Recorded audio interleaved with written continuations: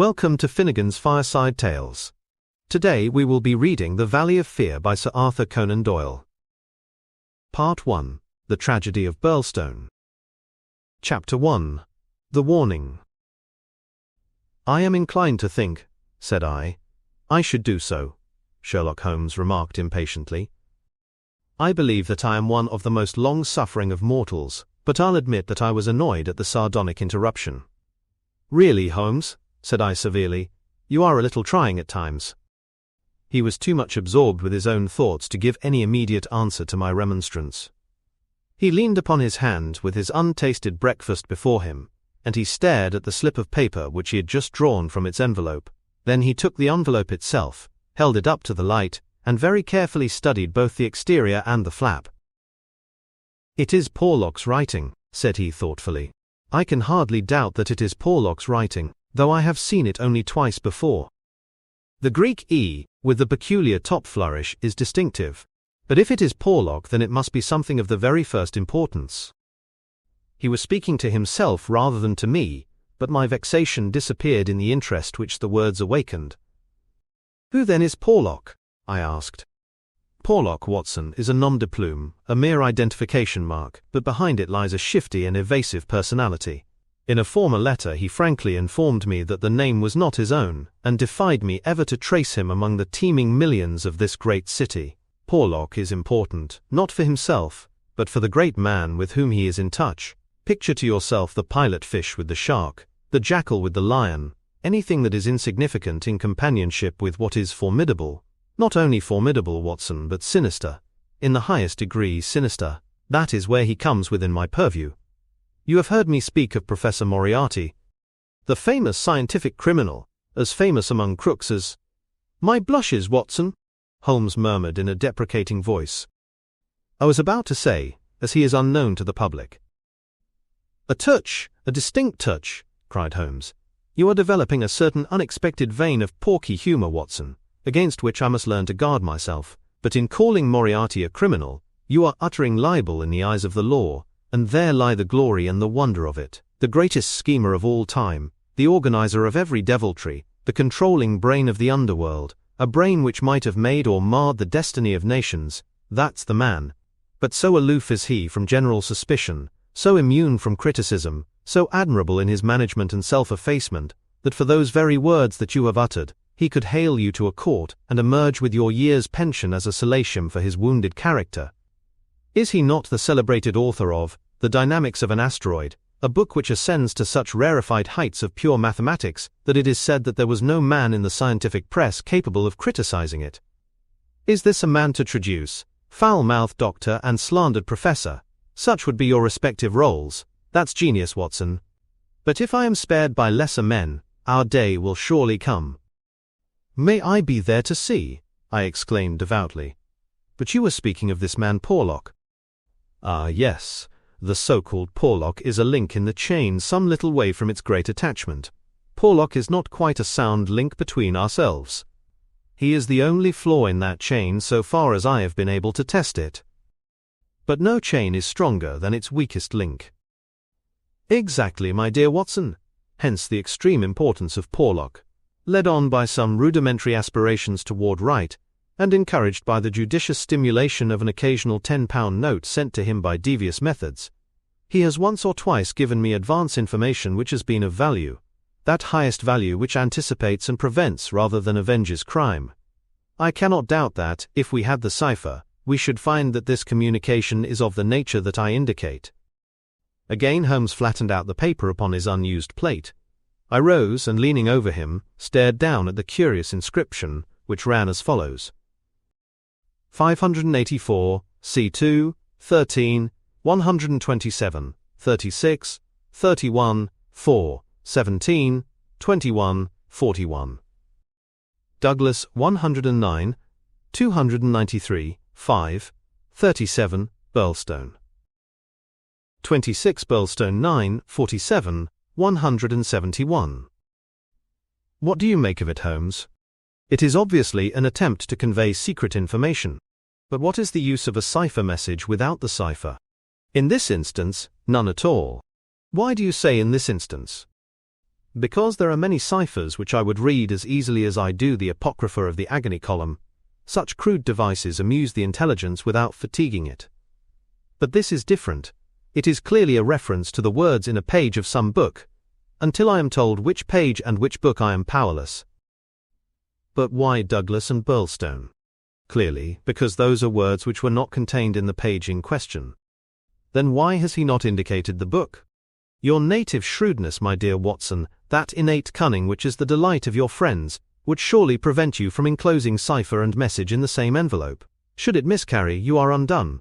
As it is, both have to go wrong before any harm comes from it. Our second post is now overdue, and I shall be surprised if it does not bring us either a further letter of explanation or, as is more probable, the very volume to which these figures refer. Holmes' calculation was fulfilled within a very few minutes by the appearance of Billy, the page, with the very letter which we were expecting. "The same writing," remarked Holmes as he opened the envelope, "and actually signed," he added in an exultant voice as he unfolded the epistle. "Come, we are getting on, Watson." His brow clouded, however, as he glanced over the contents. "Dear me, this is very disappointing. I fear, Watson, that all our expectations come to nothing. I trust that the man Porlock will come to no harm. Dear Mr. Holmes," he says, "I will go no further in this matter. It is too dangerous. He suspects me. I can see that he suspects me. He came to me quite unexpectedly after I had actually addressed this envelope, with the intention of sending you the key to the cipher. I was able to cover it up. If he had seen it, it would have gone hard with me. But I read suspicion in his eyes. Please burn the cipher message, which can now be of no use to you. Fred Porlock." Holmes sat for some little time, twisting this letter between his fingers, and frowning as he stared into the fire. "After all," he said at last, "there may be nothing in it. It may be only his guilty conscience. Knowing himself to be a traitor, he may have read the accusation in the other's eyes. The other being, I presume, Professor Moriarty. No less, when any of that party talk about he, you know whom they mean. There is one predominant, he, for all of them. But what can he do? That's a large question. When you have one of the first brains of Europe up against you, and all the powers of darkness at his back, there are infinite possibilities. Anyhow, friend Porlock is evidently scared out of his senses. Kindly compare the writing in the note to that upon its envelope, which was done, he tells us, before this ill-omened visit. The one is clear and firm, the other hardly legible. Why did he write at all? Why did he not simply drop it? Because he feared I would make some inquiry after him in that case, and possibly bring trouble on him. No doubt, said I. Of course. I had picked up the original cipher message, and was bending my brows over it. It's pretty maddening to think that an important secret may lie here on this slip of paper, and that it is beyond human power to penetrate it. Sherlock Holmes had pushed away his untasted breakfast, and lit the unsavory pipe, which was the companion of his deepest meditations. I wonder, said he, leaning back and staring at the ceiling. Perhaps there are points which have escaped your Machiavellian intellect. Let us consider the problem in the light of pure reason. This man's reference is to a book. That is our point of departure. A somewhat vague one. Let us see then if we can narrow it down. As I focus my mind upon it, it seems rather less impenetrable. What indications have we as to this book? None. Well, it is surely not quite so bad as that. The cipher message begins with a large 534, does it not? We may take it as a working hypothesis that 534 is the particular page to which the cipher refers. So our book has already become a large book, which is surely something gained. What other indications have we as to the nature of this large book? The next sign is C2. What do you make of that, Watson? Chapter the second, no doubt. Hardly that, Watson. You will, I am sure, agree with me that if the page be given, the number of the chapter is immaterial. Also that if page 534 finds us only in the second chapter, the length of the first one must have been really intolerable. Column! I cried. Brilliant, Watson. You are scintillating this morning. If it is not column, then I am very much deceived. So now, you see, we begin to visualize a large book, printed in double columns, which are each of a considerable length, since one of the words is numbered in the document as the 293rd. Have we reached the limits of what reason can supply? I fear that we have. Surely you do yourself an injustice. One more coruscation, my dear Watson, yet another brainwave. Had the volume been an unusual one, he would have sent it to me. Instead of that, he had intended, before his plans were nipped, to send me the clue in this envelope. He says so in his note. This would seem to indicate that the book is one which he thought I would have no difficulty in finding for myself. He had it, and he imagined that I would have it too. In short, Watson, it is a very common book. What you say certainly sounds plausible. So we have contracted our field of search to a large book, printed in double columns and in common use. The Bible, I cried triumphantly. Good, Watson, good, but not, if I may say so, quite good enough. Even if I accepted the compliment for myself, I could hardly name any volume which would be less likely to lie at the elbow of one of Moriarty's associates. Besides, the editions of Holy Writ are so numerous that he could hardly suppose that two copies would have the same pagination. This is clearly a book which is standardized. He knows for certain that his page 534 will exactly agree with my page 534. But very few books would correspond with that. Exactly. Therein lies our salvation. Our search is narrowed down to standardized books which anyone may be supposed to possess. Bradshaw. There are difficulties, Watson. The vocabulary of Bradshaw is nervous and terse but limited. The selection of words would hardly lend itself to the sending of general messages. We will eliminate Bradshaw. The dictionary is, I fear, inadmissible for the same reason. What then is left? An almanac. Excellent, Watson. I am very much mistaken if you have not touched the spot. An almanac. Let us consider the claims of Whitaker's almanac. It is in common use. It has the requisite number of pages. It is in double column.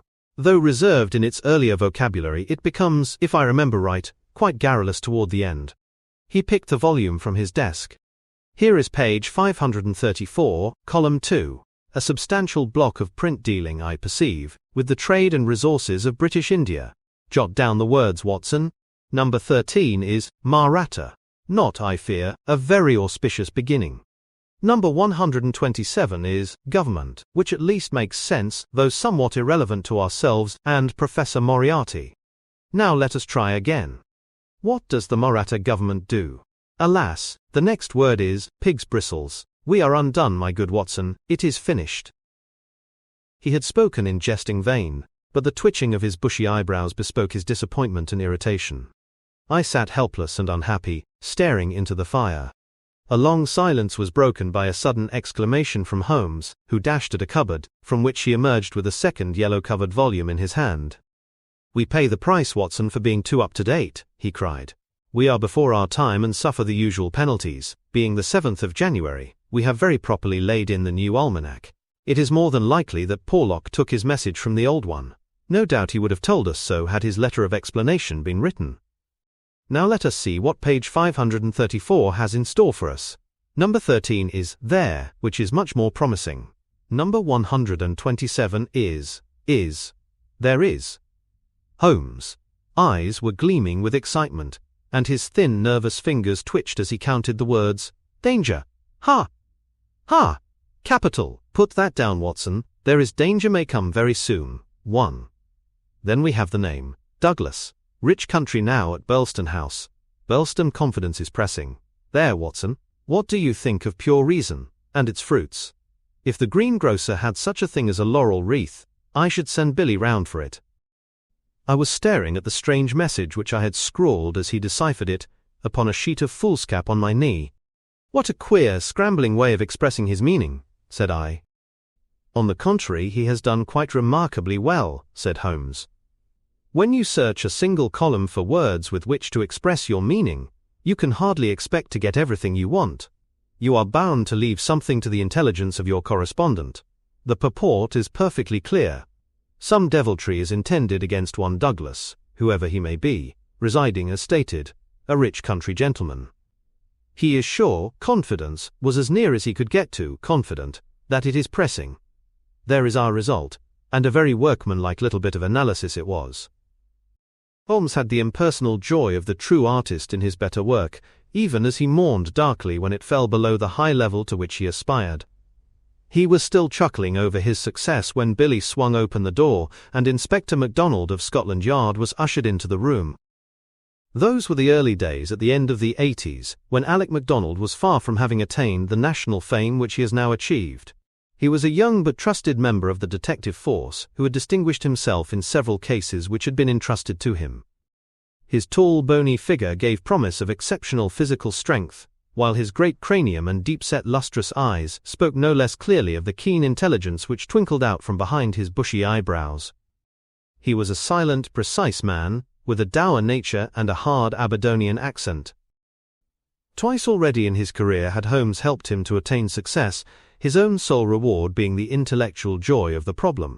For this reason the affection and respect of the Scotchman for his amateur colleague were profound, and he showed them by the frankness with which he consulted Holmes in every difficulty. Mediocrity knows nothing higher than itself, but talent instantly recognizes genius, and MacDonald had talent enough for his profession to enable him to perceive that there was no humiliation in seeking the assistance of one who already stood alone in Europe, both in his gifts and in his experience. Holmes was not prone to friendship, but he was tolerant of the big Scotchman, and smiled at the sight of him. "You are an early bird, Mr. Mac," said he. "I wish you luck with your worm. I fear this means that there is some mischief afoot." "If you said hope, instead of fear, it would be nearer the truth, I'm thinking, Mr. Holmes," the inspector answered with a knowing grin. "Well, maybe a wee nip would keep out the raw morning chill. No, I won't smoke, I thank you. I'll have to be pushing on my way, for the early hours of a case are the precious ones, as no man knows better than your own self. But... The inspector had stopped suddenly and was staring with a look of absolute amazement at a paper upon the table. It was the sheet upon which I had scrawled the enigmatic message. "Douglas," he stammered. "Birlstone. What's this, Mr. Holmes? Man, it's witchcraft. Where in the name of all that is wonderful did you get those names?" "It is a cipher that Dr. Watson and I have had occasion to solve. But why? What's amiss with the names?" The inspector looked from one to the other of us in dazed astonishment. "Just this," said he, "that Mr. Douglas of Birlstone Manor House was horribly murdered last night." Chapter 2. Sherlock Holmes Discourses. It was one of those dramatic moments for which my friend existed. It would be an overstatement to say that he was shocked or even excited by the amazing announcement. Without having a tinge of cruelty in his singular composition, he was undoubtedly callous from long overstimulation. Yet if his emotions were dulled, his intellectual perceptions were exceedingly active. There was no trace then of the horror which I had myself felt at this curt declaration. But his face showed rather the quiet and interested composure of the chemist, who sees the crystals falling into position from his oversaturated solution. "Remarkable," said he. "Remarkable. You don't seem surprised." "Interested, Mr. Mac, but hardly surprised. Why should I be surprised? I receive an anonymous communication from a quarter, which I know to be important, warning me that danger threatens a certain person. Within an hour I learn that this danger has actually materialized, and that the person is dead. I am interested, but as you observe, I am not surprised." In a few short sentences, he explained to the inspector the facts about the letter and the cipher. MacDonald sat with his chin on his hands, and his great sandy eyebrows bunched into a yellow tangle. "I was going down to Birlstone this morning," said he. "I had come to ask you if you cared to come with me, you and your friend here, but from what you say we might perhaps be doing better work in London." "I rather think not," said Holmes. "Hang it all, Mr. Holmes," cried the inspector. "The papers will be full of the Birlstone mystery in a day or two. But where's the mystery if there is a man in London who prophesied the crime before ever it occurred? We have only to lay our hands on that man, and the rest will follow." "No doubt, Mr. Mac. But how do you propose to lay your hands on the so-called Porlock?" MacDonald turned over the letter which Holmes had handed him. "Posted in Camberwell. That doesn't help us much. Name, you say, is assumed. Not much to go on, certainly. Didn't you say that you have sent him money?" "Twice." "And how?" "In notes to Camberwell Post Office." "Did you ever trouble to see who called for them?" "No." The inspector looked surprised, and a little shocked. "Why not?" "Because I always keep faith. I had promised when he first wrote that I would not try to trace him."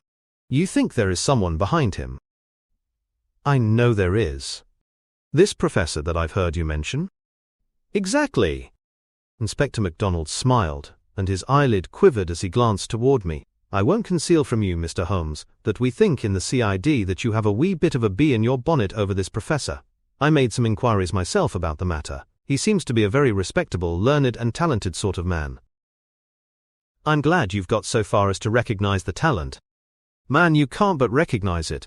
After I heard your view, I made it my business to see him. I had a chat with him on eclipses. How the talk got that way, I canna think. But he had out a reflector lantern and a globe, and made it all clear in a minute. He lent me a book, but I don't mind saying that it was a bit above my head, though I had a good Aberdeen upbringing.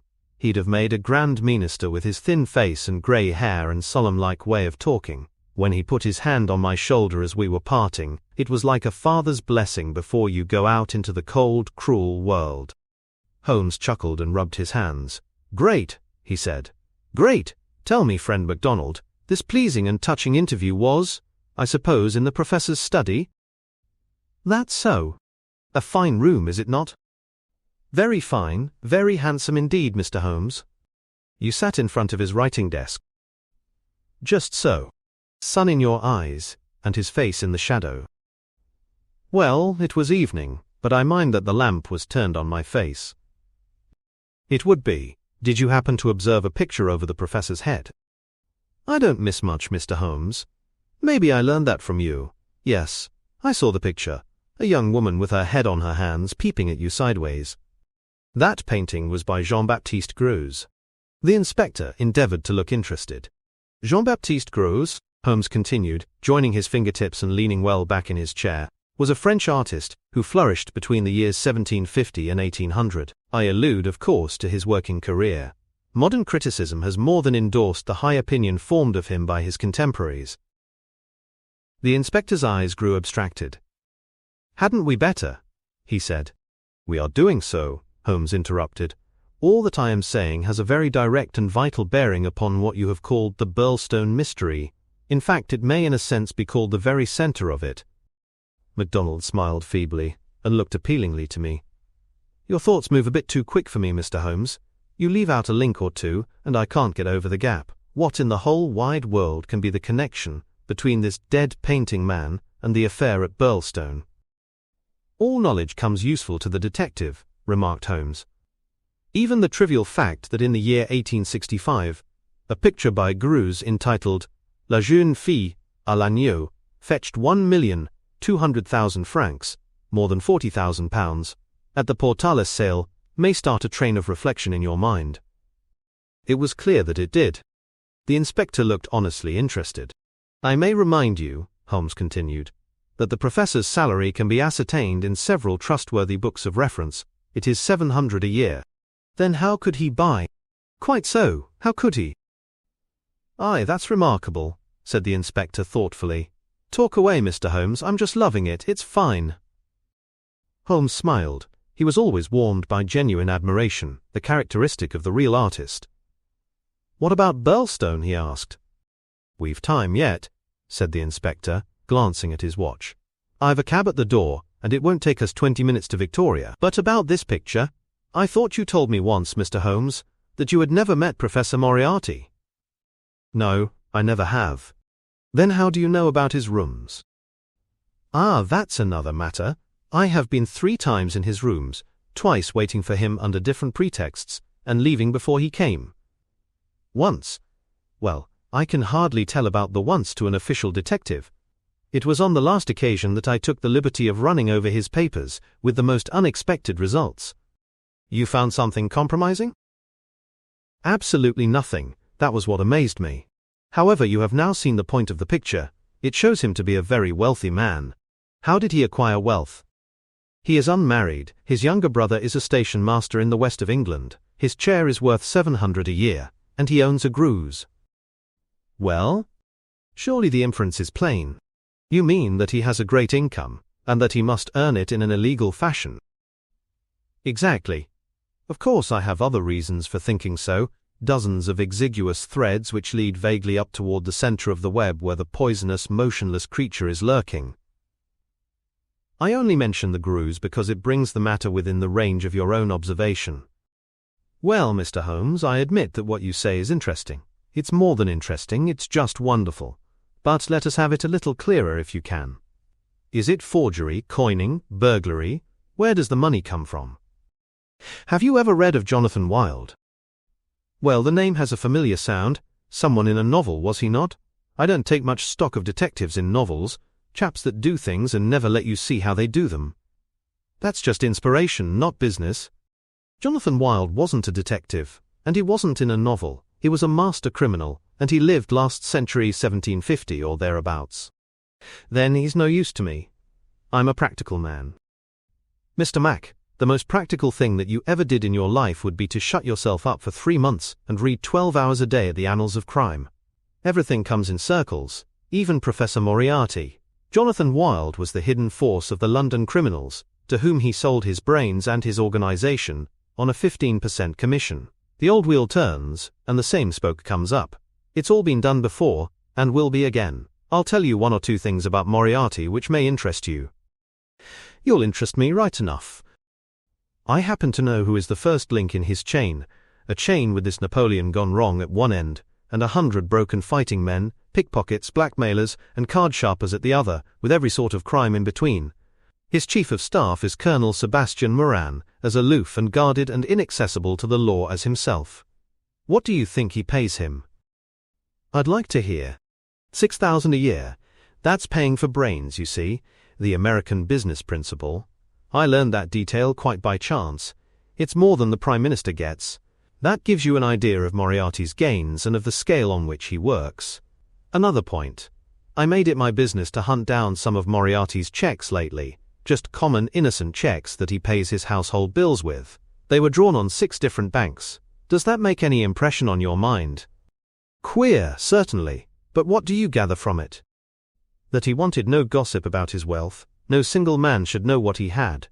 I have no doubt that he has 20 banking accounts, the bulk of his fortune abroad in the Deutsche Bank or the Crédit Lyonnais, as likely as not.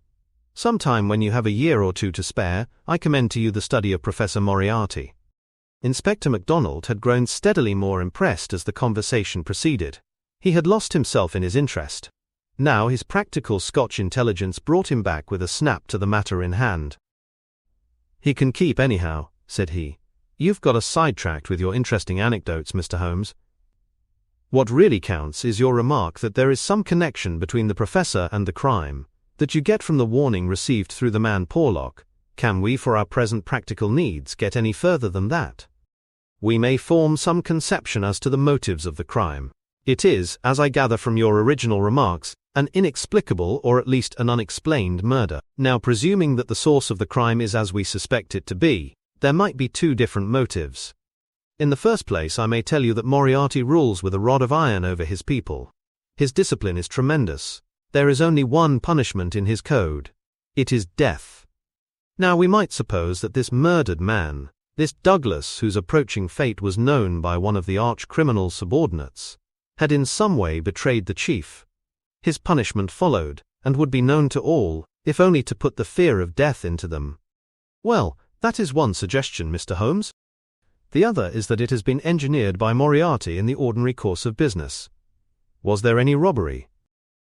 I have not heard. If so, it would, of course, be against the first hypothesis and in favor of the second. Moriarty may have been engaged to engineer it on a promise of part spoils, or he may have been paid so much down to manage it. Either is possible. But, whichever it may be, or if it is some third combination, it is down at Burlstone that we must seek the solution. I know our man too well to suppose that he has left anything up here which may lead us to him. Then to Burlstone we must go, cried MacDonald, jumping from his chair. My word, it's later than I thought. I can give you gentlemen 5 minutes for preparation, and that is all. And ample for us both, said Holmes, as he sprang up and hastened to change from his dressing gown to his coat. While we are on our way, Mr. Mac, I will ask you to be good enough to tell me all about it.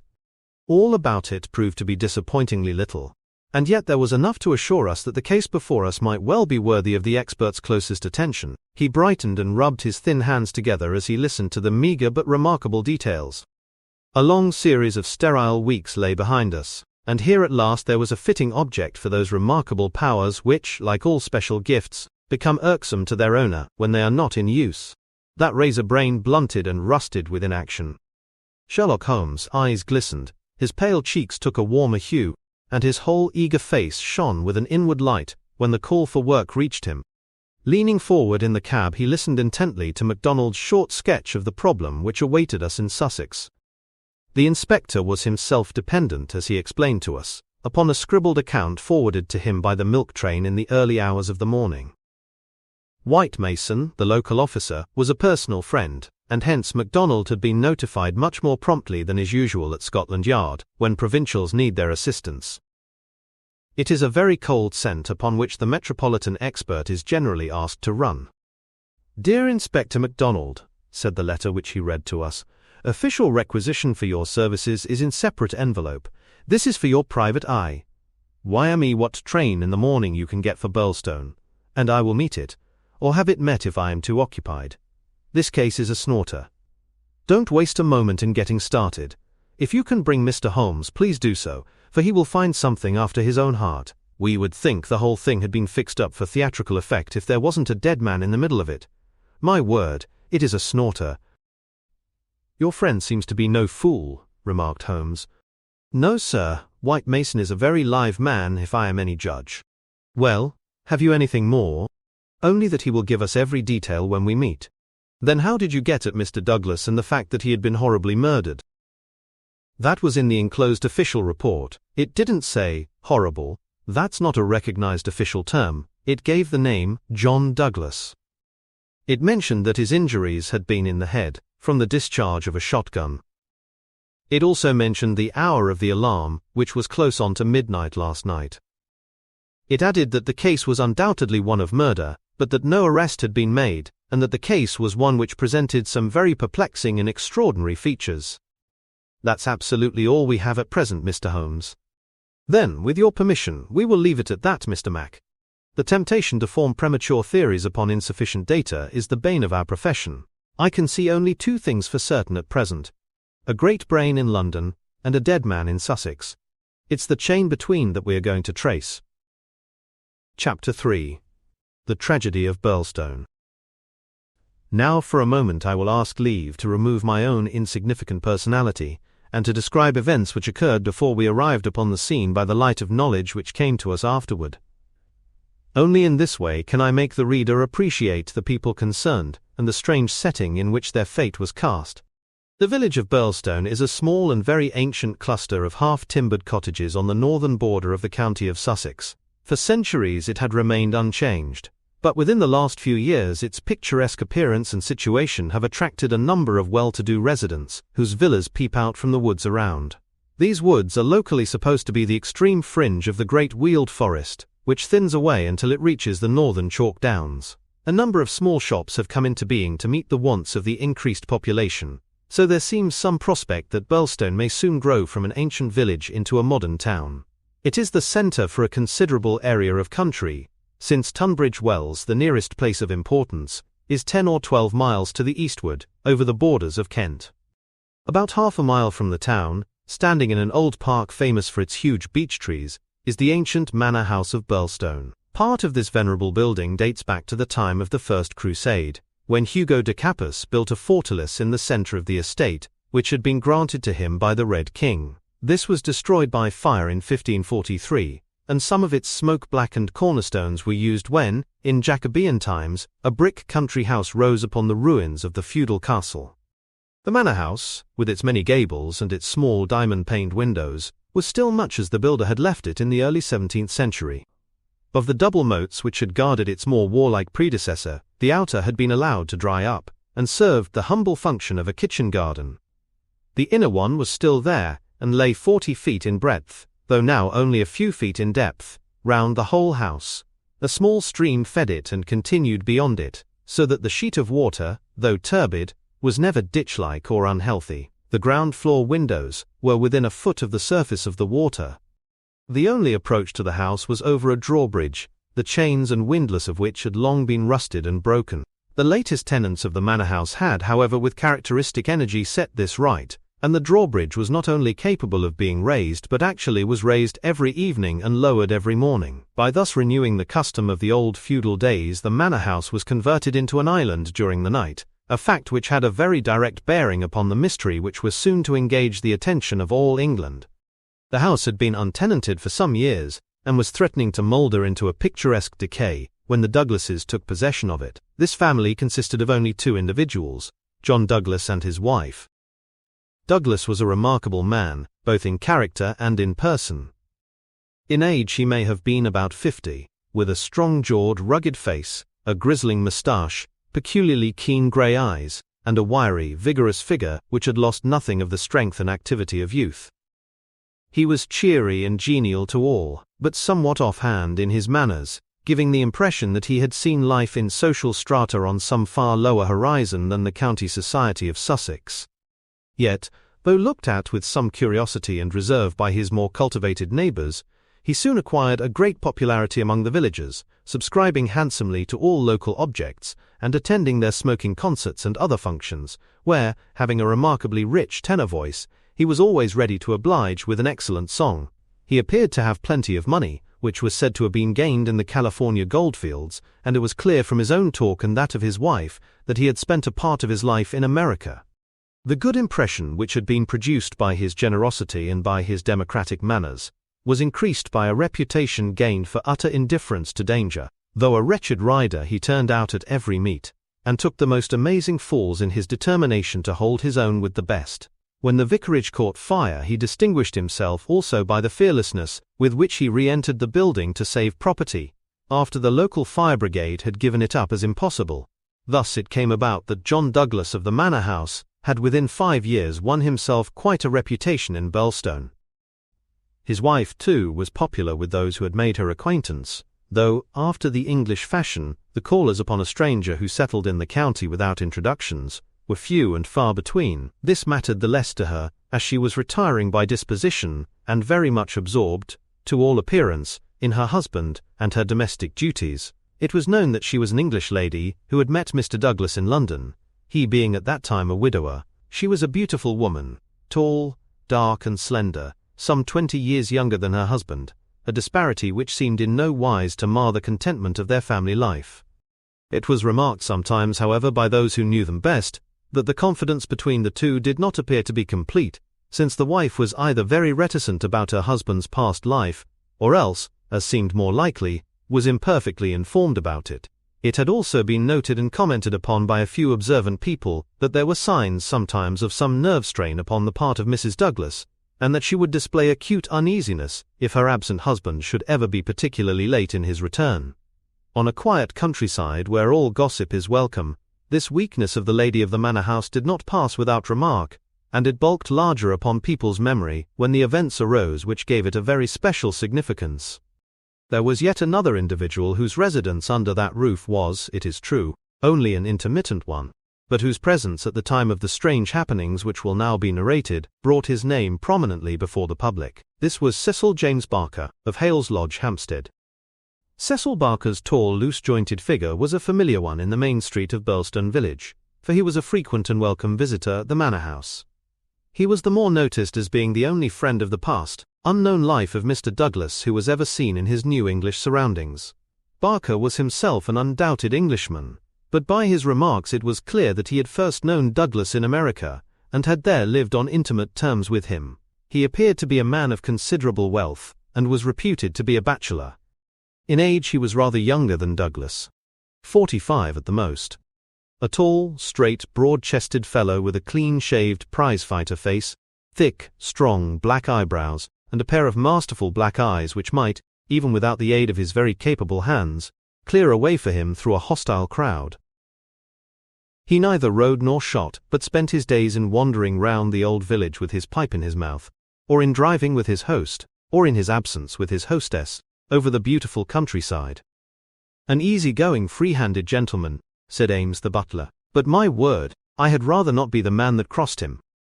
He was cordial and intimate with Douglas, and he was no less friendly with his wife, a friendship which more than once seemed to cause some irritation to the husband, so that even the servants were able to perceive his annoyance. Such was the third person who was one of the family when the catastrophe occurred. As to the other denizens of the old building, it will suffice out of a large household to mention the prim, respectable and capable Ames, and Mrs. Allen, a buxom and cheerful person, who relieved the lady of some of her household cares. The other 6 servants in the house bear no relation to the events of the night of January 6th. It was at 11:45 that the first alarm reached the small local police station, in charge of Sergeant Wilson of the Sussex Constabulary. Cecil Barker, much excited, had rushed up to the door and pealed furiously upon the bell. A terrible tragedy had occurred at the manor house, and John Douglas had been murdered. That was the breathless burden of his message. He had hurried back to the house, followed within a few minutes by the police sergeant, who arrived at the scene of the crime a little after 12 o'clock, after taking prompt steps to warn the county authorities that something serious was afoot. On reaching the manor house, the sergeant had found the drawbridge down, the windows lighted up, and the whole household in a state of wild confusion and alarm. The white-faced servants were huddling together in the hall, with the frightened butler wringing his hands in the doorway. Only Cecil Barker seemed to be master of himself and his emotions. He had opened the door which was nearest to the entrance, and had beckoned to the sergeant to follow him. At that moment there arrived Dr. Wood, a brisk and capable general practitioner from the village. The 3 men entered the fatal room together, while the horror-stricken butler followed at their heels, closing the door behind him to shut out the terrible scene from the maidservants. The dead man lay on his back, sprawling with outstretched limbs in the center of the room. He was clad only in a pink dressing gown, which covered his nightclothes. There were carpet slippers on his bare feet. The doctor knelt beside him and held down the hand lamp which had stood on the table. One glance at the victim was enough to show the healer that his presence could be dispensed with. The man had been horribly injured. Lying across his chest was a curious weapon, a shotgun, with the barrel sawed off a foot in front of the triggers. It was clear that this had been fired at close range, and that he had received the whole charge in the face, blowing his head almost to pieces. The triggers had been wired together, so as to make the simultaneous discharge more destructive. The country policeman was unnerved and troubled by the tremendous responsibility which had come so suddenly upon him. "We will touch nothing until my superiors arrive," he said in a hushed voice, staring in horror at the dreadful head. "Nothing has been touched up to now," said Cecil Barker. "I'll answer for that. You see it all exactly as I found it." "When was that?" The sergeant had drawn out his notebook. "It was just 11:30. I had not begun to undress, and I was sitting by the fire in my bedroom when I heard the report. It was not very loud, it seemed to be muffled. I rushed down. I don't suppose it was 30 seconds before I was in the room." "Was the door open?" "Yes, it was open. Poor Douglas was lying as you see him. His bedroom candle was burning on the table. It was I who lit the lamp some minutes afterward." "Did you see no one?" "No, I heard Mrs. Douglas coming down the stair behind me, and I rushed out to prevent her from seeing this dreadful sight. Mrs. Allen, the housekeeper, came and took her away. Ames had arrived, and we ran back into the room once more." "But surely I have heard that the drawbridge is kept up all night." "Yes, it was up until I lowered it." "Then how could any murderer have got away? It is out of the question. Mr. Douglas must have shot himself." "That was our first idea. But see!" Barker drew aside the curtain and showed that the long diamond-paned window was open to its full extent. "And look at this!" He held the lamp down and illuminated a smudge of blood like the mark of a boot sole upon the wooden sill. "Someone has stood there in getting out." "You mean that someone waded across the moat?" "Exactly. Then, if you were in the room within half a minute of the crime, he must have been in the water at that very moment." "I have not a doubt of it. I wish to heaven that I had rushed to the window. But the curtain screened it, as you can see, and so it never occurred to me. Then I heard the step of Mrs. Douglas, and I could not let her enter the room. It would have been too horrible." "Horrible enough," said the doctor, looking at the shattered head and the terrible marks which surrounded it. "I've never seen such injuries since the Burlstone Railway smash." "But, I say," remarked the police sergeant, whose slow, bucolic common sense was still pondering the open window, "it's all very well your saying that a man escaped by wading this moat, but what I ask you is, how did he ever get into the house at all if the bridge was up?" "Ah, that's the question," said Barker. "At what o'clock was it raised?" "It was nearly 6 o'clock, said Ames, the butler. "I've heard," said the sergeant, "that it was usually raised at sunset. That would be nearer 4:30 than 6 at this time of year." "Mrs. Douglas had visitors to tea," said Ames. "I couldn't raise it until they went. Then I wound it up myself." "Then it comes to this," said the sergeant. "If anyone came from outside, if they did, they must have got in across the bridge before 6 and been in hiding ever since, until Mr. Douglas came into the room after 11. "That is so. Mr. Douglas went round the house every night the last thing before he turned in to see that the lights were right. That brought him in here. The man was waiting and shot him. Then he got away through the window and left his gun behind him. That's how I read it, for nothing else will fit the facts." The sergeant picked up a card which lay beside the dead man on the floor. The initials VV, and under them the number 341 were rudely scrawled in ink upon it. "What's this?" he asked, holding it up. Barker looked at it with curiosity. "I never noticed it before," he said. "The murderer must have left it behind him. VV 341. I can make no sense of that." The sergeant kept turning it over in his big fingers. "What's VV? Somebody's initials, maybe. What have you got there, Dr. Wood?" It was a good-sized hammer which had been lying on the rug in front of the fireplace, a substantial, workmanlike hammer. Cecil Barker pointed to a box of brass-headed nails upon the mantelpiece. "Mr. Douglas was altering the pictures yesterday," he said. "I saw him myself, standing upon that chair and fixing the big picture above it. That accounts for the hammer." "We'd best put it back on the rug where we found it," said the sergeant, scratching his puzzled head in his perplexity. "It will want the best brains in the force to get to the bottom of this thing. It will be a London job before it is finished." He raised the hand lamp and walked slowly round the room. "Hello," he cried excitedly, drawing the window curtain to one side. "What o'clock were those curtains drawn?" "When the lamps were lit," said the butler. "It would be shortly after 4. Someone had been hiding here, sure enough."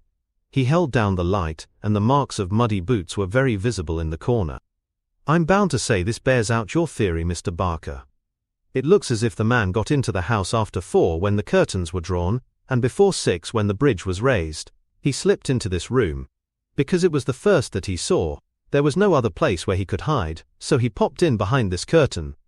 That all seems clear enough. It is likely that his main idea was to burgle the house, but Mr. Douglas chanced to come upon him, so he murdered him and escaped." "That's how I read it," said Barker. "But I say, aren't we wasting precious time? Couldn't we start out and scour the country before the fellow gets away?" The sergeant considered for a moment. "There are no trains before 6 in the morning, so he can't get away by rail. If he goes by road with his legs all dripping, it's odds that someone will notice him. Anyhow, I can't leave here myself until I am relieved. But I think none of you should go until we see more clearly how we all stand." The doctor had taken the lamp and was narrowly scrutinizing the body. "What's this mark?" he asked. "Could this have any connection with the crime?" The dead man's right arm was thrust out from his dressing gown, and exposed as high as the elbow. About halfway up the forearm was a curious brown design, a triangle inside a circle, standing out in vivid relief upon the lard-colored skin. "It's not tattooed," said the doctor, peering through his glasses. "I never saw anything like it. The man has been branded at some time as they brand cattle. What is the meaning of this?" "I don't profess to know the meaning of it," said Cecil Barker, "but I have seen the mark on Douglas many times this last 10 years. "And so have I," said the butler. "Many a time when the master has rolled up his sleeves, I have noticed that very mark. I've often wondered what it could be." "Then it has nothing to do with the crime anyhow," said the sergeant. "But it's a rum thing all the same. Everything about this case is rum. Well, what is it now?" The butler had given an exclamation of astonishment, and was pointing at the dead man's outstretched hand. "They've taken his wedding ring," he gasped. "What?" "Yes, indeed. Master always wore his plain gold wedding ring on the little finger of his left hand. That ring with the rough nugget on it was above it, and the twisted snake ring on the third finger. There's the nugget and there's the snake, but the wedding ring is gone." "He's right," said Barker. "Do you tell me," said the sergeant, "that the wedding ring was below the other?" "Always." "Then the murderer, or whoever it was, first took off this ring you call the nugget ring, then the wedding ring, and afterward put the nugget ring back again." "That is so." The worthy country policeman shook his head. "Seems to me the sooner we get London onto this case the better," said he. "White Mason is a smart man. No local job has ever been too much for White Mason. It won't be long now before he is here to help us. But I expect we'll have to look to London before we are through. Anyhow, I'm not ashamed to say that it is a deal too thick for the likes of me." Chapter 4. Darkness. At 3 in the morning, the chief Sussex detective, obeying the urgent call from Sergeant Wilson of Birlstone, arrived from headquarters in a light dogcart behind a breathless trotter. By the 5:40 train in the morning he had sent his message to Scotland Yard, and he was at the Birlstone station at 12 o'clock to welcome us. White Mason was a quiet, comfortable-looking person in a loose tweed suit, with a clean-shaved, ruddy face, a stoutish body, and powerful bandy legs adorned with gaiters, looking like a small farmer, a retired gamekeeper, or anything upon earth, except a very favourable specimen of the provincial criminal officer. "A real downright snorter, Mr. MacDonald," he kept repeating. "We'll have the pressmen down like flies when they understand it. I'm hoping we will get our work done before they get poking their noses into it and messing up all the trails. There has been nothing like this that I can remember. There are some bits that will come home to you, Mr. Holmes, or I am mistaken. And you also, Dr. Watson, for the medicos will have a word to say before we finish. Your room is at the Westville Arms, there's no other place, but I hear that it is clean and good. The man will carry your bags. This way, gentlemen, if you please." He was a very bustling and genial person, this Sussex detective. In 10 minutes we had all found our quarters. In 10 more we were seated in the parlour of the inn, and being treated to a rapid sketch of those events which had been outlined in the previous chapter. MacDonald made an occasional note, while Holmes sat absorbed, with the expression of surprised and reverent admiration with which the botanist surveys the rare and precious bloom. "Remarkable," he said, when the story was unfolded. "Most remarkable. I can hardly recall any case where the features have been more peculiar." "I thought you would say so, Mr. Holmes," said White Mason in great delight. "We're well up with the times in Sussex. I've told you now how matters were up to the time when I took over from Sergeant Wilson between 3 and 4 this morning. My word, I made the old mare go. But I need not have been in such a hurry as it turned out, for there was nothing immediate that I could do. Sergeant Wilson had all the facts. I checked them and considered them, and maybe added a few of my own." "What were they?" asked Holmes eagerly. "Well, I first had the hammer examined. There was Dr. Wood there to help me. We found no signs of violence upon it. I was hoping that if Mr. Douglas defended himself with the hammer, he might have left his mark upon the murderer before he dropped it on the mat. But there was no stain." "That, of course, proves nothing at all," remarked Inspector MacDonald. "There has been many a hammer murder and no trace on the hammer." "Quite so. It doesn't prove it wasn't used. But there might have been stains, and that would have helped us. As a matter of fact, there were none. Then I examined the gun. They were buckshot cartridges, and, as Sergeant Wilson pointed out, the triggers were wired together so that, if you pulled on the hinder one, both barrels were discharged. Whoever fixed that up had made up his mind that he was going to take no chances of missing his man. The sword gun was not more than 2 foot long. One could carry it easily under one's coat. There was no complete maker's name, but the printed letters PEN were on the fluting between the barrels, and the rest of the name had been cut off by the saw." "A big P with a flourish above it, E and N smaller?" asked Holmes. "Exactly. Pennsylvania Small Arm Company, well-known American firm," said Holmes. White Mason gazed at my friend, as the little village practitioner looks at the Harley Street specialist, who by a word can solve the difficulties that perplex him. "That is very helpful, Mr. Holmes. No doubt you are right. Wonderful, wonderful. Do you carry the names of all the gun makers in the world in your memory?" Holmes dismissed the subject with a wave. "No doubt it is an American shotgun," White Mason continued. "I seem to have read that a sawed-off shotgun is a weapon used in some parts of America. Apart from the name upon the barrel, the idea had occurred to me. There is some evidence, then, that this man who entered the house and killed its master was an American." MacDonald shook his head. "Man, you are surely travelling over fast," said he. "I have heard no evidence yet that any stranger was ever in the house at all. The open window, the blood on the sill, the queer card, the marks of boots in the corner, the gun. Nothing there that could not have been arranged. Mr. Douglas was an American, or had lived long in America. So had Mr. Barker. You don't need to import an American from outside in order to account for American doings." "Ames, the butler. What about him? Is he reliable?" 10 years with Sir Charles Chandos, as solid as a rock. He has been with Douglas ever since he took the manor house 5 years ago. He has never seen a gun of this sort in the house. The gun was made to conceal. That's why the barrels were sawed. It would fit into any box. How could he swear there was no such gun in the house? Well, anyhow, he had never seen one. MacDonald shook his obstinate Scotch head. "I'm not convinced yet that there was ever anyone in the house," said he. "I'm asking you to consider." His accent became more Aberdonian as he lost himself in his argument.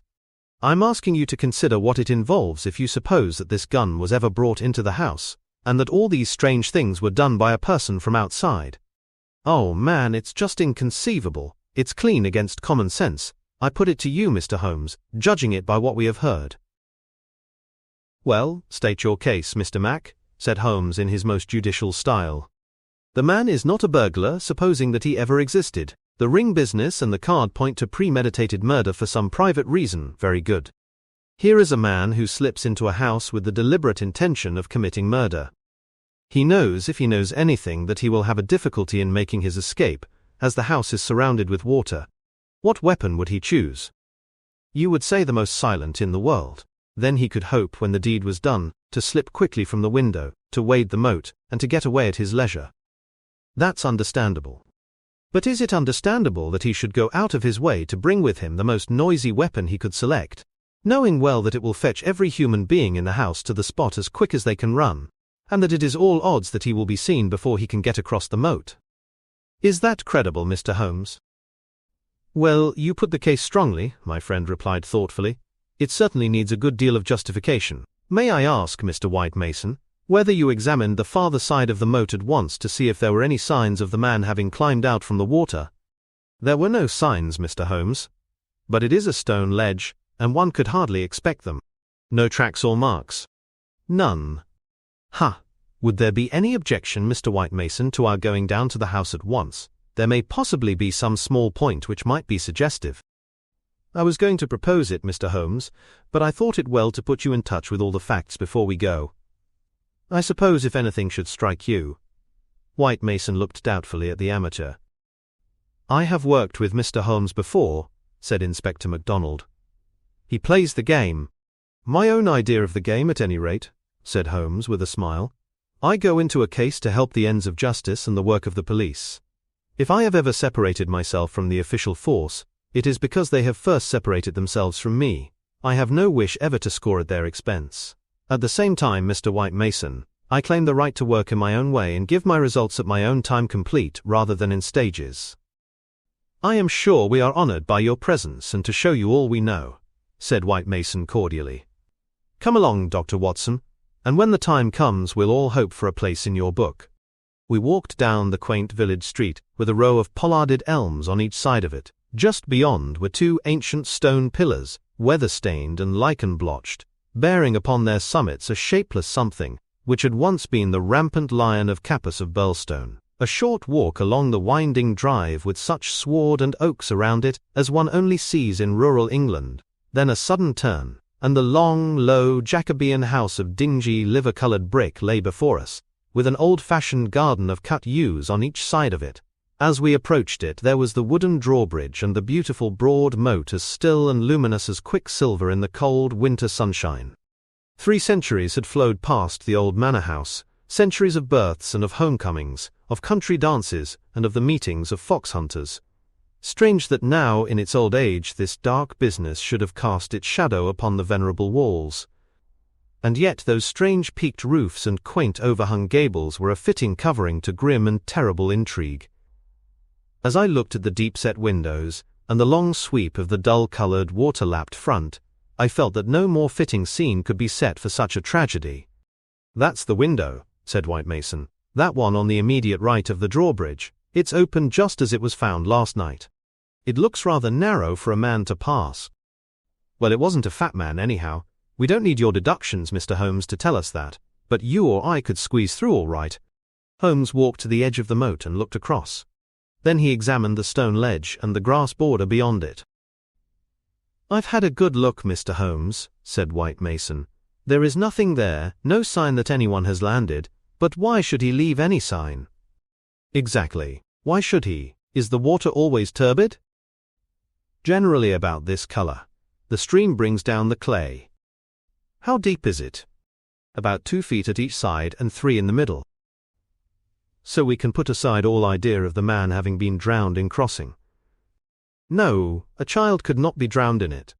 We walked across the drawbridge. and were admitted by a quaint, gnarled, dried-up person, who was the butler, Ames. The poor old fellow was white and quivering from the shock. The village sergeant, a tall, formal, melancholy man, still held his vigil in the room of fate. The doctor had departed. "Anything fresh, Sergeant Wilson?" asked White Mason. "No, sir." "Then you can go home. You've had enough. We can send for you if we want you." The butler had better wait outside. "Tell him to warn Mr. Cecil Barker, Mrs. Douglas, and the housekeeper that we may want a word with them presently.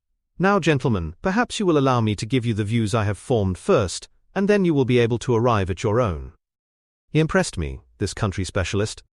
He had a solid grip of fact, and a cool, clear, common-sense brain, which should take him some way in his profession. Holmes listened to him intently, with no sign of that impatience which the official exponent too often produced. "Is it suicide, or is it murder? That's our first question, gentlemen, is it not? If it were suicide, then we have to believe that this man began by taking off his wedding ring and concealing it, that he then came down here in his dressing gown, trampled mud into a corner behind the curtain in order to give the idea someone had waited for him, opened the window, put blood on the—" "We can surely dismiss that," said MacDonald. "So I think. Suicide is out of the question. Then a murder has been done. What we have to determine is whether it was done by someone outside or inside the house. Well, let's hear the argument.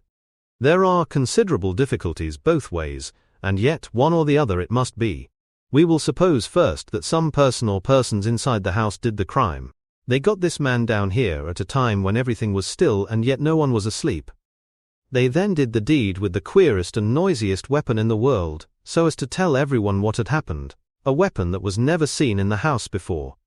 That does not seem a very likely start, does it?" "No, it does not." "Well then, everyone is agreed that after the alarm was given, only a minute at the most had passed before the whole household, not Mr. Cecil Barker alone, though he claims to have been the first, but Ames and all of them, were on the spot. Do you tell me that in that time, the guilty person managed to make footmarks in the corner, open the window, mark the sill with blood, take the wedding ring off the dead man's finger, and all the rest of it? It's impossible." "You put it very clearly," said Holmes. "I am inclined to agree with you." "Well then, we are driven back to the theory that it was done by someone from outside. We are still faced with some big difficulties, but anyhow they have ceased to be impossibilities. The man got into the house between 4:30 and 6, that is to say, between dusk and the time when the bridge was raised. There had been some visitors, and the door was open, so there was nothing to prevent him. He may have been a common burglar, or he may have had some private grudge against Mr. Douglas. Since Mr. Douglas has spent most of his life in America, and this shotgun seems to be an American weapon, it would seem that the private grudge is the more likely theory. He slipped into this room because it was the first he came to, and he hid behind the curtain. There he remained until past 11 at night. At that time Mr. Douglas entered the room. It was a short interview, if there were any interview at all, for Mrs. Douglas declares that her husband had not left her more than a few minutes when she heard the shot." "The candle shows that," said Holmes. "Exactly. The candle, which was a new one, is not burned more than half an inch. He must have placed it on the table before he was attacked. Otherwise, of course, it would have fallen when he fell. This shows that he was not attacked the instant that he entered the room. When Mr. Barker arrived, the candle was lit and the lamp was out." "That's all clear enough. Well now, we can reconstruct things on those lines. Mr. Douglas enters the room, he puts down the candle, a man appears from behind the curtain, he is armed with this gun. He demands the wedding ring, heaven only knows why, but so it must have been. Mr. Douglas gave it up. Then, either in cold blood, or in the course of a struggle, Douglas may have gripped the hammer that was found upon the mat. He shot Douglas in this horrible way. He dropped his gun, and also it would seem this queer card, VV 341, whatever that may mean, and he made his escape through the window and across the moat at the very moment when Cecil Barker was discovering the crime. How's that, Mr. Holmes? Very interesting, but just a little unconvincing. Man, it would be absolute nonsense if it wasn't that anything else is even worse," cried MacDonald. "Somebody killed the man, and whoever it was I could clearly prove to you that he should have done it some other way. What does he mean by allowing his retreat to be cut off like that? What does he mean by using a shotgun when silence was his one chance of escape? Come, Mr. Holmes, it's up to you to give us a lead. since you say Mr. White Mason's theory is unconvincing." Holmes had sat intently observant during this long discussion, missing no word that was said, with his keen eyes darting to right and to left, and his forehead wrinkled with speculation. "I should like a few more facts before I get so far as a theory, Mr. Mac," said he, kneeling down beside the body. "Dear me, these injuries are really appalling. Can we have the butler in for a moment? Ames, I understand that you have often seen this very unusual mark, a branded triangle inside a circle, upon Mr. Douglas' forearm." "Frequently, sir." "You never heard any speculation as to what it meant?" "No, sir." "It must have caused great pain when it was inflicted. It is undoubtedly a burn. Now I observe, Ames, that there is a small piece of plaster at the angle of Mr. Douglas' jaw. Did you observe that in life?" "Yes, sir. He cut himself in shaving yesterday morning." "Did you ever know him to cut himself in shaving before?" "Not for a very long time, sir." "Suggestive," said Holmes. "It may, of course, be a mere coincidence, or it may point to some nervousness which would indicate that he had reason to apprehend danger. Had you noticed anything unusual in his conduct yesterday, Ames?" "It struck me that he was a little restless and excited, sir." "Huh! The attack may not have been entirely unexpected. We do seem to make a little progress, do we not? Perhaps you would rather do the questioning, Mr. Mac." "No, Mr. Holmes, it's in better hands than mine." "Well then, we will pass to this card, VV 341. It is rough cardboard. Have you any of the sort in the house?" "I don't think so." Holmes walked across to the desk and dabbed a little ink from each bottle onto the blotting paper. "It was not printed in this room," he said. "This is black ink and the other purplish. It was done by a thick pen, and these are fine. No, it was done elsewhere, I should say. Can you make anything of the inscription, Ames?" "No, sir, nothing." "What do you think, Mr. Mac?" "It gives me the impression of a secret society of some sort, the same with his badge upon the forearm." "That's my idea too," said White Mason. "Well, we can adopt it as a working hypothesis, and then see how far our difficulties disappear. An agent from such a society makes his way into the house, waits for Mr. Douglas, blows his head nearly off with this weapon, and escapes by wading the moat, after leaving a card beside the dead man, which will, when mentioned in the papers, tell other members of the society that vengeance has been done. That all hangs together, but why this gun, of all weapons?" "Exactly. And why the missing ring?" "Quite so. And why no arrest? It's past 2 now. I take it for granted that since dawn every constable within 40 miles has been looking out for a wet stranger." "That is so, Mr. Holmes." "Well, unless he has a burrow close by or a change of clothes ready, they can hardly miss him. And yet they have missed him up to now." Holmes had gone to the window and was examining with his lens the blood mark on the sill. "It is clearly the tread of a shoe. It is remarkably broad, a splay foot, one would say. Curious because, so far as one can trace any footmark in this mud-stained corner, one would say it was a more shapely sole. However, they are certainly very indistinct. What's this under the side table?" "Mr. Douglas, dumbbells," said Ames. "Dumbbell? There's only one. Where's the other?" "I don't know, Mr. Holmes. There may have been only one. I have not noticed them for months." "One dumbbell," Holmes said seriously. But his remarks were interrupted by a sharp knock at the door. A tall, sunburned, capable-looking, clean-shaved man looked in at us. I had no difficulty in guessing that it was the Cecil Barker of whom I had heard. His masterful eyes traveled quickly with a questioning glance from face to face.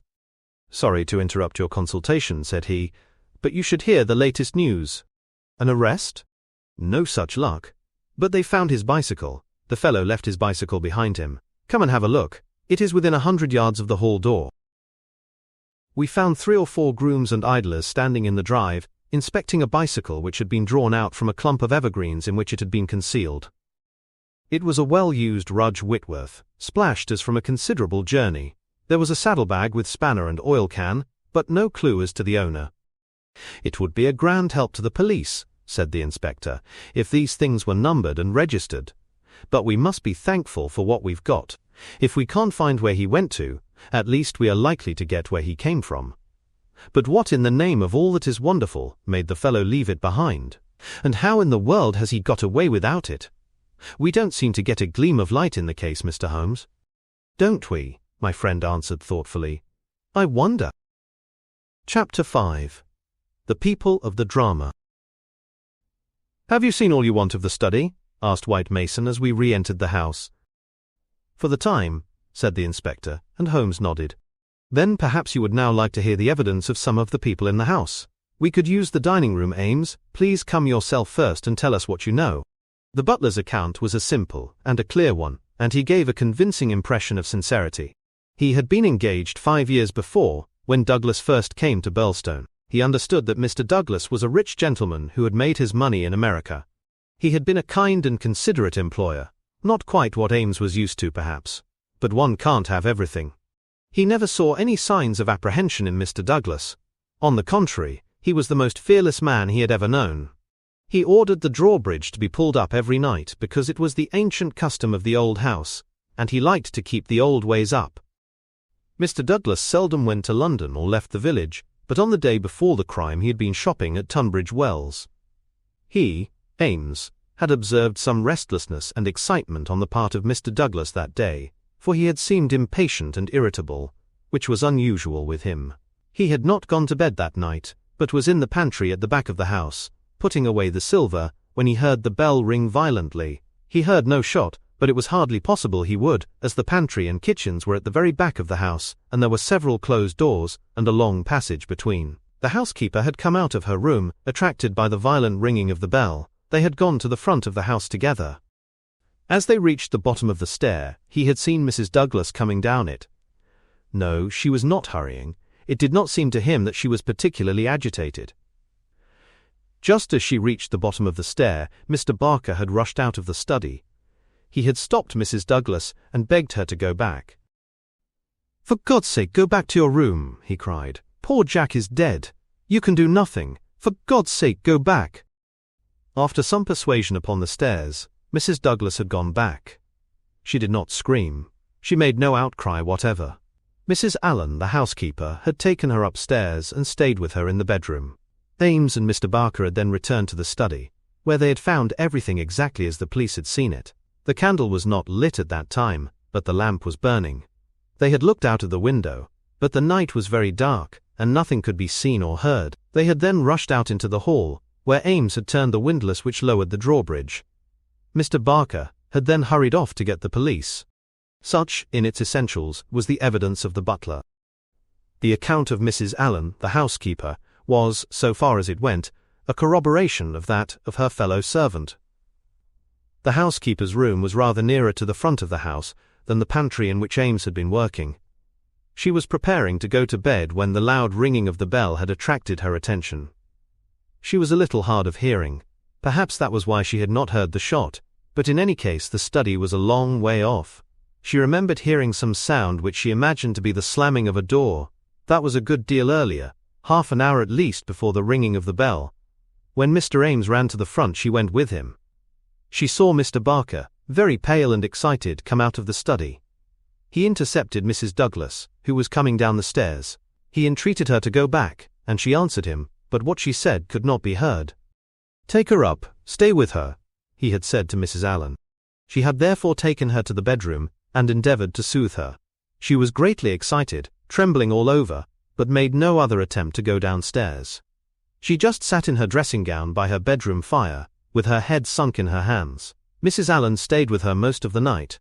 As to the other servants, they had all gone to bed, and the alarm did not reach them until just before the police arrived. They slept at the extreme back of the house, and could not possibly have heard anything. So far the housekeeper could add nothing on cross-examination, save lamentations and expressions of amazement. Cecil Barker succeeded Mrs. Allen as a witness.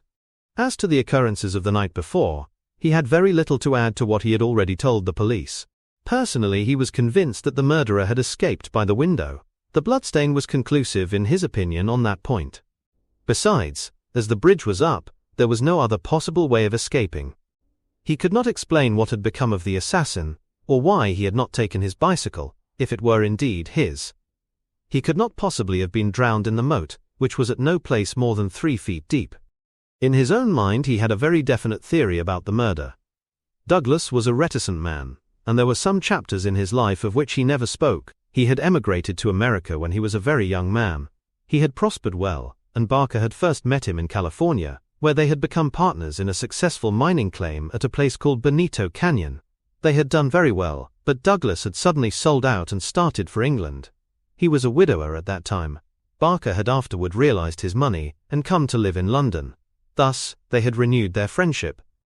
Douglas had given him the impression that some danger was hanging over his head, and he had always looked upon his sudden departure from California, and also his renting a house in so quiet a place in England, as being connected with this peril.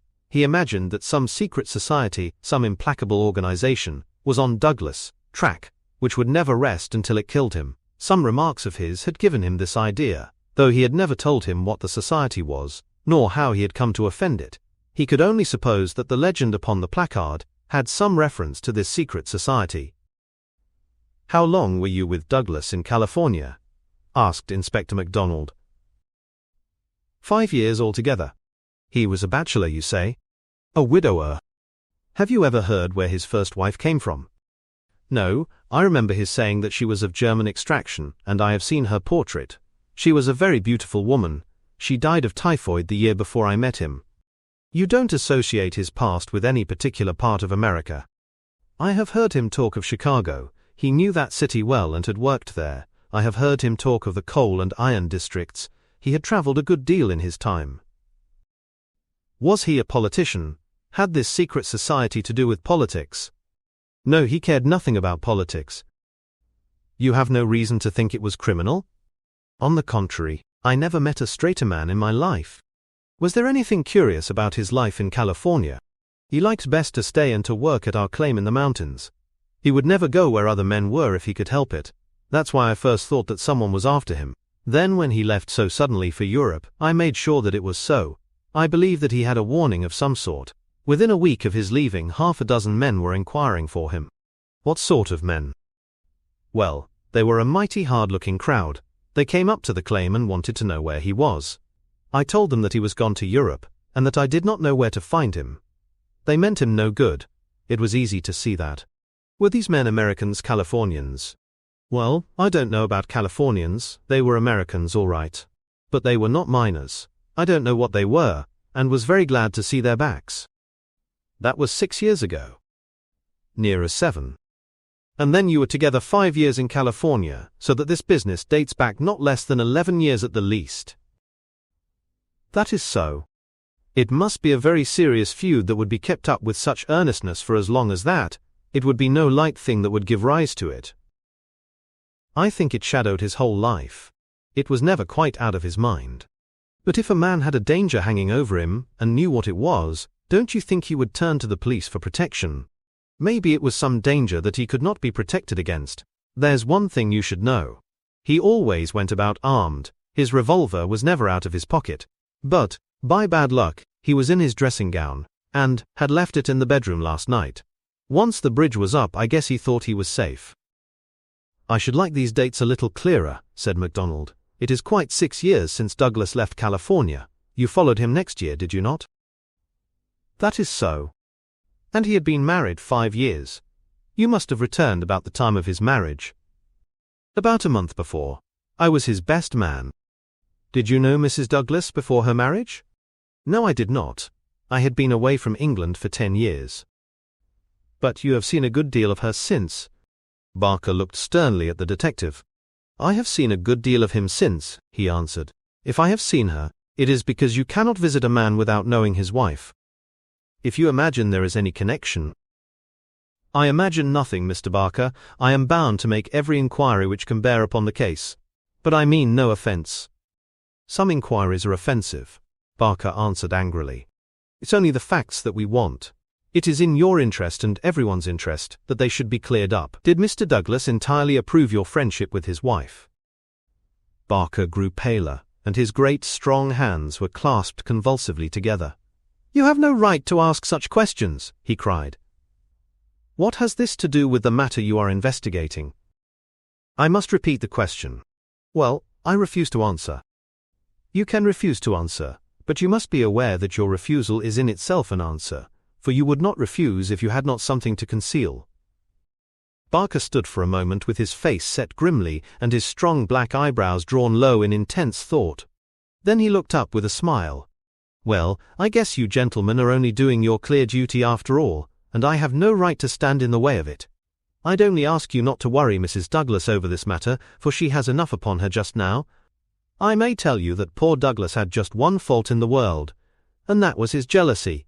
He was fond of me, no man could be fonder of a friend, and he was devoted to his wife. He loved me to come here, and was forever sending for me, and yet if his wife and I talked together, or there seemed any sympathy between us, a kind of wave of jealousy would pass over him, and he would be off the handle and saying the wildest things in a moment. More than once I've sworn off coming for that reason, and then he would write me such penitent, imploring letters that I just had to. But you can take it from me, gentlemen, if it was my last word, that no man ever had a more loving, faithful wife, and I can say also no friend could be more loyal than I." It was spoken with fervour and feeling, and yet Inspector MacDonald could not dismiss the subject. "You are aware," said he, "that the dead man's wedding ring has been taken from his finger?" "So it appears," said Barker. "What do you mean by appears?" "You know it as a fact." The man seemed confused and undecided. "When I said appears, I meant that it was conceivable that he had himself taken off the ring. The mere fact that the ring should be absent, whoever may have removed it, would suggest to anyone's mind, would it not, that the marriage and the tragedy were connected?" Barker shrugged his broad shoulders. "I can't profess to say what it means," he answered. "But if you mean to hint that it could reflect in any way upon this lady's honor—" His eyes blazed for an instant, and then with an evident effort he got a grip upon his own emotions. "Well, you are on the wrong track, that's all." "I don't know that I've anything else to ask you at present," said MacDonald coldly. "There was one small point," remarked Sherlock Holmes. "When you entered the room there was only a candle lighted on the table, was there not?" "Yes, that was so." "By its light you saw that some terrible incident had occurred?" "Exactly." "You at once rang for help?" "Yes." "And it arrived very speedily?" "Within a minute or so." "And yet when they arrived, they found that the candle was out and that the lamp had been lighted. That seems very remarkable." Again Barker showed some signs of indecision. "I don't see that it was remarkable, Mr. Holmes," he answered after a pause. "The candle threw a very bad light. My first thought was to get a better one. The lamp was on the table, so I lit it." "And blew out the candle?" "Exactly." Holmes asked no further question, and Barker, with a deliberate look from one to the other of us, which had, as it seemed to me, something of defiance in it, turned and left the room. Inspector MacDonald had sent up a note to the effect that he would wait upon Mrs. Douglas in her room, but she had replied that she would meet us in the dining-room. She entered now, a tall and beautiful woman of 30, reserved and self-possessed to a remarkable degree, very different from the tragic and distracted figure I had pictured. It is true that her face was pale and drawn, like that of one who has endured a great shock, but her manner was composed, and the finely moulded hand which she rested upon the edge of the table was as steady as my own. Her sad, appealing eyes travelled from one to the other of us with a curiously inquisitive expression.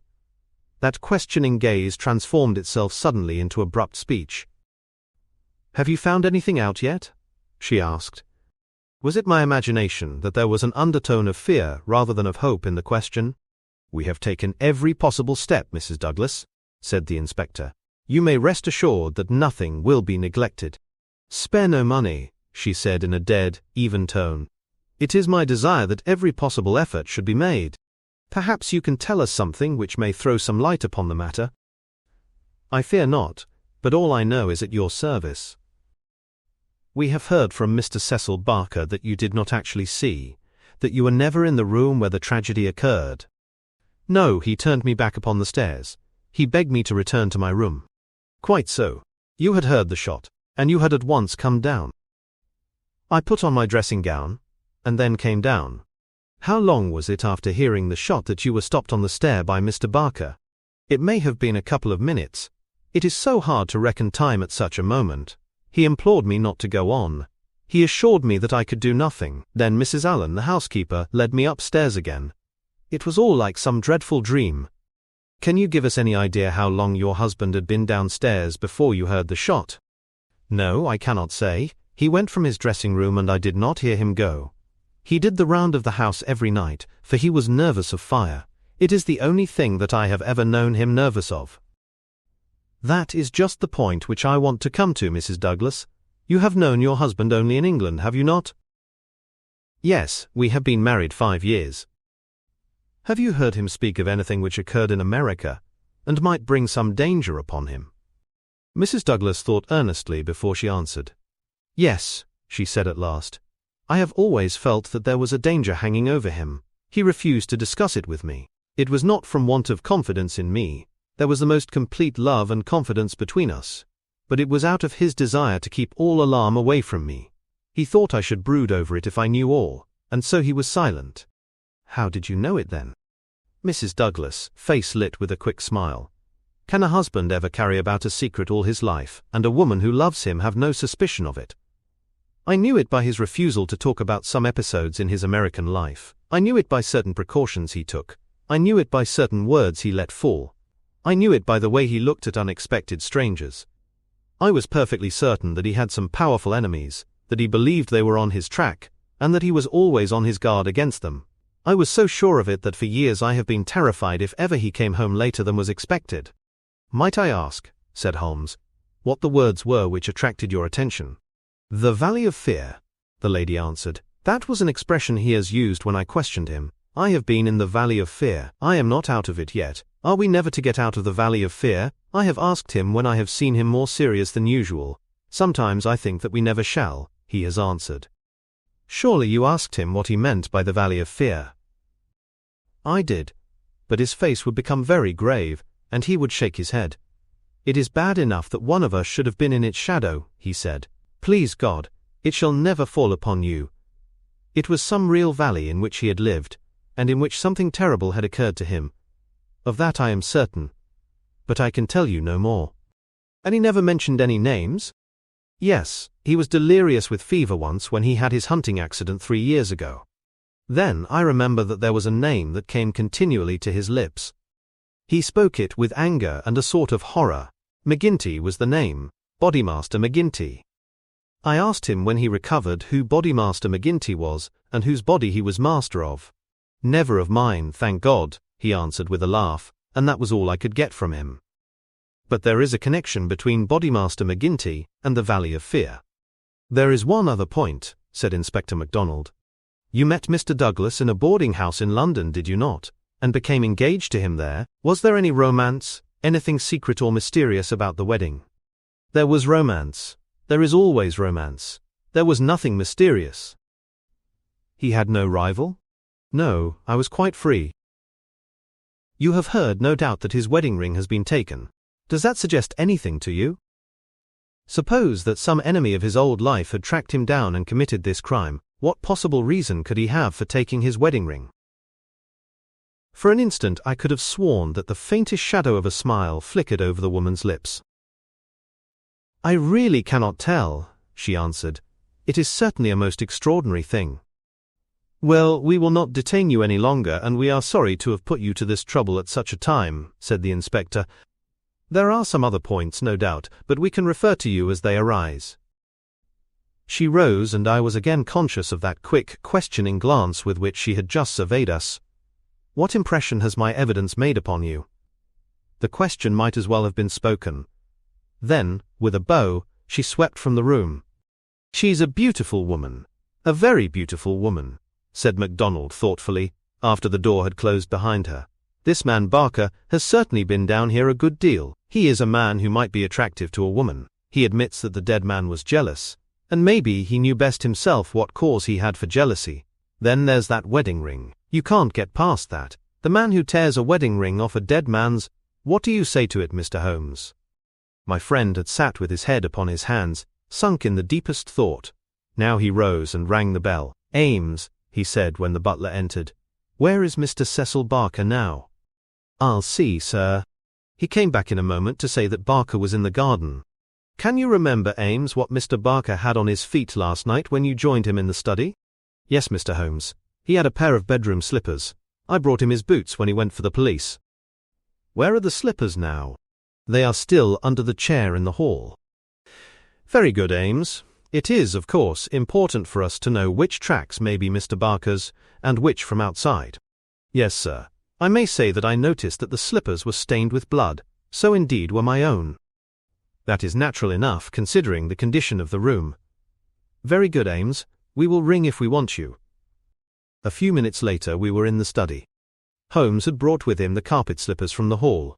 As Ames had observed, the soles of both were dark with blood. Strange, murmured Holmes as he stood in the light of the window and examined them minutely. Very strange indeed. Stooping with one of his quick feline pounces, he placed the slipper upon the blood mark on the sill. It exactly corresponded. He smiled in silence at his colleagues. The inspector was transfigured with excitement. His native accent rattled like a stick upon railings. Man, he cried, there's not a doubt of it. Barker has just marked the window himself. It's a good deal broader than any boot mark. I mind that you said it was a splayfoot, and here's the explanation. But what's the game, Mr. Holmes? What's the game? Aye, what's the game? My friend repeated thoughtfully. White Mason chuckled and rubbed his fat hands together in his professional satisfaction. I said it was a snorter, he cried. And a real snorter it is. Chapter 6. A Dawning Light. The three detectives had many matters of detail into which to inquire, so I returned alone to our modest quarters at the village inn. But before doing so, I took a stroll in the curious old-world garden which flanked the house. Rows of very ancient yew trees cut into strange designs girded it round. Inside was a beautiful stretch of lawn with an old sundial in the middle, the whole effect so soothing and restful that it was welcome to my somewhat jangled nerves.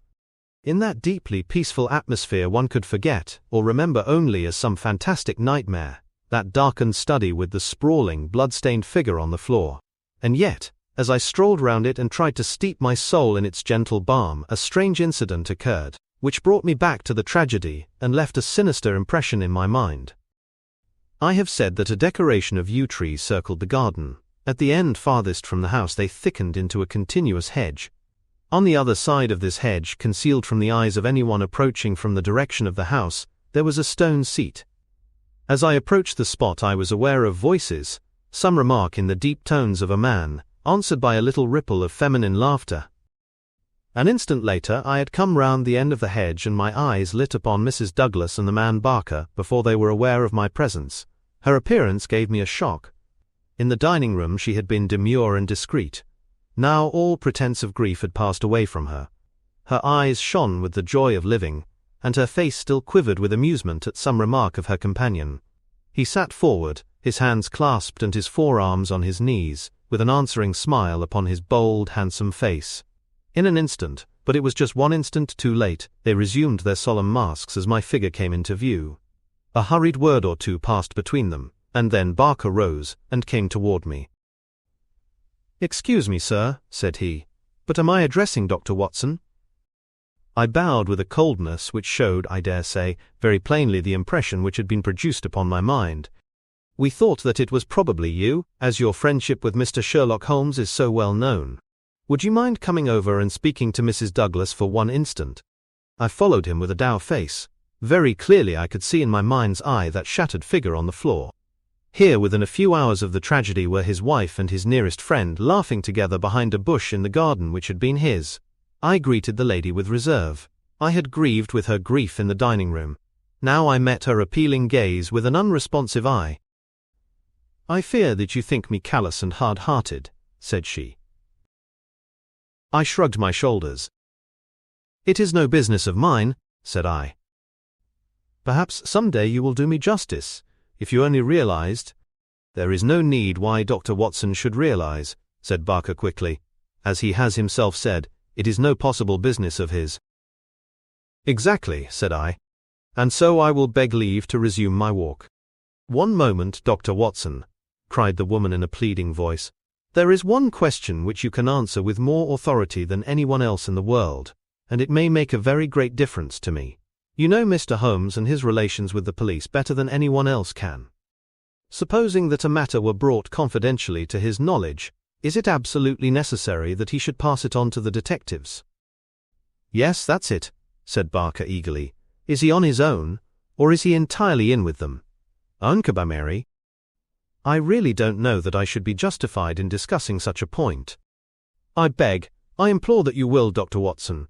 I assure you that you will be helping me greatly if you will guide us on that point." There was such a ring of sincerity in the woman's voice that for the instant I forgot all about her levity and was moved only to do her will. "Mr. Holmes is an independent investigator," I said. "He is his own master and would act as his own judgment directed. At the same time, he would naturally feel loyalty toward the officials who were working on the same case, and he would not conceal from them anything which would help them in bringing a criminal to justice. Beyond this I can say nothing, and I would refer you to Mr. Holmes himself if you wanted fuller information." So saying, I raised my hat and went upon my way, leaving them still seated behind that concealing hedge. I looked back as I rounded the far end of it, and saw that they were still talking very earnestly together, and, as they were gazing after me, it was clear that it was our interview that was the subject of their debate. "I wish none of their confidences," said Holmes, when I reported to him what had occurred. He had spent the whole afternoon at the manor house in consultation with his 2 colleagues, and returned about 5, with a ravenous appetite for a high tea, which I had ordered for him. "No confidences, Watson, for they are mighty awkward if it comes to an arrest for conspiracy and murder." "You think it will come to that?" He was in his most cheerful and debonair humor.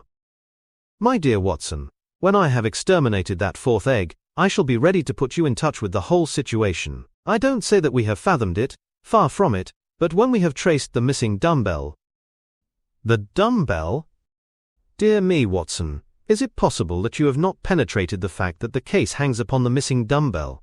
Well, you need not be downcast, for between ourselves, I don't think that either Inspector Mack or the excellent local practitioner has grasped the overwhelming importance of this incident. 1 dumbbell, Watson. Consider an athlete with 1 dumbbell. Picture to yourself the unilateral development, the imminent danger of a spinal curvature. Shocking, Watson, shocking." He sat with his mouth full of toast and his eyes sparkling with mischief, watching my intellectual entanglement. The mere sight of his excellent appetite was an assurance of success, for I had very clear recollections of days and nights without a thought of food, when his baffled mind had chafed before some problem, while his thin, eager features became more attenuated with the asceticism of complete mental concentration. Finally he lit his pipe, and sitting in the inglenook of the old village inn, he talked slowly and at random about his case, rather as one who thinks aloud than as one who makes a considered statement. "A lie, Watson, a great, big, thumping, obtrusive, uncompromising lie. That's what meets us on the threshold. There is our starting point.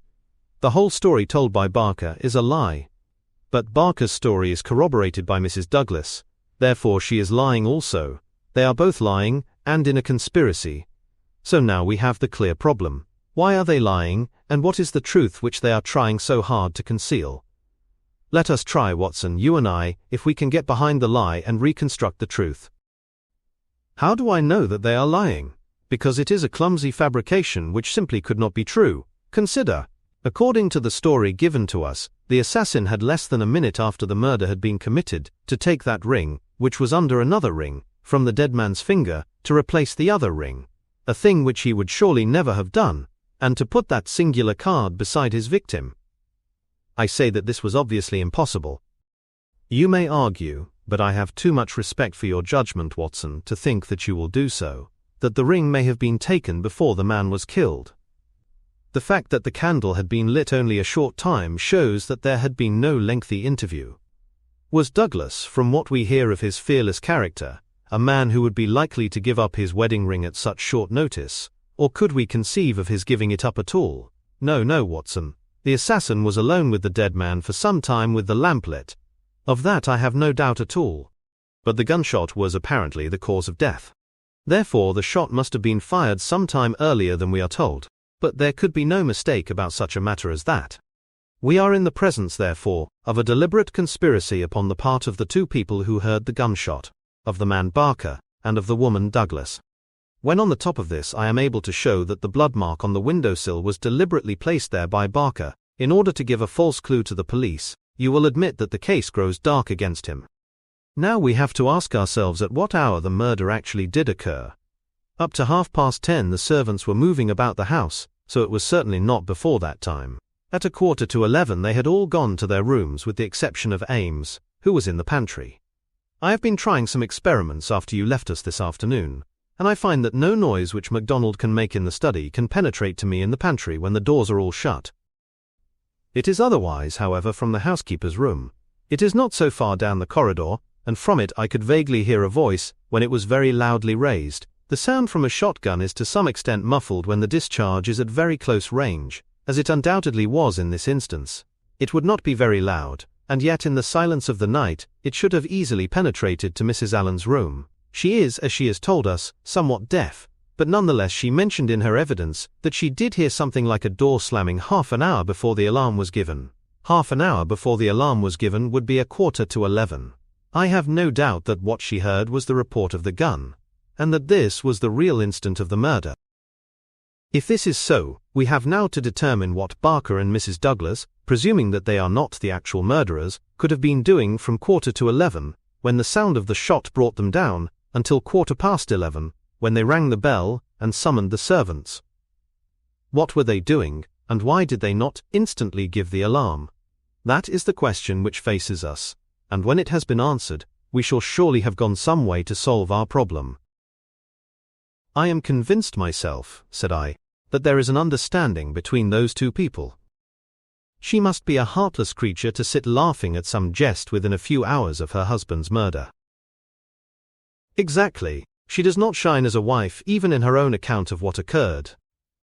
I am not a whole-souled admirer of womankind, as you are aware, Watson, but my experience of life has taught me that there are few wives, having any regard for their husbands, who would let any man's spoken word stand between them and that husband's dead body. Should I ever marry, Watson, I should hope to inspire my wife with some feeling which would prevent her from being walked off by a housekeeper when my corpse was lying within a few yards of her.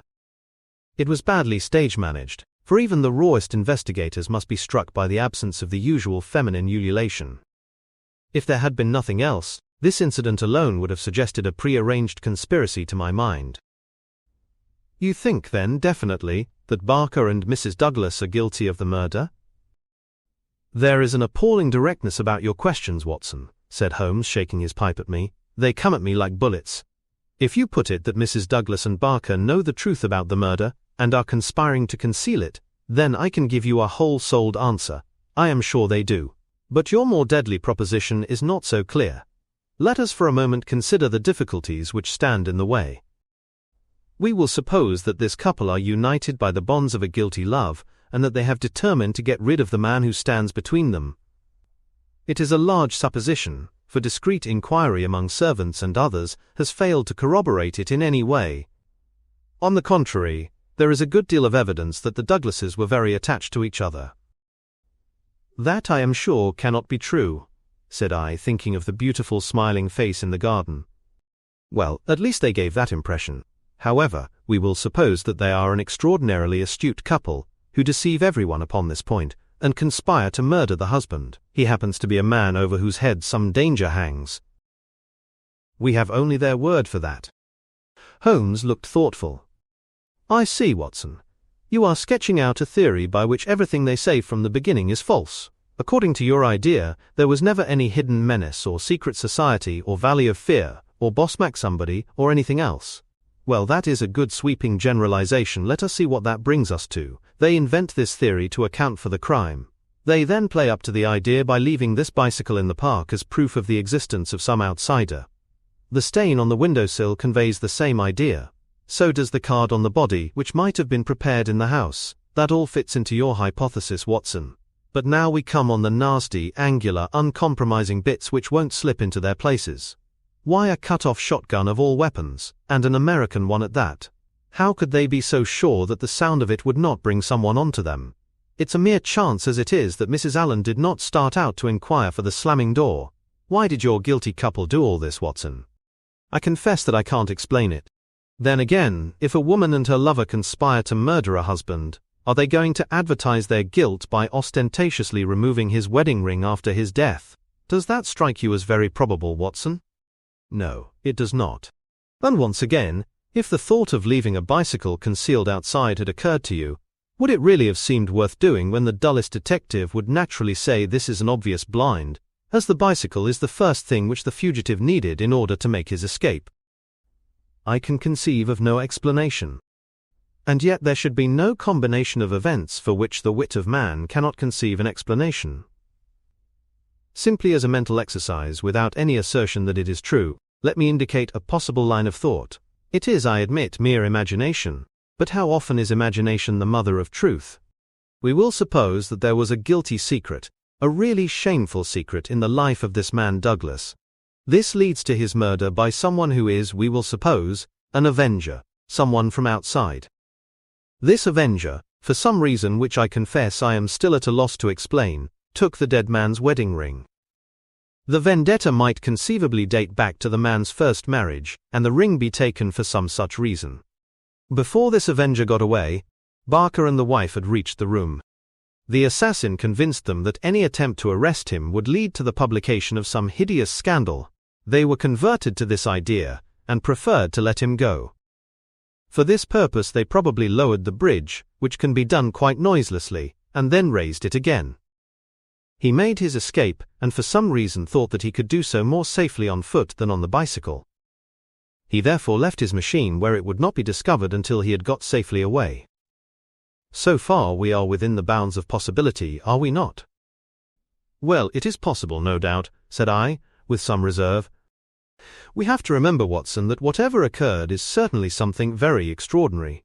Well, now, to continue our supposititious case, the couple, not necessarily a guilty couple, realize after the murderer is gone that they have placed themselves in a position in which it may be difficult for them to prove that they did not themselves either do the deed or connive at it. They rapidly and rather clumsily met the situation. The mark was put by Barker's blood-stained slipper upon the windowsill to suggest how the fugitive got away. They obviously were the two who must have heard the sound of the gun, so they gave the alarm exactly as they would have done, but a good half-hour after the event. And how do you propose to prove all this? Well, if there were an outsider he may be traced and taken. That would be the most effective of all proofs. But if not, well, the resources of science are far from being exhausted. I think that an evening alone in that study would help me much. An evening alone? I propose to go up there presently. I have arranged it with the estimable Ames, who is by no means whole-hearted about Barker. I shall sit in that room and see if its atmosphere brings me inspiration. I'm a believer in the genius loci. You smile, friend Watson. Well, we shall see. By the way, you have that big umbrella of yours, have you not? It is here. Well, I'll borrow that if I may. Certainly, but what a wretched weapon. If there is danger— Nothing serious, my dear Watson, or I should certainly ask for your assistance. But I'll take the umbrella. At present I am only awaiting the return of our colleagues from Tunbridge Wells, where they are at present engaged in trying for a likely owner to the bicycle. It was nightfall before Inspector MacDonald and White Mason came back from their expedition, and they arrived exultant, reporting a great advance in our investigation. Man, I'll admit that I had my doubts if there was ever an outsider, said MacDonald, but that's all past now. We've had the bicycle identified, and we have a description of our man, so that's a long step on our journey. It sounds to me like the beginning of the end, said Holmes. I'm sure I congratulate you both with all my heart. Well, I started from the fact that Mr. Douglas had seemed disturbed since the day before, when he had been at Tunbridge Wells. It was at Tunbridge Wells, then, that he had become conscious of some danger. It was clear, therefore, that if a man had come over with a bicycle, it was from Tunbridge Wells that he might be expected to have come. We took the bicycle over with us and showed it at the hotels. It was identified at once by the manager of the Eagle Commercial as belonging to a man named Hargrave, who had taken a room there 2 days before. This bicycle and a small valise were his whole belongings. He had registered his name as coming from London, but had given no address. The valise was London-made, and the contents were British, but the man himself was undoubtedly an American. Well, well, said Holmes gleefully, you have indeed done some solid work while I have been sitting spinning theories with my friend. It's a lesson in being practical, Mr. Mac. Aye, it's just that, Mr. Holmes, said the inspector with satisfaction. But this may all fit in with your theories, I remarked. That may or may not be. But let us hear the end, Mr. Mac. Was there nothing to identify this man? So little that it was evident that he had carefully guarded himself against identification. There were no papers or letters and no marking upon the clothes. A cycle map of the county lay on his bedroom table. He had left the hotel after breakfast yesterday morning on his bicycle, and no more was heard of him until our inquiries. That's what puzzles me, Mr. Holmes, said White Mason. If the fellow did not want the hue and cry raised over him, one would imagine that he would have returned and remained at the hotel as an inoffensive tourist. As it is, he must know that he will be reported to the police by the hotel manager, and that his disappearance will be connected with the murder. So one would imagine. Still, he has been justified of his wisdom up to date at any rate since he has not been taken. But his description, what of that? MacDonald referred to his notebook. Here we have it so far as they could give it. They don't seem to have taken any very particular stock of him. But still, the porter, the clerk, and the chambermaid are all agreed that this about covers the points. He was a man about 5'9" in height, 50 or so years of age, his hair, slightly grizzled, a greyish moustache, a curved nose, and a face which all of them described as fierce and forbidding. Well, bar the expression, that might almost be a description of Douglas himself, said Holmes. He is just over 50, with grizzled hair and moustache, and about the same height. Did you get anything else? He was dressed in a heavy grey suit with a reefer jacket, and he wore a short yellow overcoat and a soft cap. What about the shotgun? It is less than 2 feet long. It could very well have fitted into his valise. He could have carried it inside his overcoat without difficulty. And how do you consider that all this bears upon the general case? Well, Mr. Holmes, said MacDonald, when we have got our man, and you may be sure that I had his description on the wires within 5 minutes of hearing it, we shall be better able to judge. But, even as it stands, we have surely gone a long way. We know that an American calling himself Hargrave came to Tunbridge Wells 2 days ago with bicycle and valise. In the latter was a sawed-off shotgun, so he came with the deliberate purpose of crime. Yesterday morning he set off for this place on his bicycle, with his gun concealed in his overcoat. No one saw him arrive so far as we can learn, but he need not pass through the village to reach the park gates, and there are many cyclists upon the road. Presumably he at once concealed his cycle among the laurels where it was found, and possibly lurked there himself, with his eye on the house, waiting for Mr. Douglas to come out. The shotgun is a strange weapon to use inside a house, but he had intended to use it outside, and there it has very obvious advantages, as it would be impossible to miss with it, and the sound of shots is so common in an English sporting neighbourhood that no particular notice would be taken.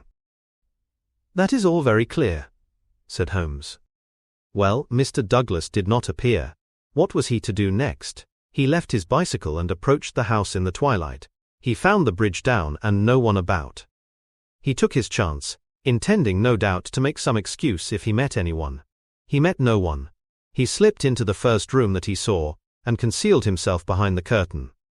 Thence he could see the drawbridge go up, and he knew that his only escape was through the moat. He waited until 11:15, when Mr. Douglas, upon his usual nightly round, came into the room. He shot him and escaped, as arranged.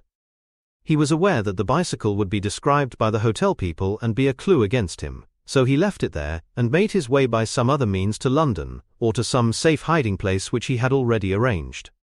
How is that, Mr. Holmes? Well, Mr. Mac, it is very good and very clear so far as it goes.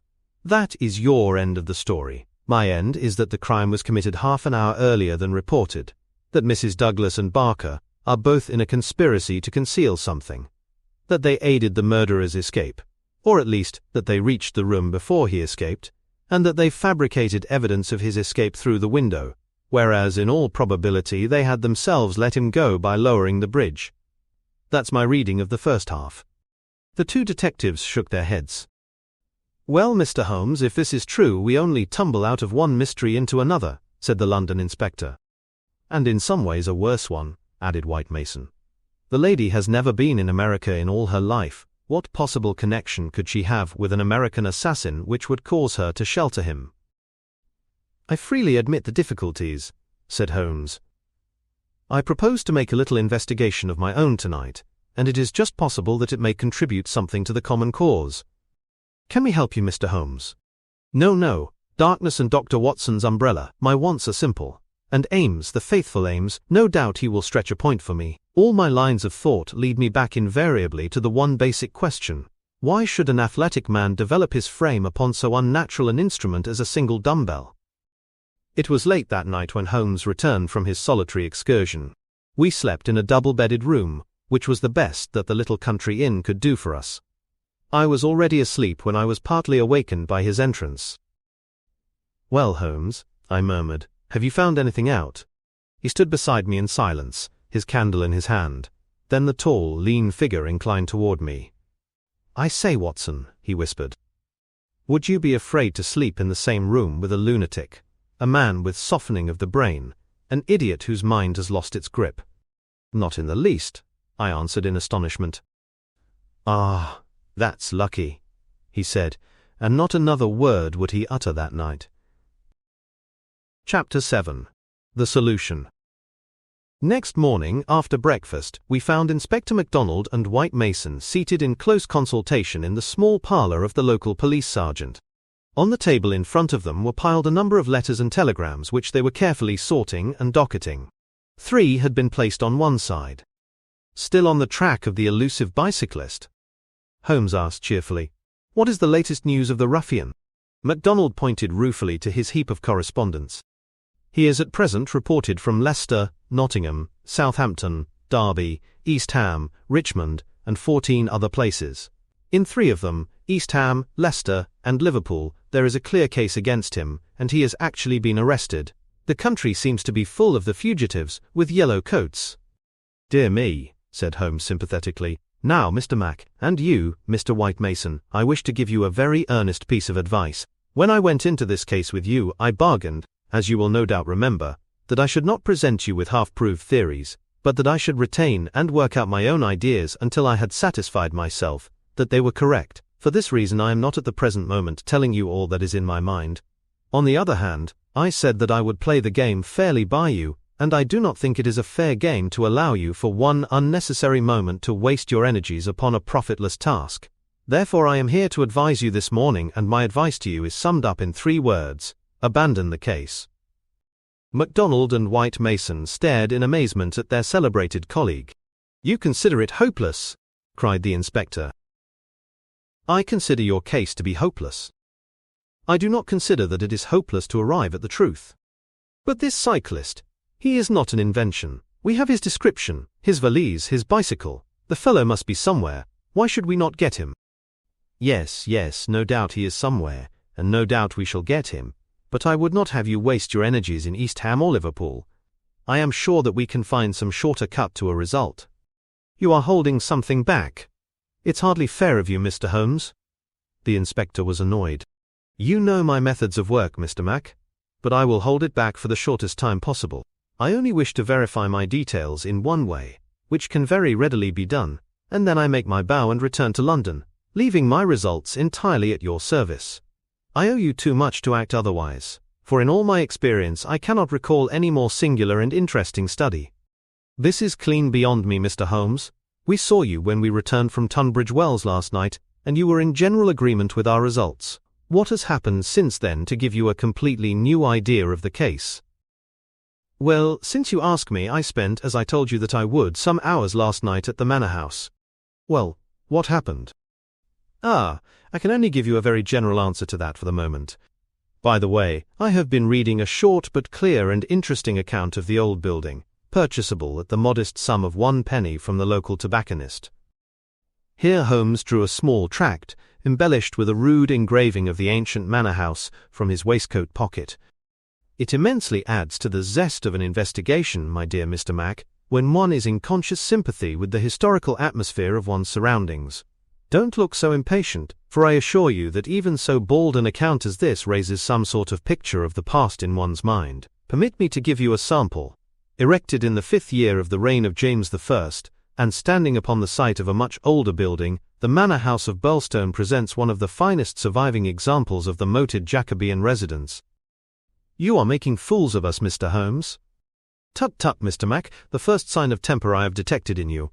Well, I won't read it verbatim, since you feel so strongly upon the subject, but when I tell you that there is some account of the taking of the place by a parliamentary colonel in 1644, of the concealment of Charles for several days in the course of the Civil War, and finally of a visit there by the second George, you will admit that there are various associations of interest connected with this ancient house." "I don't doubt it, Mr. Holmes, but that is no business of ours." Is it not? Breadth of view, my dear Mr. Mac, is one of the essentials of our profession. The interplay of ideas and the oblique uses of knowledge are often of extraordinary interest. You will excuse these remarks from one who, though a mere connoisseur of crime, is still rather older and perhaps more experienced than yourself. I'm the first to admit that, said the detective heartily. You get to your point, I admit, but you have such a deuced round-the-corner way of doing it. Well, I'll drop past history and get down to present-day facts. I called last night, as I have already said, at the Manor House. I did not see either Barker or Mrs. Douglas. I saw no necessity to disturb them. But I was pleased to hear that the lady was not visibly pining, and that she had partaken of an excellent dinner. My visit was specially made to the good Mr. Ames, with whom I exchanged some amiabilities, which culminated in his allowing me, without reference to anyone else, to sit alone for a time in the study. What? With that? I ejaculated. No, everything is now in order. You gave permission for that, Mr. Mac, as I am informed. The room was in its normal state, and in it I passed an instructive quarter of an hour. What were you doing? Well, not to make a mystery of so simple a matter, I was looking for the missing dumbbell. It has always bulked rather large in my estimate of the case. I ended by finding it. Where? Ah, there we come to the edge of the unexplored. Let me go a little further, a very little further, and I will promise that you shall share everything that I know. Well, we're bound to take you on your own terms, said the inspector. But when it comes to telling us to abandon the case, why in the name of goodness should we abandon the case? For the simple reason, my dear Mr. Mac, that you have not got the first idea what it is that you are investigating. We are investigating the murder of Mr. John Douglas of Birlstone Manor. Yes, so you are. But don't trouble to trace the mysterious gentleman upon the bicycle. I assure you that it won't help you. Then what do you suggest that we do? I will tell you exactly what to do, if you will do it. Well, I'm bound to say I've always found you had reason behind all your queer ways. I'll do what you advise. And you, Mr. White Mason? The country detective looked helplessly from one to the other. Holmes and his methods were new to him. Well, if it is good enough for the inspector, it is good enough for me, he said at last. Capital, said Holmes. Well then, I should recommend a nice cheery country walk for both of you. They tell me that the views from Birlstone Ridge over the Weald are very remarkable. No doubt lunch could be got at some suitable hostelry, though my ignorance of the country prevents me from recommending one. In the evening, tired but happy. Man, this is getting past a joke, cried MacDonald, rising angrily from his chair. Well, spend the day as you like, said Holmes, patting him cheerfully upon the shoulder. Do what you like and go where you will, but meet me here before dusk without fail. Without fail, Mr. Mac. That sounds more like sanity. All of it was excellent advice, but I don't insist, so long as you are here when I need you. But now, before we part, I want you to write a note to Mr. Barker. Well? I'll dictate it if you like. Ready? Dear Sir, it has struck me that it is our duty to drain the moat, in the hope that we may find some. It's impossible, said the inspector. I've made inquiry. Tut. My dear sir, please do what I ask you. Well, go on. In the hope that we may find something which may bear upon our investigation. I have made arrangements and the workmen will be at work early tomorrow morning diverting the stream. Impossible. Diverting the stream. So I thought it best to explain matters beforehand. Now sign that and send it by hand about 4 o'clock. At that hour we shall meet again in this room. Until then we may each do what we like, for I can assure you that this inquiry has come to a definite pause. Evening was drawing in when we reassembled. Holmes was very serious in his manner, myself curious, and the detectives obviously critical and annoyed. Well, gentlemen, said my friend gravely, I am asking you now to put everything to the test with me, and you will judge for yourselves whether the observations I have made justify the conclusions to which I have come.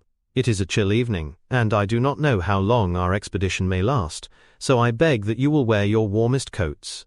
It is of the first importance that we should be in our places before it grows dark, so, with your permission, we shall get started at once. We passed along the outer bounds of the Manor House Park, until we came to a place where there was a gap in the rails which fenced it. Through this we slipped, And then in the gathering gloom we followed Holmes, until we had reached a shrubbery which lies nearly opposite to the main door and the drawbridge. The latter had not been raised. Holmes crouched down behind the screen of laurels, and we all three followed his example.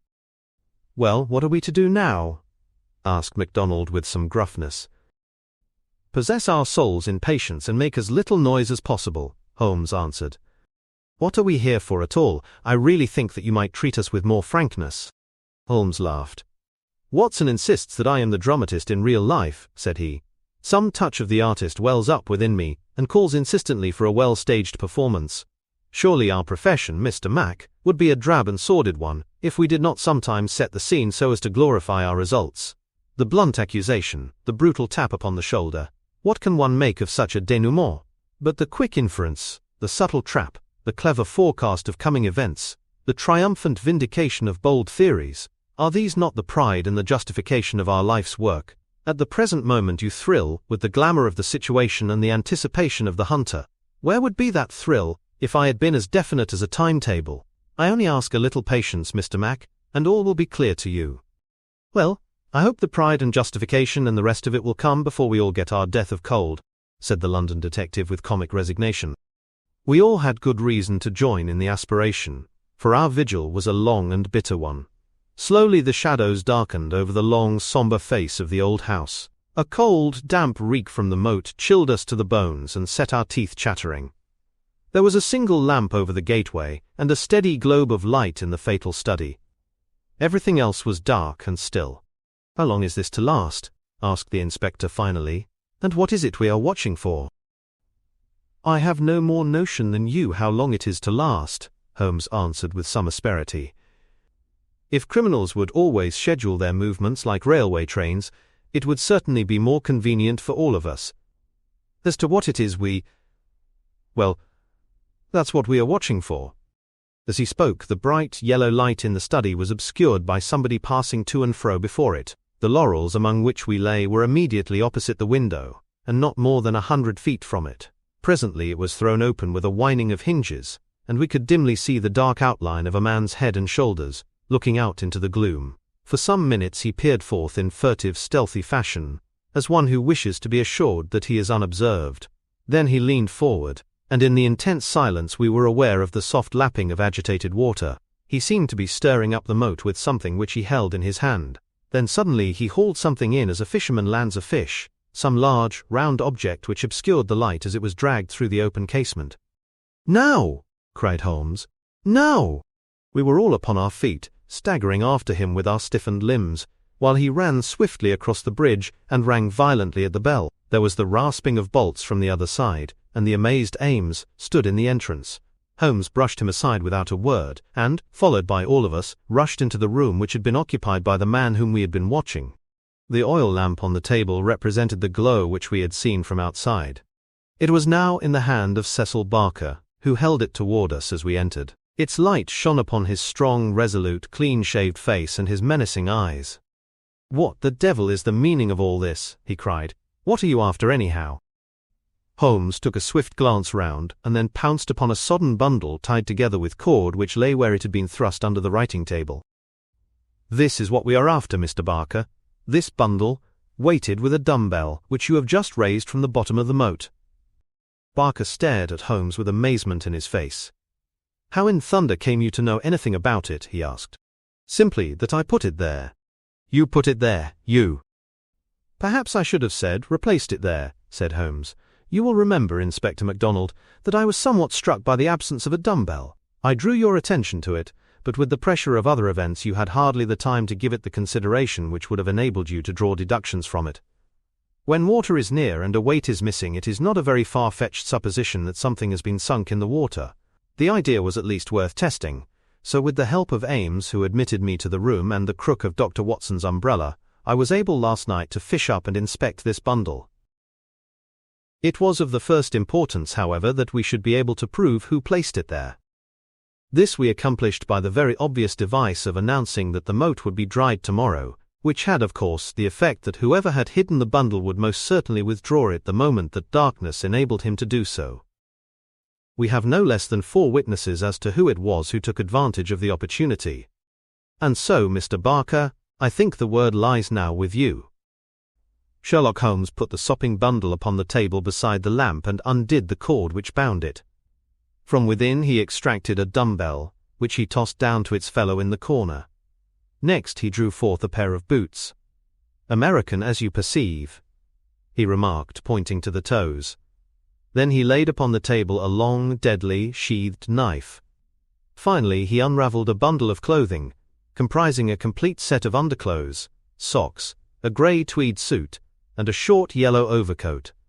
"The clothes are commonplace," remarked Holmes, "save only the overcoat, which is full of suggestive touches." He held it tenderly toward the light. "Here, as you perceive, is the inner pocket prolonged into the lining in such fashion as to give ample space for the truncated fowling piece. The tailor's tab is on the neck. Neal, Outfitter, Vermissa, USA. I have spent an instructive afternoon in the rector's library, and have enlarged my knowledge by adding the fact that Vermissa is a flourishing little town at the head of one of the best-known coal and iron valleys in the United States.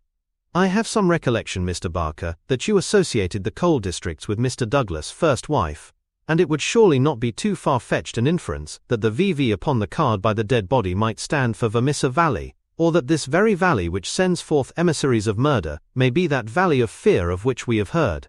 So much is fairly clear, and now, Mr. Barker, I seem to be standing rather in the way of your explanation." It was a sight to see Cecil Barker's expressive face during this exposition of the great detective. Anger, amazement, consternation, and indecision swept over it in turn. Finally he took refuge in a somewhat acrid irony. "You know such a lot, Mr. Holmes, perhaps you had better tell us some more," he sneered. "I have no doubt that I could tell you a great deal more, Mr. Barker, but it would come with a better grace from you." "Oh, you think so, do you? Well, all I can say is that if there's any secret here it is not my secret, and I am not the man to give it away." "Well, if you take that line, Mr. Barker," said the inspector quietly, "we must just keep you in sight until we have the warrant and can hold you." "You can do what you damn please about that," said Barker defiantly. The proceedings seemed to have come to a definite end so far as he was concerned, for one had only to look at that granite face to realize that no peine forte et dure would ever force him to plead against his will. The deadlock was broken, however, by a woman's voice. Mrs. Douglas had been standing listening at the half-open door, and now she entered the room. "You have done enough for now, Cecil," said she. "Whatever comes of it in the future, you have done enough." "Enough and more than enough," remarked Sherlock Holmes gravely. "I have every sympathy with you, madam, and I should strongly urge you to have some confidence in the common sense of our jurisdiction, and to take the police voluntarily into your complete confidence. It may be that I am myself at fault for not following up the hint which you conveyed to me through my friend, Dr. Watson, but at that time I had every reason to believe that you were directly concerned in the crime. Now I am assured that this is not so. At the same time there is much that is unexplained, and I should strongly recommend that you ask Mr. Douglas to tell us his own story." Mrs. Douglas gave a cry of astonishment at Holmes' words. The detectives and I must have echoed it, when we were aware of a man who seemed to have emerged from the wall, who advanced now from the gloom of the corner in which he had appeared. Mrs. Douglas turned, and in an instant her arms were round him. Barker had seized his outstretched hand. "It's best this way, Jack," his wife repeated. "I am sure that it is best." "Indeed, yes, Mr. Douglas," said Sherlock Holmes. "I am sure that you will find it best." The man stood blinking at us with the dazed look of one who comes from the dark into the light. It was a remarkable face, bold grey eyes, a strong, short-clipped, grizzled moustache, a square, projecting chin, and a humorous mouth. He took a good look at us all, and then to my amazement he advanced to me and handed me a bundle of paper. "I've heard of you," said he in a voice which was not quite English and not quite American, but was altogether mellow and pleasing. "You are the historian of this bunch. Well, Dr. Watson, you've never had such a story as that pass through your hands before, and I'll lay my last dollar on that. Tell it your own way, but there are the facts, and you can't miss the public so long as you have those. I've been cooped up 2 days, and I've spent the daylight hours, as much daylight as I could get in that rat trap, in putting the thing into words. You're welcome to them, you and your public. There's the story of the Valley of Fear." "That's the past, Mr. Douglas," said Sherlock Holmes quietly. "What we desire now is to hear your story of the present. "You'll have it, sir," said Douglas. "May I smoke as I talk?" "Well, thank you, Mr. Holmes. You're a smoker yourself, if I remember right, and you'll guess what it is to be sitting for 2 days with tobacco in your pocket and afraid that the smell will give you away."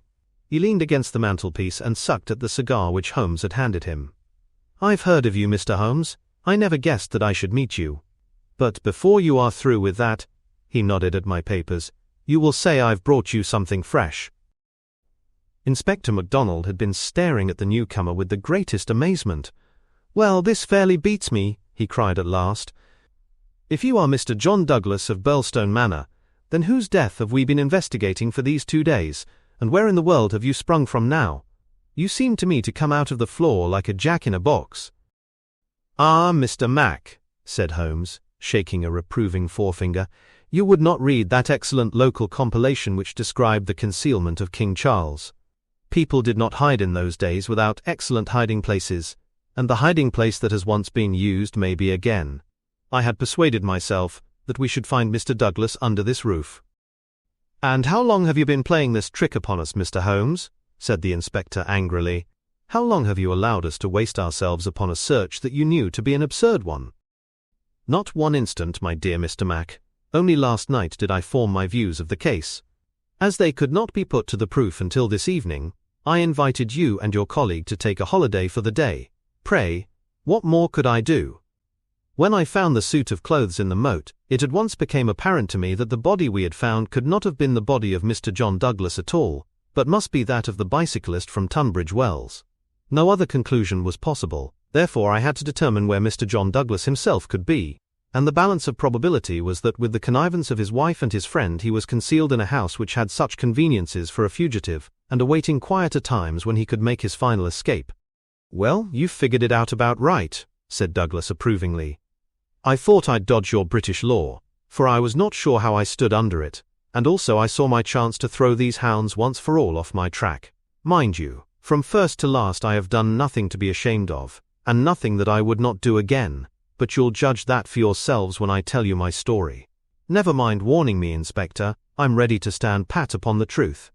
I'm not going to begin at the beginning, that's all there." He indicated my bundle of papers, "and a mighty queer yarn you'll find it. It all comes down to this, that there are some men that have good cause to hate me, and would give their last dollar to know that they had got me. So long as I am alive and they are alive, there is no safety in this world for me. They hunted me from Chicago to California, then they chased me out of America. But when I married and settled down in this quiet spot, I thought my last years were going to be peaceable. I never explained to my wife how things were. Why should I pull her into it? She would never have a quiet moment again, but would always be imagining trouble. I fancy she knew something, for I may have dropped a word here or a word there, but until yesterday, after you gentlemen had seen her, she never knew the rights of the matter. She told you all she knew, and so did Barker here, for on the night when this thing happened, there was mighty little time for explanations. She knows everything now, and I would have been a wiser man if I had told her sooner. But it was a hard question, dear." He took her hand for an instant in his own, "and I acted for the best. Well, gentlemen, the day before these happenings I was over in Tunbridge Wells, and I got a glimpse of a man in the street. It was only a glimpse. But I have a quick eye for these things, and I never doubted who it was. It was the worst enemy I had among them all, one who has been after me like a hungry wolf after a caribou all these years. I knew there was trouble coming, and I came home and made ready for it. I guessed I'd fight through it all right on my own. My luck was a proverb in the States about 76. I never doubted that it would be with me still. I was on my guard all that next day, and never went out into the park. It's as well, or he'd have had the drop on me with that buckshot gun of his before ever I could draw on him. After the bridge was up, my mind was always more restful when that bridge was up in the evenings. I put the thing clear out of my head. I never dreamed of his getting into the house and waiting for me. But when I made my round in my dressing gown, as was my habit, I had no sooner entered the study than I scented danger. I guess when a man has had dangers in his life, and I've had more than most in my time, there is a kind of sixth sense that waves the red flag.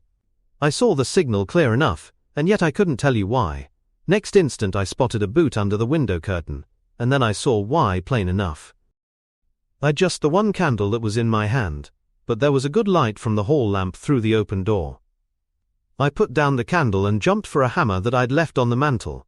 At the same moment he sprang at me. I saw the glint of a knife, and I lashed at him with the hammer.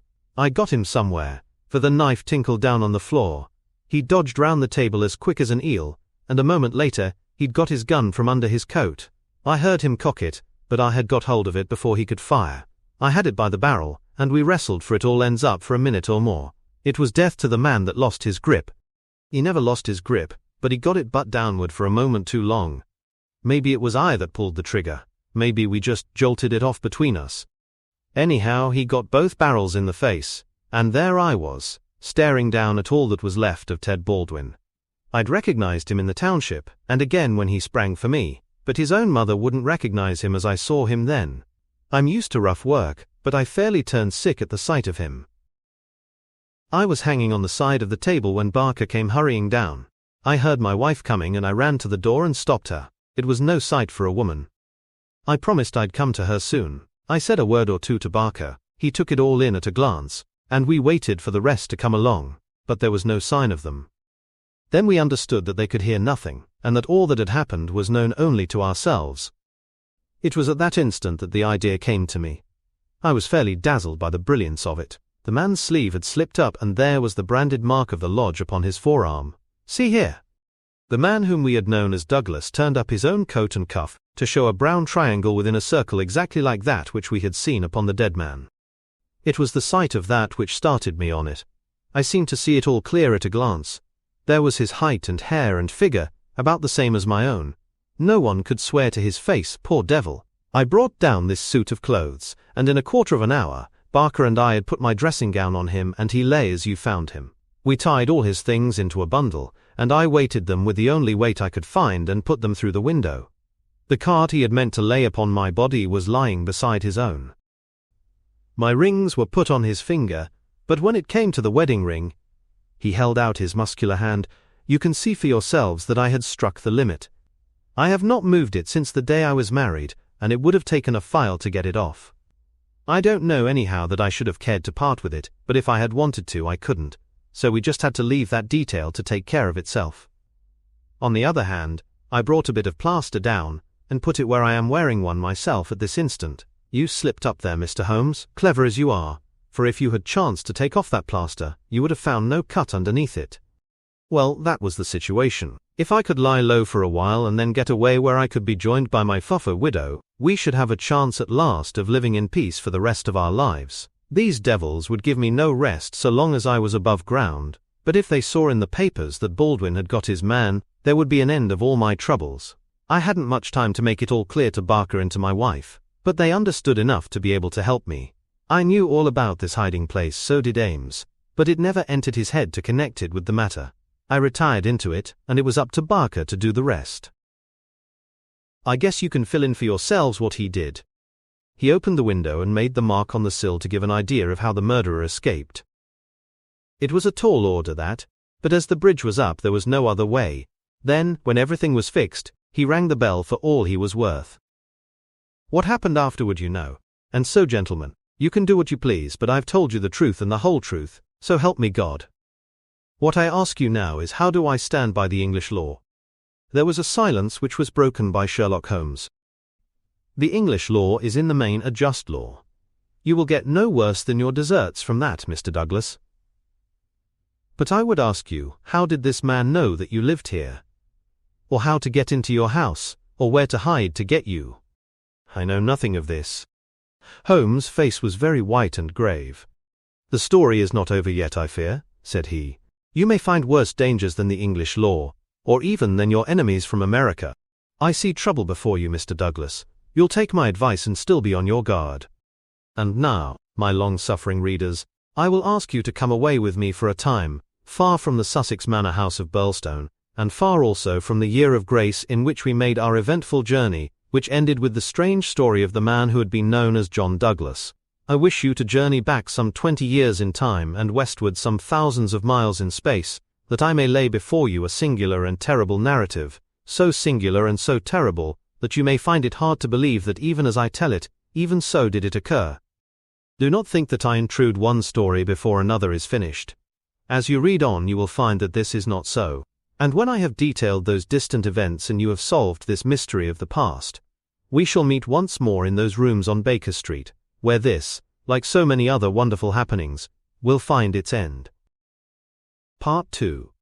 The Scourers. Chapter 1. The Man.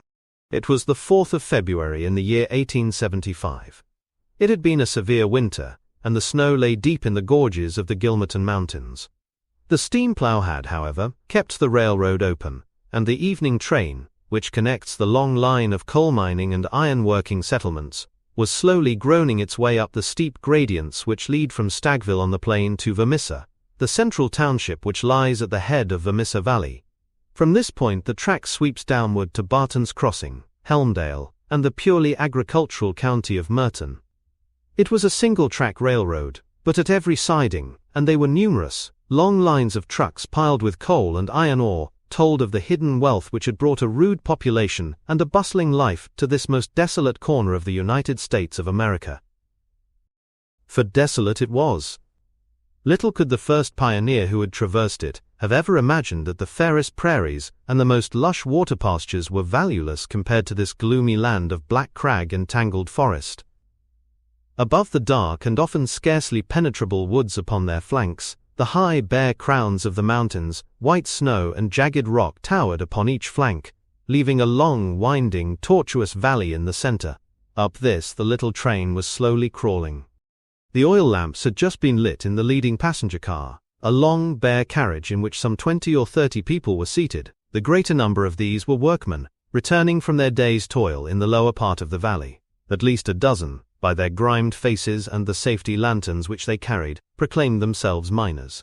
These sat smoking in a group and conversed in low voices, glancing occasionally at two men on the opposite side of the car, whose uniforms and badges showed them to be policemen.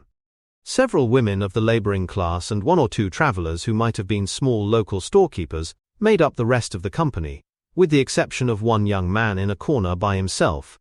It is with this man that we are concerned. Take a good look at him, for he is worth it.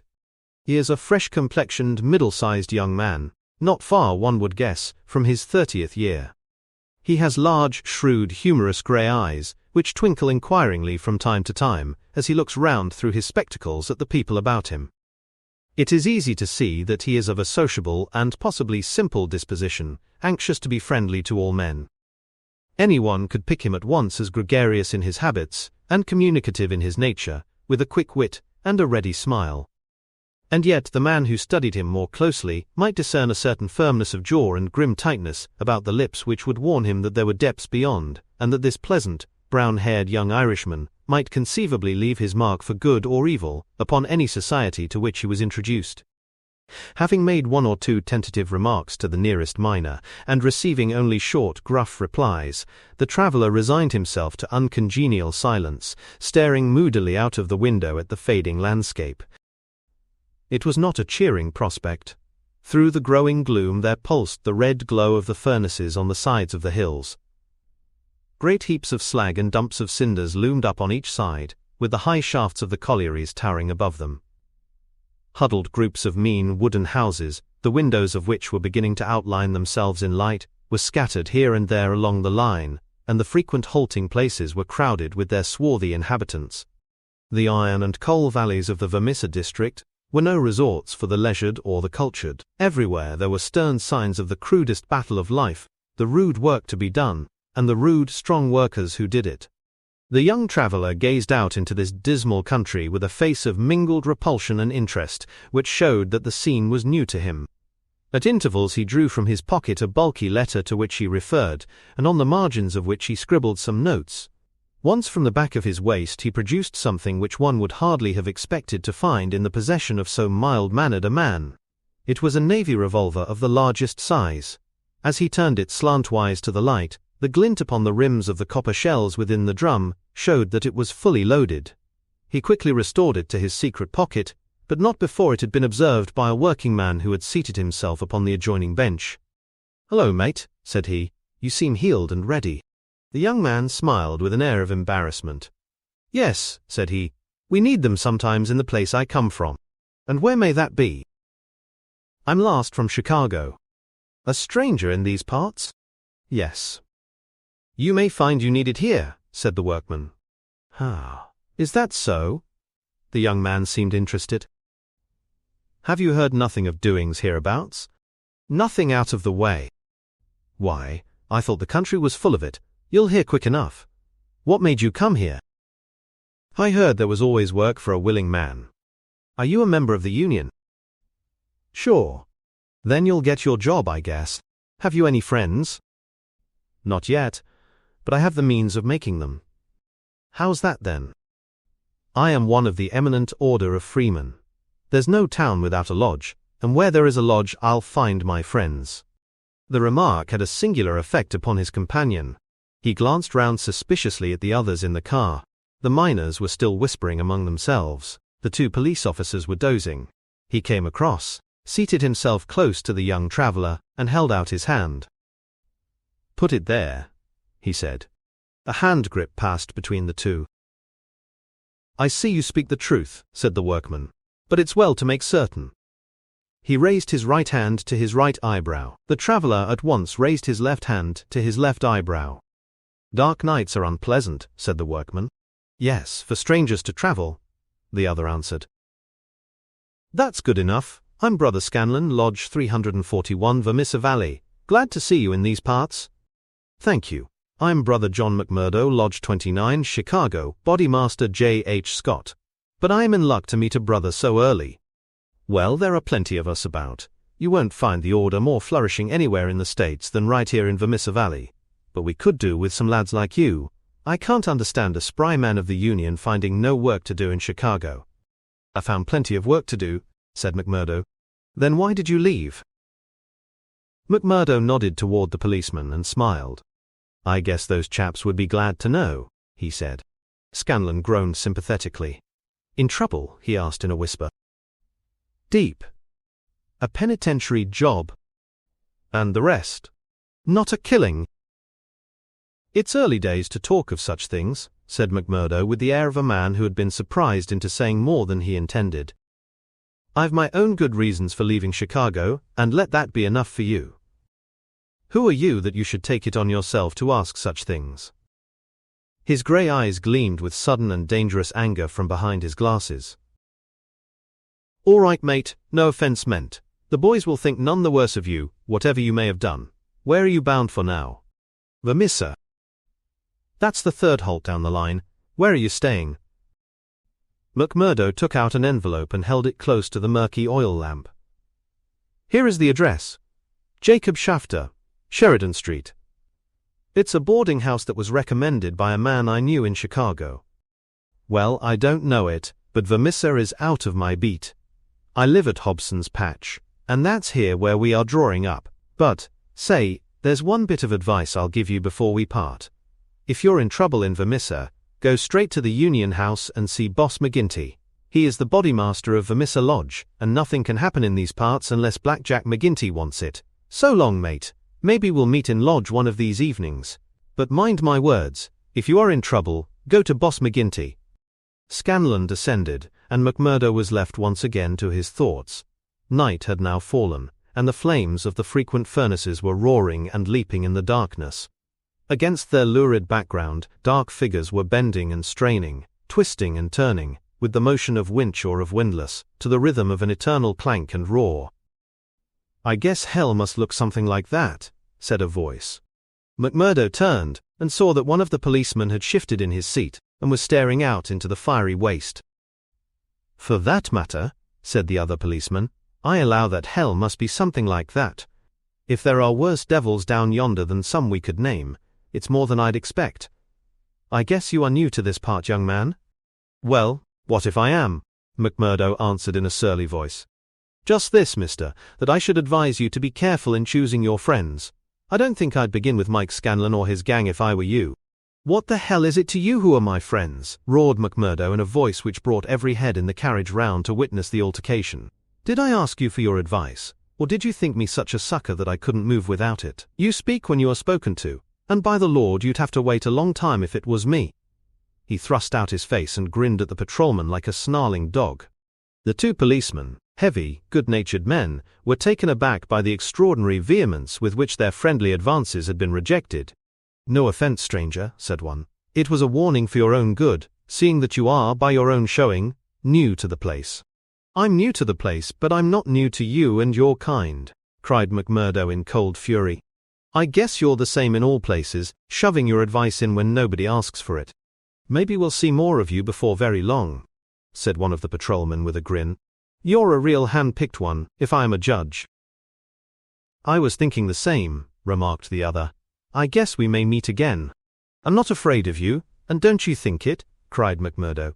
My name's Jack McMurdo, see? If you want me, you'll find me at Jacob Shafter's on Sheridan Street, Vermissa.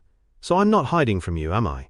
Day or night, I dare to look the like of you in the face, don't make any mistake about that. There was a murmur of sympathy and admiration from the miners at the dauntless demeanor of the newcomer, while the two policemen shrugged their shoulders and renewed a conversation between themselves. A few minutes later the train ran into the ill-lit station, and there was a general clearing, for Vermissa was by far the largest town on the line. McMurdo picked up his leather gripsack and was about to start off into the darkness, when one of the miners accosted him. "By gar, mate, you know how to speak to the cops," he said in a voice of awe. "It was grand to hear you. Let me carry your grip and show you the road. I'm passing Shafter's on the way to my own shack." There was a chorus of friendly good nights from the other miners as they passed from the platform. Before ever he had set foot in it, McMurdo the Turbulent had become a character in Vermissa. The country had been a place of terror, but the town was in its way even more depressing. Down that long valley there was at least a certain gloomy grandeur in the huge fires and the clouds of drifting smoke, while the strength and industry of man found fitting monuments in the hills which he had spilled by the side of his monstrous excavations. But the town showed a dead level of mean ugliness and squalor. The broad street was churned up by the traffic into a horrible rutted paste of muddy snow.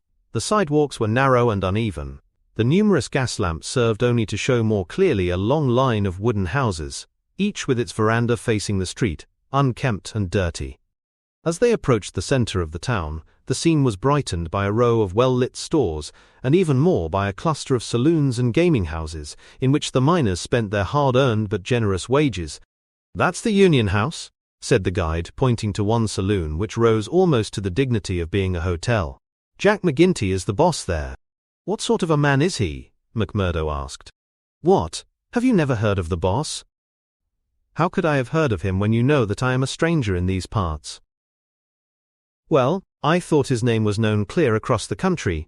It's been in the papers often enough." "What for?" "Well," the miner lowered his voice, "over the affairs." "What affairs?" "Good Lord, mister, you are queer if I must say it without offense. There's only one set of affairs that you'll hear of in these parts, and that's the affairs of the Scourers." "Why, I seem to have read of the Scourers in Chicago. A gang of murderers, are they not?" "Hush, on your life," cried the miner, standing still in alarm, and gazing in amazement at his companion. "Man, you won't live long in these parts if you speak in the open street like that. Many a man has had the life beaten out of him for less." "Well, I know nothing about them, it's only what I have read." "And I'm not saying that you have not read the truth." The man looked nervously round him as he spoke, peering into the shadows as if he feared to see some lurking danger. "If killing is murder, then God knows there is murder, and to spare. But don't you dare to breathe the name of Jack McGinty in connection with it, stranger, for every whisper goes back to him, and he is not one that is likely to let it pass. Now that's the house you're after, that one standing back from the street. You'll find old Jacob Shafter that runs it as honest a man as lives in this township." "I thank you," said McMurdo, and shaking hands with his new acquaintance he plodded, gripsack in hand, up the path which led to the dwelling house, at the door of which he gave a resounding knock. It was opened at once by someone very different from what he had expected. It was a woman, young and singularly beautiful. She was of the German type, blonde and fair-haired, with the piquant contrast of a pair of beautiful dark eyes with which she surveyed the stranger with surprise, and a pleasing embarrassment which brought a wave of color over her pale face. Framed in the bright light of the open doorway, it seemed to McMurdo that he had never seen a more beautiful picture, the more attractive for its contrast with the sordid and gloomy surroundings. A lovely violet growing upon one of those black slap heaps of the mines would not have seemed more surprising. So entranced was he that he stood staring without a word, and it was she who broke the silence. "I thought it was father," said she with a pleasing little touch of a German accent. "Did you come to see him? He is downtown. I expect him back every minute." McMurdo continued to gaze at her in open admiration, until her eyes dropped in confusion before this masterful visitor. "No, miss," he said at last. "I'm in no hurry to see him, but your house was recommended to me for board. I thought it might suit me, and now I know it will." "You are quick to make up your mind," said she with a smile. "Anyone but a blind man could do as much," the other answered. She laughed at the compliment. "Come right in, sir," she said.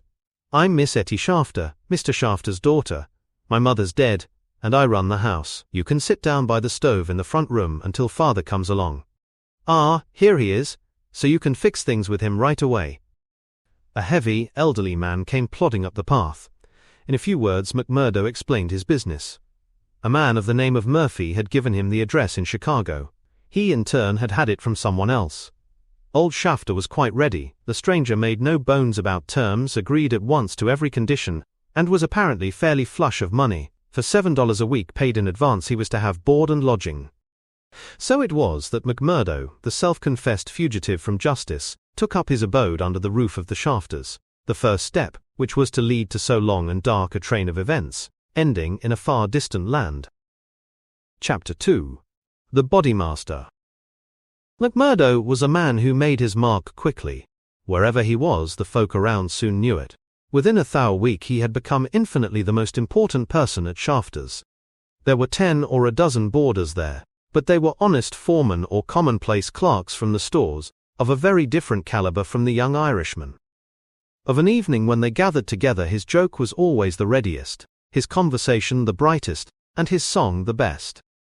He was a born boon companion, with a magnetism which drew good humor from all around him. And yet he showed again and again, as he had shown in the railway carriage, a capacity for sudden, fierce anger, which compelled the respect and even the fear of those who met him. For the law too and all who were connected with it he exhibited a bitter contempt which delighted some and alarmed others of his fellow boarders.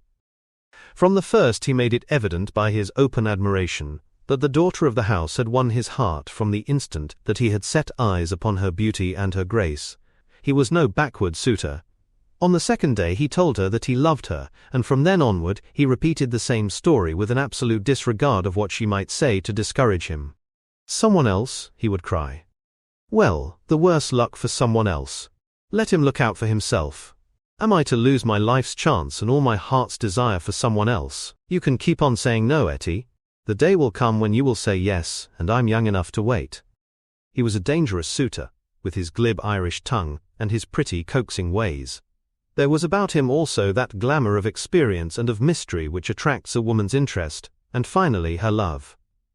He could talk of the sweet valleys of County Monaghan from which he came, of the lovely distant island, the low hills and green meadows of which seemed the more beautiful when imagination viewed them from this place of grime and snow. Then he was versed in the life of the cities of the north, of Detroit, and the lumber camps of Michigan, and finally of Chicago, where he had worked in a planing mill. And afterward came the hint of romance, the feeling that strange things had happened to him in that great city, so strange and so intimate that they might not be spoken of. He spoke wistfully of a sudden leaving, a breaking of old ties, a flight into a strange world, ending in this dreary valley. And Etty listened, her dark eyes gleaming with pity and with sympathy, those two qualities which may turn so rapidly and so naturally to love. McMurdo had obtained a temporary job as bookkeeper, for he was a well-educated man.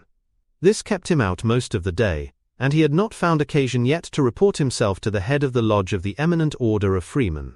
He was reminded of his omission, however, by a visit one evening from Mike Scanlon, the fellow member whom he had met in the train.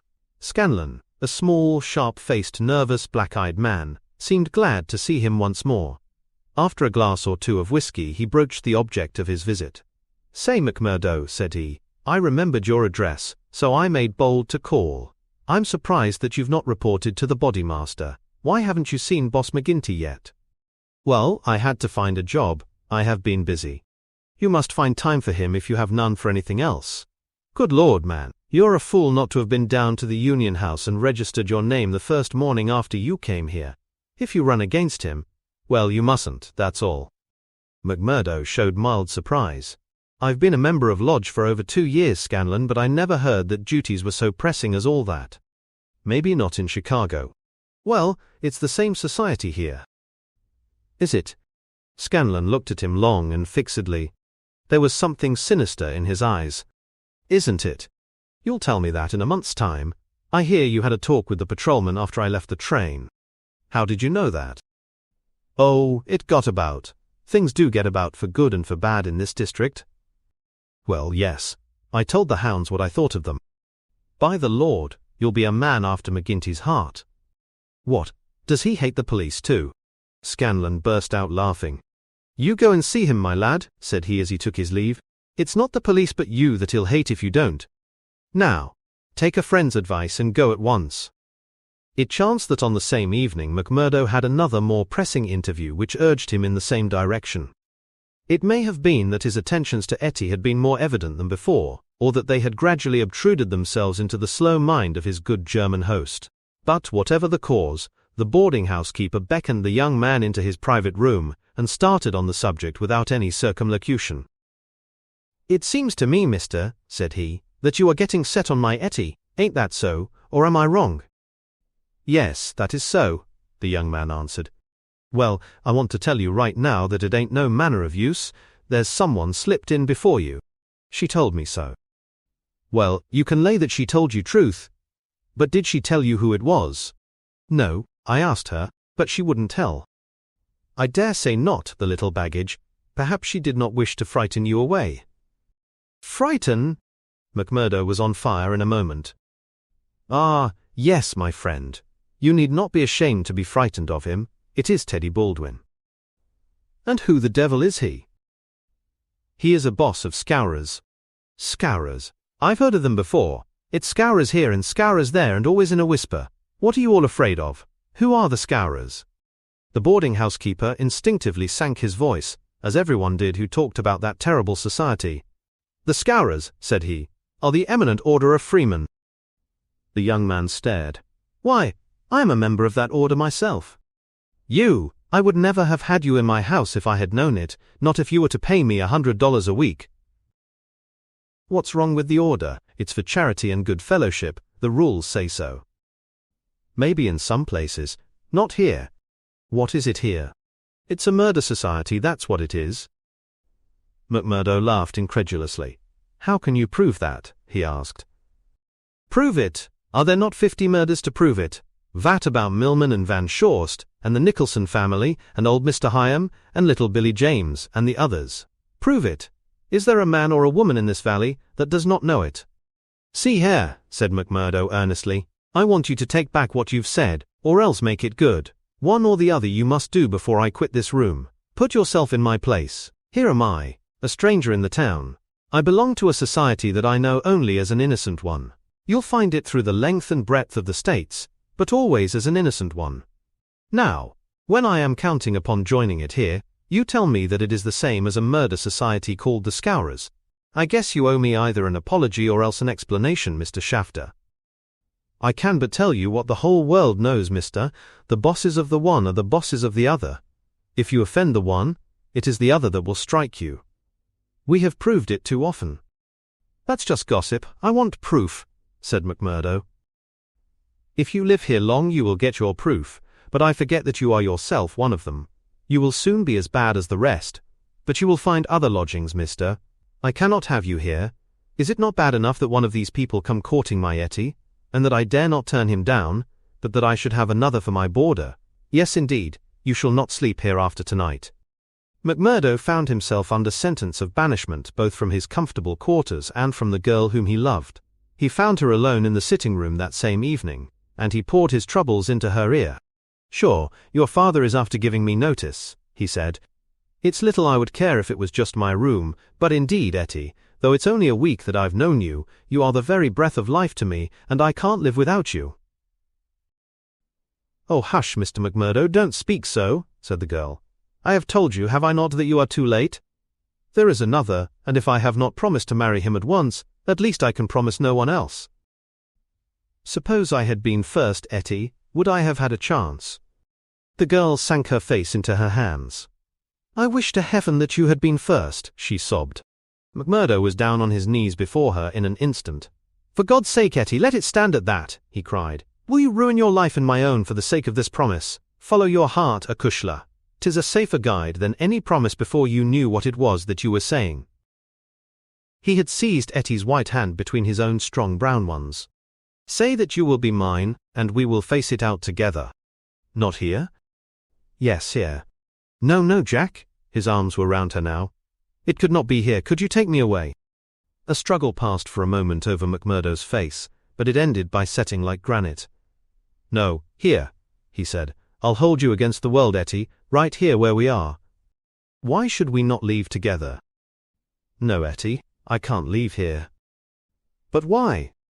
I'd never hold my head up again if I felt that I had been driven out. Besides, what is there to be afraid of? Are we not free folk in a free country? If you love me, and I you, who will dare to come between? You don't know, Jack. You've been here too short a time. You don't know this Baldwin. You don't know McGinty and his scourers. No, I don't know them, and I don't fear them, and I don't believe in them, said McMurdo. I've lived among rough men, my darling, and instead of fearing them, it has always ended that they have feared me. Always, Etty. It's mad on the face of it. If these men, as your father says, have done crime after crime in the valley, and if everyone knows them by name, how comes it that none are brought to justice? You answer me that, Etty. Because no witness dares to appear against them. He would not live a month if he did. Also because they have always their own men to swear that the accused one was far from the scene of the crime. But surely, Jack, you must have read all this. I had understood that every paper in the United States was writing about it. Well, I have read something, it is true, but I had thought it was a story. Maybe these men have some reason in what they do. Maybe they are wronged, and have no other way to help themselves. Oh, Jack, don't let me hear you speak so. That is how he speaks, the other one. Baldwin. He speaks like that, does he? And that is why I loathe him so. Oh, Jack, how I can tell you the truth. I loathe him with all my heart, but I fear him also. I fear him for myself, but above all, I fear him for father. I know that some great sorrow would come upon us if I dared to say what I really felt. That is why I have put him off with half promises. It was in real truth our only hope. But if you would fly with me, Jack, we could take father with us and live forever far from the power of these wicked men. Again there was the struggle upon McMurdo's face, and again it set like granite. No harm shall come to you, Etty, nor to your father either. As to wicked men, I expect you may find that I am as bad as the worst of them before we're through. No, no, Jack, I would trust you anywhere. McMurdo laughed bitterly. Good Lord, how little you know of me. Your innocent soul, my darling, could not even guess what is passing in mine. But hello, who's the visitor? The door had opened suddenly, and a young fellow came swaggering in with the air of one who is the master. He was a handsome, dashing young man of about the same age, and build as McMurdo himself. Under his broad-brimmed black felt hat, which he had not troubled to remove, a handsome face with fierce, domineering eyes, and a curved hawkbill of a nose looked savagely at the pair who sat by the stove. Etty had jumped to her feet full of confusion and alarm. "I'm glad to see you, Mr. Baldwin," said she. "You're earlier than I had thought. Come and sit down." Baldwin stood with his hands on his hips looking at McMurdo. "Who is this?" he asked curtly. "It's a friend of mine, Mr. Baldwin, a new boarder here. Mr. McMurdo, may I introduce you to Mr. Baldwin?" The young men nodded in surly fashion to each other. "Maybe Miss Etty has told you how it is with us," said Baldwin. "I didn't understand that there was any relation between you." "Didn't you? Well, you can understand it now. You can take it from me that this young lady is mine, and you'll find it a very fine evening for a walk." "Thank you. I am in no humor for a walk." "Aren't you?" The man's savage eyes were blazing with anger. "Maybe you are in a humor for a fight, Mr. Boarder." "That I am," cried McMurdo, springing to his feet. "You never said a more welcome word." "For God's sake, Jack! Oh, for God's sake!" cried poor distracted Etty. "Oh, Jack!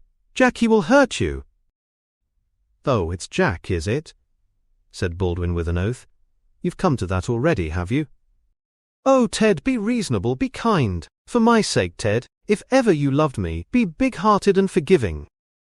"I think, Etty, that if you were to leave us alone we could get this thing settled," said McMurdo quietly. "Or maybe, Mr. Baldwin, you will take a turn down the street with me. It's a fine evening, and there's some open ground beyond the next block. "I'll get even with you without needing to dirty my hands," said his enemy. "You'll wish you had never set foot in this house before I am through with you." "No time like the present," cried McMurdo. "I'll choose my own time, mister. You can leave the time to me. See here." He suddenly rolled up his sleeve and showed upon his forearm a peculiar sign which appeared to have been branded there. It was a circle with a triangle within it. "Do you know what that means?" "I neither know nor care." "Well, you will know, I'll promise you that. You won't be much older either. Perhaps Miss Etty can tell you something about it. As to you, Etty, you'll come back to me on your knees. Do you hear, girl, on your knees, and then I'll tell you what your punishment may be. You've sowed, and by the Lord, I'll see that you reap." He glanced at them both in fury. Then he turned upon his heel, and an instant later the outer door had banged behind him. For a few moments McMurdo and the girl stood in silence. Then she threw her arms around him. "Oh, Jack, how brave you were, but it is no use, you must fly. Tonight, Jack, tonight, it's your only hope, he will have your life. I read it in his horrible eyes. What chance have you against a dozen of them, with Boss McGinty and all the power of the lodge behind them?" McMurdo disengaged her hands, kissed her, and gently pushed her back into a chair. "There, acushla, there. Don't be disturbed or fear for me. I'm a freeman myself. I'm after telling your father about it. Maybe I am no better than the others, so don't make a saint of me. Perhaps you hate me too, now that I've told you as much." "Hate you, Jack? While life lasts, I could never do that. I've heard that there is no harm in being a freeman anywhere but here, so why should I think the worse of you for that? But if you are a freeman, Jack, why should you not go down and make a friend of Boss McGinty? Oh, hurry, Jack, hurry. Get your word in first, or the hounds will be on your trail." "I was thinking the same thing," said McMurdo. "I'll go right now and fix it. You can tell your father that I'll sleep here tonight and find some other quarters in the morning." The bar of McGinty's saloon was crowded as usual, for it was the favorite loafing place of all the rougher elements of the town. The man was popular, for he had a rough, jovial disposition which formed a mask, covering a great deal which lay behind it. But apart from this popularity, the fear in which he was held throughout the township, and indeed down the whole 30 miles of the valley, and past the mountains on each side of it, was enough in itself to fill his bar, for none could afford to neglect his good will. Besides those secret powers which it was universally believed that he exercised in so pitiless a fashion, he was a high public official, a municipal councillor, and a commissioner of roads, elected to the office through the votes of the ruffians, who in turn expected to receive favours at his hands. Assessments and taxes were enormous, the public works were notoriously neglected, the accounts were slurred over by bribed auditors, and the decent citizen was terrorized into paying public blackmail and holding his tongue lest some worse thing befall him. Thus it was that, year by year, Boss McGinty's diamond pins became more obtrusive, his gold chains more weighty across a more gorgeous vest, and his saloon stretched farther and farther until it threatened to absorb one whole side of the market square. McMurdo pushed open the swinging door of the saloon and made his way amid the crowd of men within, through an atmosphere blurred with tobacco smoke and heavy with the smell of spirits. The place was brilliantly lighted, and the huge, heavily gilt mirrors upon every wall reflected and multiplied the garish illumination. There were several bartenders in their shirt sleeves, hard at work mixing drinks for the loungers who fringed the broad, brass-trimmed counter. At the far end, with his body resting upon the bar and a cigar stuck at an acute angle from the corner of his mouth, stood a tall, strong, heavily built man, who could be none other than the famous McGinty himself. He was a black-maned giant, bearded to the cheekbones, and with a shock of raven hair which fell to his collar. His complexion was as swarthy as that of an Italian, and his eyes were of a strange, dead black, which, combined with a slight squint, gave them a particularly sinister appearance. All else in the man, his noble proportions, his fine features, and his frank bearing, fitted in with that jovial man-to-man manner which he affected. Here, one would say, is a bluff, honest fellow, whose heart would be sound however rude his outspoken words might seem. It was only when those dead, dark eyes, deep and remorseless, were turned upon a man that he shrank within himself, feeling that he was face to face with an infinite possibility of latent evil, with a strength and courage and cunning behind it, which made it 1,000 times more deadly.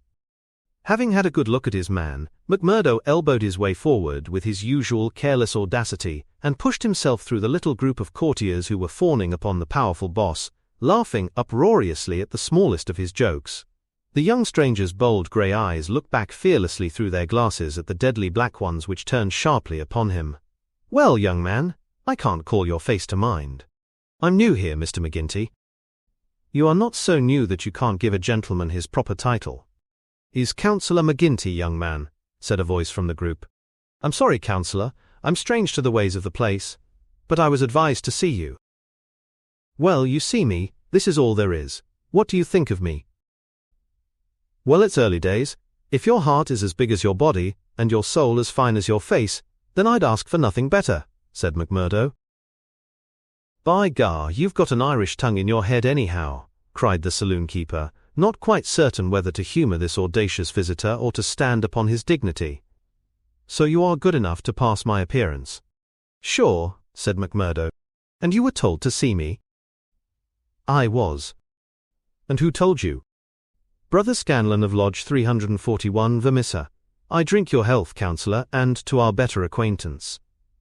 He raised a glass with which he had been served to his lips, and elevated his little finger as he drank it.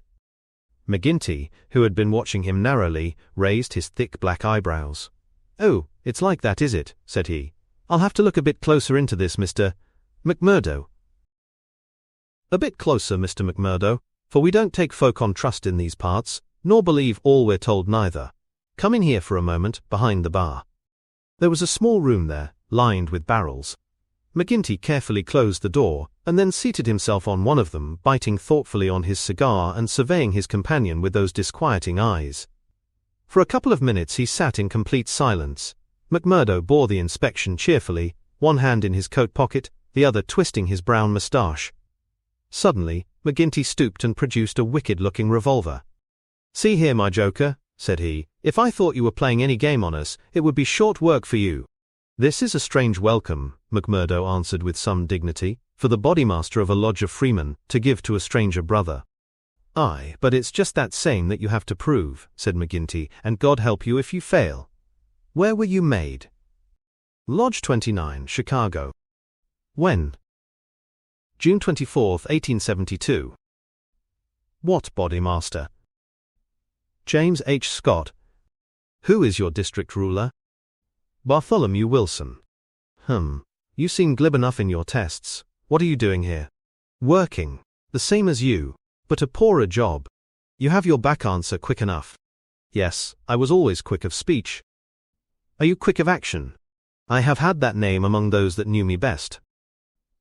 "Well, we may try you sooner than you think. Have you heard anything of the lodge in these parts?" "I've heard that it takes a man to be a brother." "True for you, Mr. McMurdo. Why did you leave Chicago?" "I'm damned if I tell you that." McGinty opened his eyes. He was not used to being answered in such fashion, and it amused him. "Why won't you tell me?" "Because no brother may tell another a lie. Then the truth is too bad to tell." "You can put it that way if you like. See here, mister, you can't expect me as bodymaster to pass into the lodge a man for whose past he can't answer." McMurdo looked puzzled. Then he took a worn newspaper cutting from an inner pocket. "You wouldn't squeal on a fellow?" said he. "I'll wipe my hand across your face if you say such words to me," cried McGinty hotly. "You are right, Councillor," said McMurdo meekly. "I should apologize. I spoke without thought. Well, I know that I am safe in your hands. Look at that clipping." McGinty glanced his eyes over the account of the shooting of one Jonas Pinto in the Lake Saloon, Market Street, Chicago, in the New Year week of 1874. "Your work?" he asked, as he handed back the paper. McMurdo nodded. "Why did you shoot him?" "I was helping Uncle Sam to make dollars. Maybe mine were not as good gold as his, but they looked as well and were cheaper to make. This man Pinto helped me to shove the queer—" "To do what?" "Well, it means to pass the dollars out into circulation. Then he said he would split. Maybe he did split. I didn't wait to see. I just killed him and lighted out for the coal country." "Why the coal country?" "'Cause I'd read in the papers that they weren't too particular in those parts." McGinty laughed. "You were first a coiner and then a murderer, and you came to these parts because you thought you'd be welcome." "That's about the size of it," McMurdo answered. Well, I guess you'll go far. Say, can you make those dollars yet? McMurdo took half a dozen from his pocket. Those never pass the Philadelphia Mint, said he. You don't say. McGinty held them to the light in his enormous hand, which was hairy as a gorilla's. I can see no difference. Gah, you'll be a mighty useful brother, I'm thinking. We can do with a bad man or two among us, friend McMurdo, for there are times when we have to take our own part. We'd soon be against the wall if we didn't shove back at those that were pushing us. Well, I guess I'll do my share of shoving with the rest of the boys. You seem to have a good nerve. You didn't squirm when I shoved this gun at you. It was not me that was in danger. Who then? It was you, Counselor. McMurdo drew a cocked pistol from the side pocket of his pea-jacket. I was covering you all the time. I guess my shot would have been as quick as yours. By gar! McGinty flushed an angry red and then burst into a roar of laughter. Say, we've had no such holy terror come to hand this many a year. I reckon the lodge will learn to be proud of you. Well, what the hell do you want? And can't I speak alone with a gentleman for 5 minutes, but you must butt in on us? The bartender stood abashed. I'm sorry, Counselor, but it's Ted Baldwin. He says he must see you this very minute. The message was unnecessary, for the set, cruel face of the man himself was looking over the servant's shoulder. He pushed the bartender out and closed the door on him. So, said he with a furious glance at McMurdo, you got here first, did you? I've a word to say to you, Counselor, about this man. Then say it here and now before my face, cried McMurdo. I'll say it at my own time, in my own way. Tut tut, said McGinty, getting off his barrel. This will never do. We have a new brother here, Baldwin, and it's not for us to greet him in such fashion. Hold out your hand, man, and make it up. Never, cried Baldwin in a fury. I've offered to fight him if he thinks I have wronged him, said McMurdo. I'll fight him with fists, or if that won't satisfy him, I'll fight him any other way he chooses. Now, I'll leave it to you, Counselor, to judge between us as a bodymaster should. What is it, then? A young lady. She's free to choose for herself. Is she? Cried Baldwin. As between two brothers of the lodge, I should say that she was, said the boss. Oh, that's your ruling, is it? Yes, it is, Ted Baldwin, said McGinty with a wicked stare. Is it you that would dispute it? You would throw over one that has stood by you this 5 years in favor of a man that you never saw before in your life. You're not bodymaster for life, Jack McGinty, and by God, when next it comes to a vote. The councillor sprang at him like a tiger. His hand closed round the other's neck, and he hurled him back across one of the barrels. In his mad fury, he would have squeezed the life out of him if McMurdo had not interfered. Easy, councillor. For heaven's sake, go easy, he cried as he dragged him back. McGinty released his hold, and Baldwin, cowed and shaken, gasping for breath and shivering in every limb, as one who has looked over the very edge of death, sat up on the barrel over which he had been hurled. You've been asking for it this many a day, Ted Baldwin. Now you've got it, cried McGinty, his huge chest rising and falling. Maybe you think if I was voted down from bodymaster you would find yourself in my shoes. It's for the lodge to say that. But so long as I am the chief, I'll have no man lift his voice against me, or my rulings. I have nothing against you, mumbled Baldwin, feeling his throat. Well then, cried the other, relapsing in a moment into a bluff joviality, we are all good friends again, and there's an end of the matter. He took a bottle of champagne down from the shelf and twisted out the cork. See now, he continued, as he filled 3 high glasses. Let us drink the quarrelling toast of the lodge. After that, as you know, there can be no bad blood between us. Now then, the left hand on the apple of my throat. I say to you, Ted Baldwin, what is the offence, sir? The clouds are heavy, answered Baldwin, but they will forever brighten. And this I swear. The men drank their glasses, and the same ceremony was performed between Baldwin and McMurdo. There, cried McGinty, rubbing his hands. That's the end of the black blood. You come under lodge discipline if it goes further, and that's a heavy hand in these parts, as Brother Baldwin knows, and as you will damn soon find out, Brother McMurdo, if you ask for trouble. Faith, I'd be slow to do that, said McMurdo. He held out his hand to Baldwin. I'm quick to quarrel and quick to forgive. It's my hot Irish blood, they tell me. But it's over for me, and I bear no grudge. Baldwin had to take the proffered hand, for the baleful eye of the terrible boss was upon him, but his sullen face showed how little the words of the other had moved him. McGinty clapped them both on the shoulders. "Tut, these girls, he cried. "To think that the same petticoats should come between two of my boys. It's the devil's own luck. Well, it's the colleen inside of them that must settle the question, for it's outside the jurisdiction of a bodymaster, and the Lord be praised for that. We have enough on us, without the women as well. You'll have to be affiliated to Lodge 341, Brother McMurdo. We have our own ways and methods, different from Chicago. Saturday night is our meeting, and if you come then, we'll make you free forever of the Vermissa Valley." Chapter 3. Lodge 341, Vermissa. On the day following the evening which had contained so many exciting events, McMurdo moved his lodgings from old Jacob Shafter's and took up his quarters at the widow McNamara's on the extreme outskirts of the town. Scanlon, his original acquaintance aboard the train, had occasion shortly afterward to move into Vermissa, and the two lodged together. There was no other boarder, and the hostess was an easy-going old Irishwoman who left them to themselves, so that they had a freedom for speech and action welcome to men who had secrets in common. Shafter had relented to the extent of letting McMurdo come to his meals there when he liked, so that his intercourse with Etty was by no means broken. On the contrary, it drew closer and more intimate as the weeks went by. In his bedroom at his new abode, McMurdo felt it safe to take out the coining molds, and under many a pledge of secrecy, a number of brothers from the lodge were allowed to come in and see them, each carrying away in his pocket some examples of the false money, so cunningly struck that there was never the slightest difficulty or danger in passing it. Why, with such a wonderful art at his command, McMurdo should condescend to work at all was a perpetual mystery to his companions, though he made it clear to anyone who asked him that if he lived without any visible means, it would very quickly bring the police upon his track. One policeman was indeed after him already, but the incident, as luck would have it, did the adventurer a great deal more good than harm.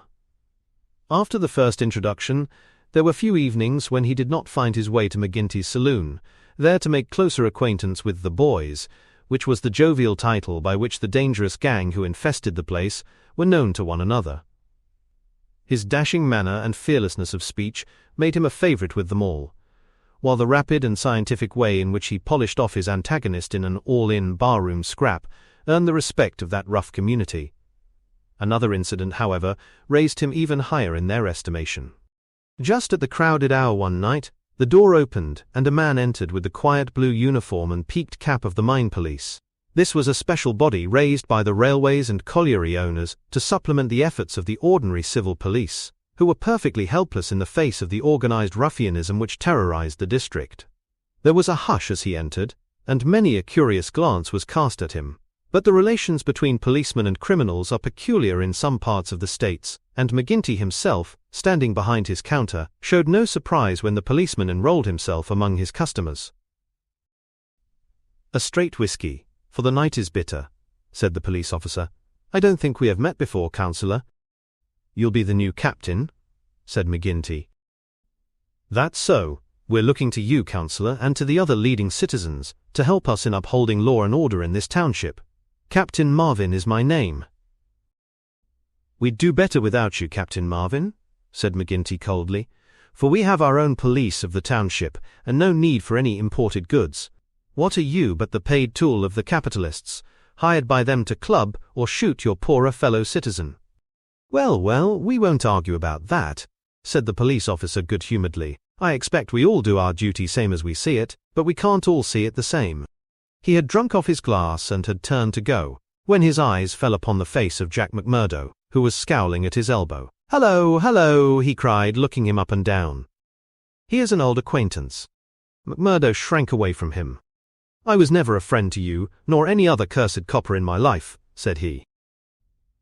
"An acquaintance isn't always a friend," said the police captain, grinning. "You're Jack McMurdo of Chicago, right enough, and don't you deny it." McMurdo shrugged his shoulders. "I'm not denying it," said he. "Do you think I'm ashamed of my own name?" "You've got good cause to be, anyhow." "What the devil do you mean by that?" he roared with his fists clenched. No, Jack, bluster won't do with me. I was an officer in Chicago before ever I came to this darned coal bunker, and I know a Chicago crook when I see one." McMurdo's face fell. "Don't tell me that you're Marvin of the Chicago Central," he cried. Just the same old Teddy Marvin, at your service. We haven't forgotten the shooting of Jonas Pinto up there. I never shot him. Did you not? That's good impartial evidence, ain't it?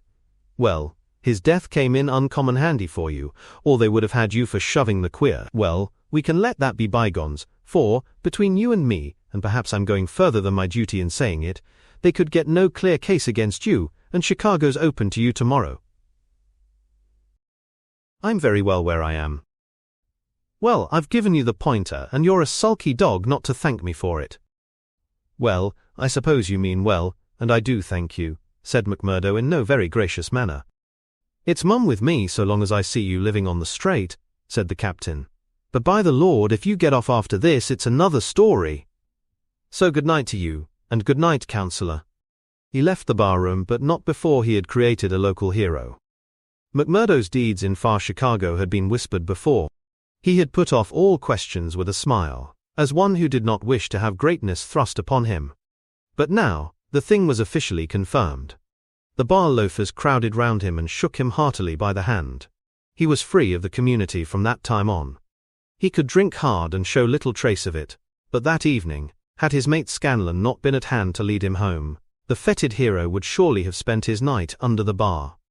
On a Saturday night McMurdo was introduced to the lodge. He had thought to pass in without ceremony as being an initiate of Chicago, but there were particular rites in Vermissa of which they were proud, and these had to be undergone by every postulant. The assembly met in a large room, reserved for such purposes at the Union House. Some 60 members assembled at Vermissa, but that by no means represented the full strength of the organization, for there were several other lodges in the valley and others across the mountains on each side, who exchanged members when any serious business was afoot, so that a crime might be done by men who were strangers to the locality. Altogether there were not less than 500 scattered over the coal district.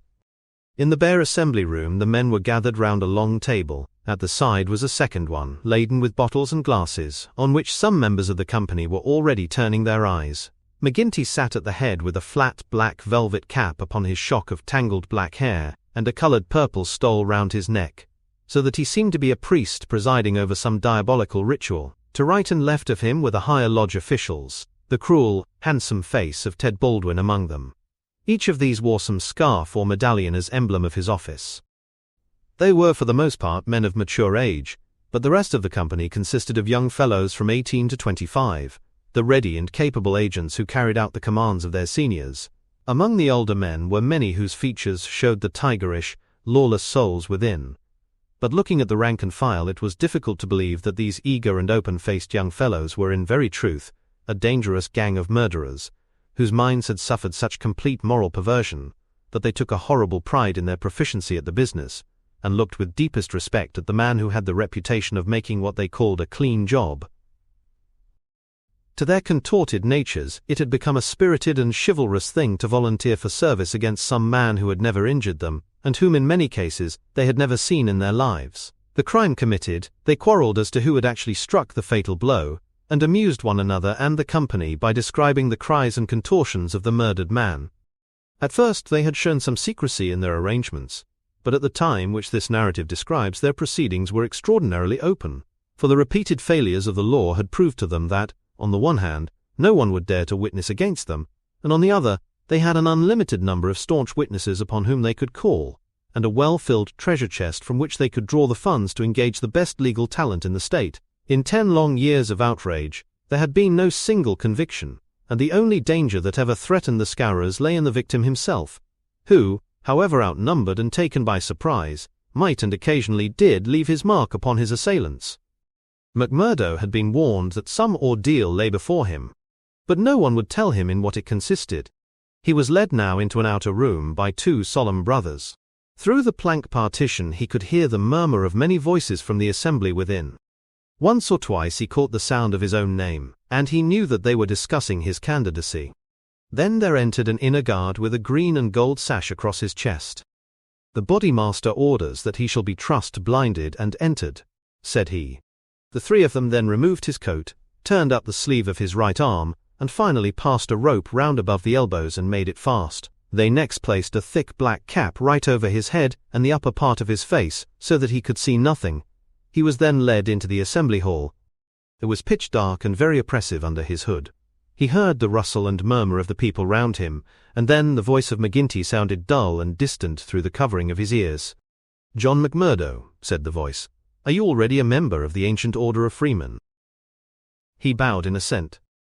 "Is your lodge number 29, Chicago?" He bowed again. "Dark nights are unpleasant," said the voice. "Yes, for strangers to travel," he answered. "The clouds are heavy." "Yes, a storm is approaching." "Are the brethren satisfied?" asked the bodymaster. There was a general murmur of assent. "We know, brother, by your sign and by your countersign that you are indeed one of us," said McGinty. "We would have you know, however, that in this county, and in other counties of these parts, we have certain rights, and also certain duties of our own which call for good men. Are you ready to be tested?" "I am." "Are you of stout heart?" "I am." "Take a stride forward to prove it." As the words were said, he felt two hard points in front of his eyes, pressing upon them so that it appeared as if he could not move forward without a danger of losing them. Nonetheless, he nerved himself to step resolutely out, and as he did so the pressure melted away. There was a low murmur of applause. "He is of stout heart," said the voice. "Can you bear pain?" "As well as another," he answered. "Test him." It was all he could do to keep himself from screaming out, for an agonizing pain shot through his forearm. He nearly fainted at the sudden shock of it, but he bit his lip and clenched his hands to hide his agony. "I can take more than that," said he. This time there was loud applause. A finer first appearance had never been made in the lodge. Hands clapped him on the back, and the hood was plucked from his head. He stood blinking and smiling amid the congratulations of the brothers. "One last word, Brother McMurdo," said McGinty. "You have already sworn the oath of secrecy and fidelity, and you are aware that the punishment for any breach of it is instant and inevitable death." "I am," said McMurdo. "And you accept the rule of the bodymaster for the time being under all circumstances?" "I do." "Then in the name of Lodge 341, Vermissa, I welcome you to its privileges and debates. You will put the liquor on the table, Brother Scanlon, and we will drink to our worthy brother." McMurdo's coat had been brought to him, but before putting it on he examined his right arm, which still smarted heavily. There on the flesh of the forearm was a circle with a triangle within it, deep and red, as the branding iron had left it. One or two of his neighbors pulled up their sleeves and showed their own lodge marks. "We've all had it," said one, "but not all as brave as you over it." "Tut! It was nothing," said he, "but it burned and ached all the same." When the drinks which followed the ceremony of initiation had all been disposed of, the business of the lodge proceeded. McMurdo, accustomed only to the prosaic performances of Chicago, listened with open ears and more surprise than he ventured to show to what followed. "The first business on the agenda paper," said McGinty, "is to read the following letter from Division Master Windle of Merton County Lodge 249. He says, "Dear Sir, there is a job to be done on Andrew Ray of Ray and Amp, Sturmash, coal owners near this place. You will remember that your lodge owes us a return, having had the service of 2 brethren in the matter of the patrolman last fall. You will send 2 good men. They will be taken charge of by Treasurer Higgins of this lodge, whose address you know. He will show them when to act, and where. Yours in freedom, J. W. Windle, DMAOF. Windle has never refused us when we have had occasion to ask for the loan of a man or two, and it is not for us to refuse him." McGinty paused and looked round the room with his dull, malevolent eyes. "Who will volunteer for the job?" Several young fellows held up their hands. The bodymaster looked at them with an approving smile. "You'll do, Tiger Cormac. If you handle it as well as you did the last, you won't be wrong. And you, Wilson." "I've no pistol," said the volunteer, a mere boy in his teens. "It's your first, is it not? Well, you have to be blooded sometime. It will be a great start for you. As to the pistol, you'll find it waiting for you, or I'm mistaken. If you report yourselves on Monday, it will be time enough. You'll get a great welcome when you return." "Any reward this time?" asked Cormac, a thick-set, dark-faced, brutal-looking young man, whose ferocity had earned him the nickname of Tiger. "Never mind the reward. You just do it for the honor of the thing. Maybe when it is done there will be a few odd dollars at the bottom of the box." "What has the man done?" asked young Wilson. "Sure, it's not for the likes of you to ask what the man has done. He has been judged over there. That's no business of ours. All we have to do is to carry it out for them, same as they would for us. Speaking of that, 2 brothers from the Merton Lodge are coming over to us next week to do some business in this quarter." "Who are they?" asked someone. "Faith, it is wiser not to ask. If you know nothing, you can testify nothing, and no trouble can come of it, but they are men who will make a clean job when they are about it." "And time, too," cried Ted Baldwin. "Folk are getting out of hand in these parts. It was only last week that 3 of our men were turned off by Foreman Blaker. It's been owing him a long time, and he'll get it full and proper." "Get what?" McMurdo whispered to his neighbor. "The business end of a buckshot cartridge," cried the man with a loud laugh. "What think you of our ways, brother?" McMurdo's criminal soul seemed to have already absorbed the spirit of the vile association of which he was now a member. "I like it well," said he. "'Tis a proper place for a lad of metal." Several of those who sat around heard his words and applauded them. "What's that?" cried the black-maned bodymaster from the end of the table. "'Tis our new brother, sir, who finds our ways to his taste." McMurdo rose to his feet for an instant. "I would say, eminent bodymaster, that if a man should be wanted, I should take it as an honor to be chosen to help the lodge." There was great applause at this. It was felt that a new sun was pushing its rim above the horizon. To some of the elders it seemed that the progress was a little too rapid. "I would move," said the Secretary Harroway, a vulture-faced old greybeard who sat near the chairman, "that Brother McMurdo should wait until it is the good pleasure of the lodge to employ him." "Sure, that was what I meant. I'm in your hands," said McMurdo. "Your time will come, brother," said the chairman. "We have marked you down as a willing man, and we believe that you will do good work in these parts. There is a small matter tonight in which you may take a hand if it so please you." "I will wait for something that is worthwhile." "You can come tonight anyhow, and it will help you to know what we stand for in this community. I will make the announcement later. Meanwhile," he glanced at his agenda paper, "I have 1 or 2 more points to bring before the meeting. First of all, I will ask the treasurer as to our bank balance. There is the pension to Jim Carnaway's widow. He was struck down doing the work of the lodge, and it is for us to see that she is not the loser. Jim was shot last month when they tried to kill Chester Wilcox of Marley Creek," McMurdo's neighbor informed him. "The funds are good at the moment," said the treasurer, with the bank book in front of him.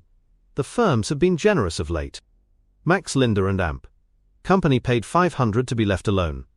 Walker Brothers sent in $100, but I took it on myself to return it and ask for $5. If I do not hear by Wednesday, their winding gear may get out of order. We had to burn their breaker last year before they became reasonable. Then the West Section Coaling Company has paid its annual contribution. We have enough in hand to meet any obligations." "What about Archie Swindon?" asked a brother. "He has sold out and left the district. The old devil left a note for us to say that he had rather be a free crossing sweeper in New York than a large mine owner under the power of a ring of blackmailers. By gar! It was as well that he made a break for it before the note reached us. I guess he won't show his face in this valley again." An elderly, clean-shaved man with a kindly face and a good brow rose from the end of the table which faced the chairman. "Mr. Treasurer," he asked, "may I ask who has bought the property of this man that we have driven out of the district?" "Yes, Brother Morris. It has been bought by the State and Amp, Merton County Railroad Company." "And who bought the mines of Todman and of Lee that came into the market in the same way last year?" "The same company, Brother Morris." "And who bought the ironworks of Manson and of Schumann, and of Van Daya and of Atwood, which have all been given up of late?" "They were all bought by the West Gilmerton General Mining Company." "I don't see, Brother Morris," said the chairman, "that it matters to us who buys them, since they can't carry them out of the district. With all respect to you, eminent bodymaster, I think it may matter very much to us. This process has been going on now for 10 long years. We are gradually driving all the small men out of trade. What is the result? We find in their places great companies like the Railroad, or the General Iron, who have their directors in New York or Philadelphia, and care nothing for our threats. We can take it out of their local bosses, but it only means that others will be sent in their stead, and we are making it dangerous for ourselves. The small men could not harm us. They had not the money nor the power. So long as we did not squeeze them too dry, they would stay on under our power. But if these big companies find that we stand between them and their profits, They will spare no pains and no expense to hunt us down and bring us to court." There was a hush at these ominous words, and every face darkened as gloomy looks were exchanged. So omnipotent and unchallenged had they been, that the very thought that there was possible retribution in the background had been banished from their minds. And yet the idea struck a chill to the most reckless of them. "It is my advice," the speaker continued, "that we go easier upon the small men. On the day that they have all been driven out, the power of this society will have been broken." Unwelcome truths are not popular. There were angry cries as the speaker resumed his seat. McGinty rose with gloom upon his brow. "Brother Morris," said he, "you were always a croaker. So long as the members of this lodge stand together, there is no power in the United States that can touch them. Sure, have we not tried it often enough in the law courts? I expect the big companies will find it easier to pay than to fight, same as the little companies do.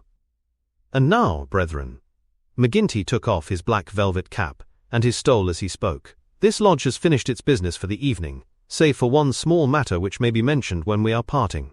The time has now come for fraternal refreshment and for harmony. Strange indeed is human nature.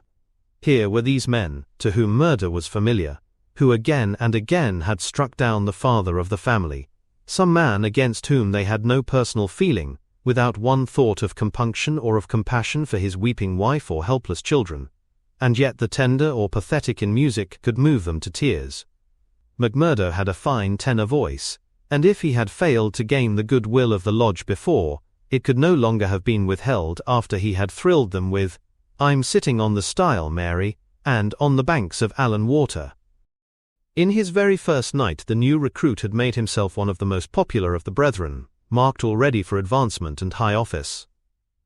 There were other qualities needed, however, besides those of good fellowship, to make a worthy freeman, and of these he was given an example before the evening was over. The whiskey bottle had passed round many times, and the men were flushed and ripe for mischief when their bodymaster rose once more to address them. "Boys," said he, "there's one man in this town that wants trimming up, and it's for you to see that he gets it. I'm speaking of James Stanger of the Herald. You've seen how he's been opening his mouth against us again?" There was a murmur of assent, with many a muttered oath. McGinty took a slip of paper from his waistcoat pocket. "Law and order, that's how he heads it. Reign of terror in the coal and iron district. 12 years have now elapsed since the first assassinations which proved the existence of a criminal organization in our midst. From that day these outrages have never ceased, until now they have reached a pitch which makes us the opprobrium of the civilized world. Is it for such results as this that our great country welcomes to its bosom the alien who flies from the despotisms of Europe? Is it that they shall themselves become tyrants over the very men who have given them shelter, and that a state of terrorism and lawlessness should be established under the very shadow of the sacred folds of the starry flag of freedom, which would raise horror in our minds if we read of it as existing under the most effete monarchy of the East? The men are known, the organization is patent and public. How long are we to endure it? Can we forever live? Sure, I've read enough of the slush." "He was a braz slush," cried the chairman, tossing the paper down upon the table. "That's what he says of us. The question I'm asking you is, what shall we say to him?" "Kill him," cried a dozen fierce voices. "I protest against that," said Brother Morris, the man of the good brow and shaved face. "I tell you, brethren, that our hand is too heavy in this valley, and that there will come a point where in self-defense every man will unite to crush us out. James Stanger is an old man. He is respected in the township and the district. His paper stands for all that is solid in the valley. If that man is struck down, there will be a stir through this state that will only end with our destruction." "And how would they bring about our destruction, Mr. Standback?" cried McGinty. "Is it by the police? Sure, half of them are in our pay, and half of them afraid of us. Or is it by the law courts and the judge? Haven't we tried that before now, and whatever came of it?" "There is a Judge Lynch that might try the case," said Brother Morris. A general shout of anger greeted the suggestion. "I have but to raise my finger," cried McGinty, "and I could put 200 men into this town that would clear it out from end to end." Then suddenly raising his voice and bending his huge black brows into a terrible frown, "See here, Brother Morris, I have my eye on you and have had for some time. You've no heart yourself, and you try to take the heart out of others. It will be an ill day for you, Brother Morris, when your own name comes on our agenda paper, and I'm thinking that it's just there that I ought to place it." Morris had turned deadly pale and his knees seemed to give way under him as he fell back into his chair. He raised his glass in his trembling hand and drank before he could answer. "I apologize, eminent bodymaster, to you and to every brother in this lodge if I have said more than I should. I am a faithful member, you all know that, and it is my fear lest evil come to the lodge which makes me speak in anxious words. But I have greater trust in your judgment than in my own, eminent bodymaster, and I promise you that I will not offend again." The bodymaster's scowl relaxed as he listened to the humble words. "Very good, Brother Morris. It's myself that would be sorry if it were needful to give you a lesson. But so long as I am in this chair, we shall be a united lodge in word and in deed.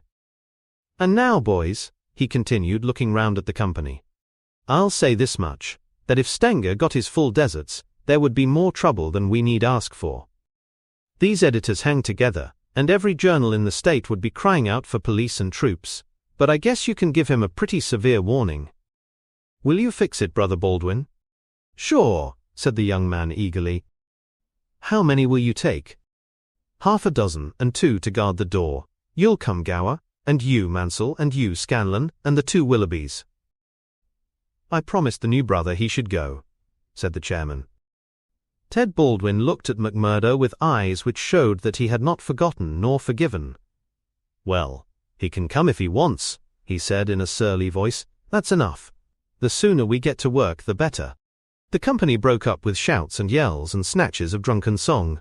The bar was still crowded with revelers, and many of the brethren remained there. The little band who had been told off for duty passed out into the street, proceeding in 2s and 3s along the sidewalk, so as not to provoke attention. It was a bitterly cold night, with a half-moon shining brilliantly in a frosty, star-spangled sky. The men stopped and gathered in a yard which faced a high building. The words "Vermissa Herald" were printed in gold lettering between the brightly lit windows. From within came the clanking of the printing press. "Here, you," said Baldwin to McMurdo, "you can stand below at the door and see that the road is kept open for us. Arthur Willoughby can stay with you. You others come with me. Have no fear, boys, for we have a dozen witnesses that we are in the Union Bar at this very moment." It was nearly midnight, and the street was deserted save for 1 or 2 revelers upon their way home. The party crossed the road and, pushing open the door of the newspaper office, Baldwin and his men rushed in and up the stair which faced them. McMurdo and another remained below. From the room above came a shout, a cry for help, and then the sound of trampling feet and of falling chairs. An instant later, a grey-haired man rushed out on the landing. He was seized before he could get farther, and his spectacles came tinkling down to McMurdo's feet. There was a thud and a groan. He was on his face, and half a dozen sticks were clattering together as they fell upon him. He writhed, and his long, thin limbs quivered under the blows. The others ceased at last, but Baldwin, his cruel face set in an infernal smile, was hacking at the man's head, which he vainly endeavored to defend with his arms. His white hair was dabbled with patches of blood. Baldwin was still stooping over his victim, putting in a short, vicious blow whenever he could see a part exposed, when McMurdo dashed up the stair and pushed him back. "You'll kill the man," said he. "Drop it." Baldwin looked at him in amazement. "Curse you," he cried. "Who are you to interfere, you that are new to the lodge? Stand back!" He raised his stick, but McMurdo had whipped his pistol out of his hip pocket. "Stand back yourself," he cried. "I'll blow your face in if you lay a hand on me. As to the lodge, wasn't it the order of the bodymaster that the man was not to be killed? And what are you doing but killing him?" "It's truth, he says," remarked one of the men. "By gar, you'd best hurry yourselves," cried the man below. "The windows are all lighting up, and you'll have the whole town here inside of 5 minutes." There was indeed the sound of shouting in the street, and a little group of compositors and pressmen was forming in the hall below and nerving itself to action. Leaving the limp and motionless body of the editor at the head of the stair, the criminals rushed down and made their way swiftly along the street. Having reached the Union House, some of them mixed with the crowd in McGinty's saloon, whispering across the bar to the boss that the job had been well carried through. Others, and among them McMurdo, broke away into side streets, and so by devious paths to their own homes. Chapter 4. The Valley of Fear. When McMurdo awoke next morning, he had good reason to remember his initiation into the lodge. His head ached with the effect of the drink, and his arm, where he had been branded, was hot and swollen. Having his own peculiar source of income, he was irregular in his attendance at his work, so he had a late breakfast, and remained at home for the morning, writing a long letter to a friend. Afterward he read the Daily Herald. In a special column put in at the last moment he read, "Outrage at the Herald office editor seriously injured." It was a short account of the facts with which he was himself more familiar than the writer could have been. It ended with the statement, "The matter is now in the hands of the police, but it can hardly be hoped that their exertions will be attended by any better results than in the past. Some of the men were recognized and there is hope that a conviction may be obtained." The source of the outrage was, it need hardly be said, that infamous society which has held this community in bondage for so long a period, and against which the Herald has taken so uncompromising a stand. Mr. Stanger's many friends will rejoice to hear that, though he has been cruelly and brutally beaten, and though he has sustained severe injuries about the head, there is no immediate danger to his life. Below it stated that a guard of police armed with Winchester rifles had been requisitioned for the defense of the office. McMurdo had laid down the paper and was lighting his pipe with a hand which was shaky from the excesses of the previous evening, when there was a knock outside, and his landlady brought to him a note which had just been handed in by a lad. It was unsigned, and ran thus: "I should wish to speak to you, but would rather not do so in your house. You will find me beside the flagstaff upon Miller Hill. If you will come there now, I have something which it is important for you to hear and for me to say." McMurdo read the note twice with the utmost surprise, for he could not imagine what it meant or who was the author of it. Had it been in a feminine hand, he might have imagined that it was the beginning of one of those adventures which had been familiar enough in his past life, but it was the writing of a man and of a well-educated one too. Finally, after some hesitation, he determined to see the matter through. Miller Hill is an ill-kept public park in the very center of the town. In summer it is a favorite resort of the people, but in winter it is desolate enough. From the top of it one has a view not only of the whole straggling grimy town, but of the winding valley beneath, with its scattered mines and factories blackening the snow on each side of it, and of the wooded and white-capped ranges flanking it. McMurdo strolled up the winding path, hedged in with evergreens until he reached the deserted restaurant which forms the center of summer gaiety. Beside it was a bare flagstaff, and underneath it a man, his hat drawn down, and the collar of his overcoat turned up. When he turned his face, McMurdo saw that it was Brother Morris, he who had incurred the anger of the bodymaster the night before. The lodge sign was given and exchanged as they met. "I wanted to have a word with you, Mr. McMurdo," said the older man, speaking with a hesitation which showed that he was on delicate ground. "It was kind of you to come. Why did you not put your name to the note?" "One has to be cautious, mister. One never knows in times like these how a thing may come back to one. One never knows either who to trust or who not to trust. Surely one may trust brothers of the lodge." "No, no, not always," cried Morris with vehemence. "Whatever we say, even what we think, seems to go back to that man McGinty." "Look here," said McMurdo sternly. "It was only last night, as you know well, that I swore good faith to our bodymaster. Would you be asking me to break my oath?" "If that is the view you take," said Morris sadly, "I can only say that I am sorry I gave you the trouble to come and meet me. Things have come to a bad pass when two free citizens cannot speak their thoughts to each other." McMurdo, who had been watching his companion very narrowly, relaxed somewhat in his bearing. "Sure, I spoke for myself only," said he. "I am a newcomer, as you know, and I am strange to it all. It is not for me to open my mouth, Mr. Morris, and if you think well to say anything to me I am here to hear it."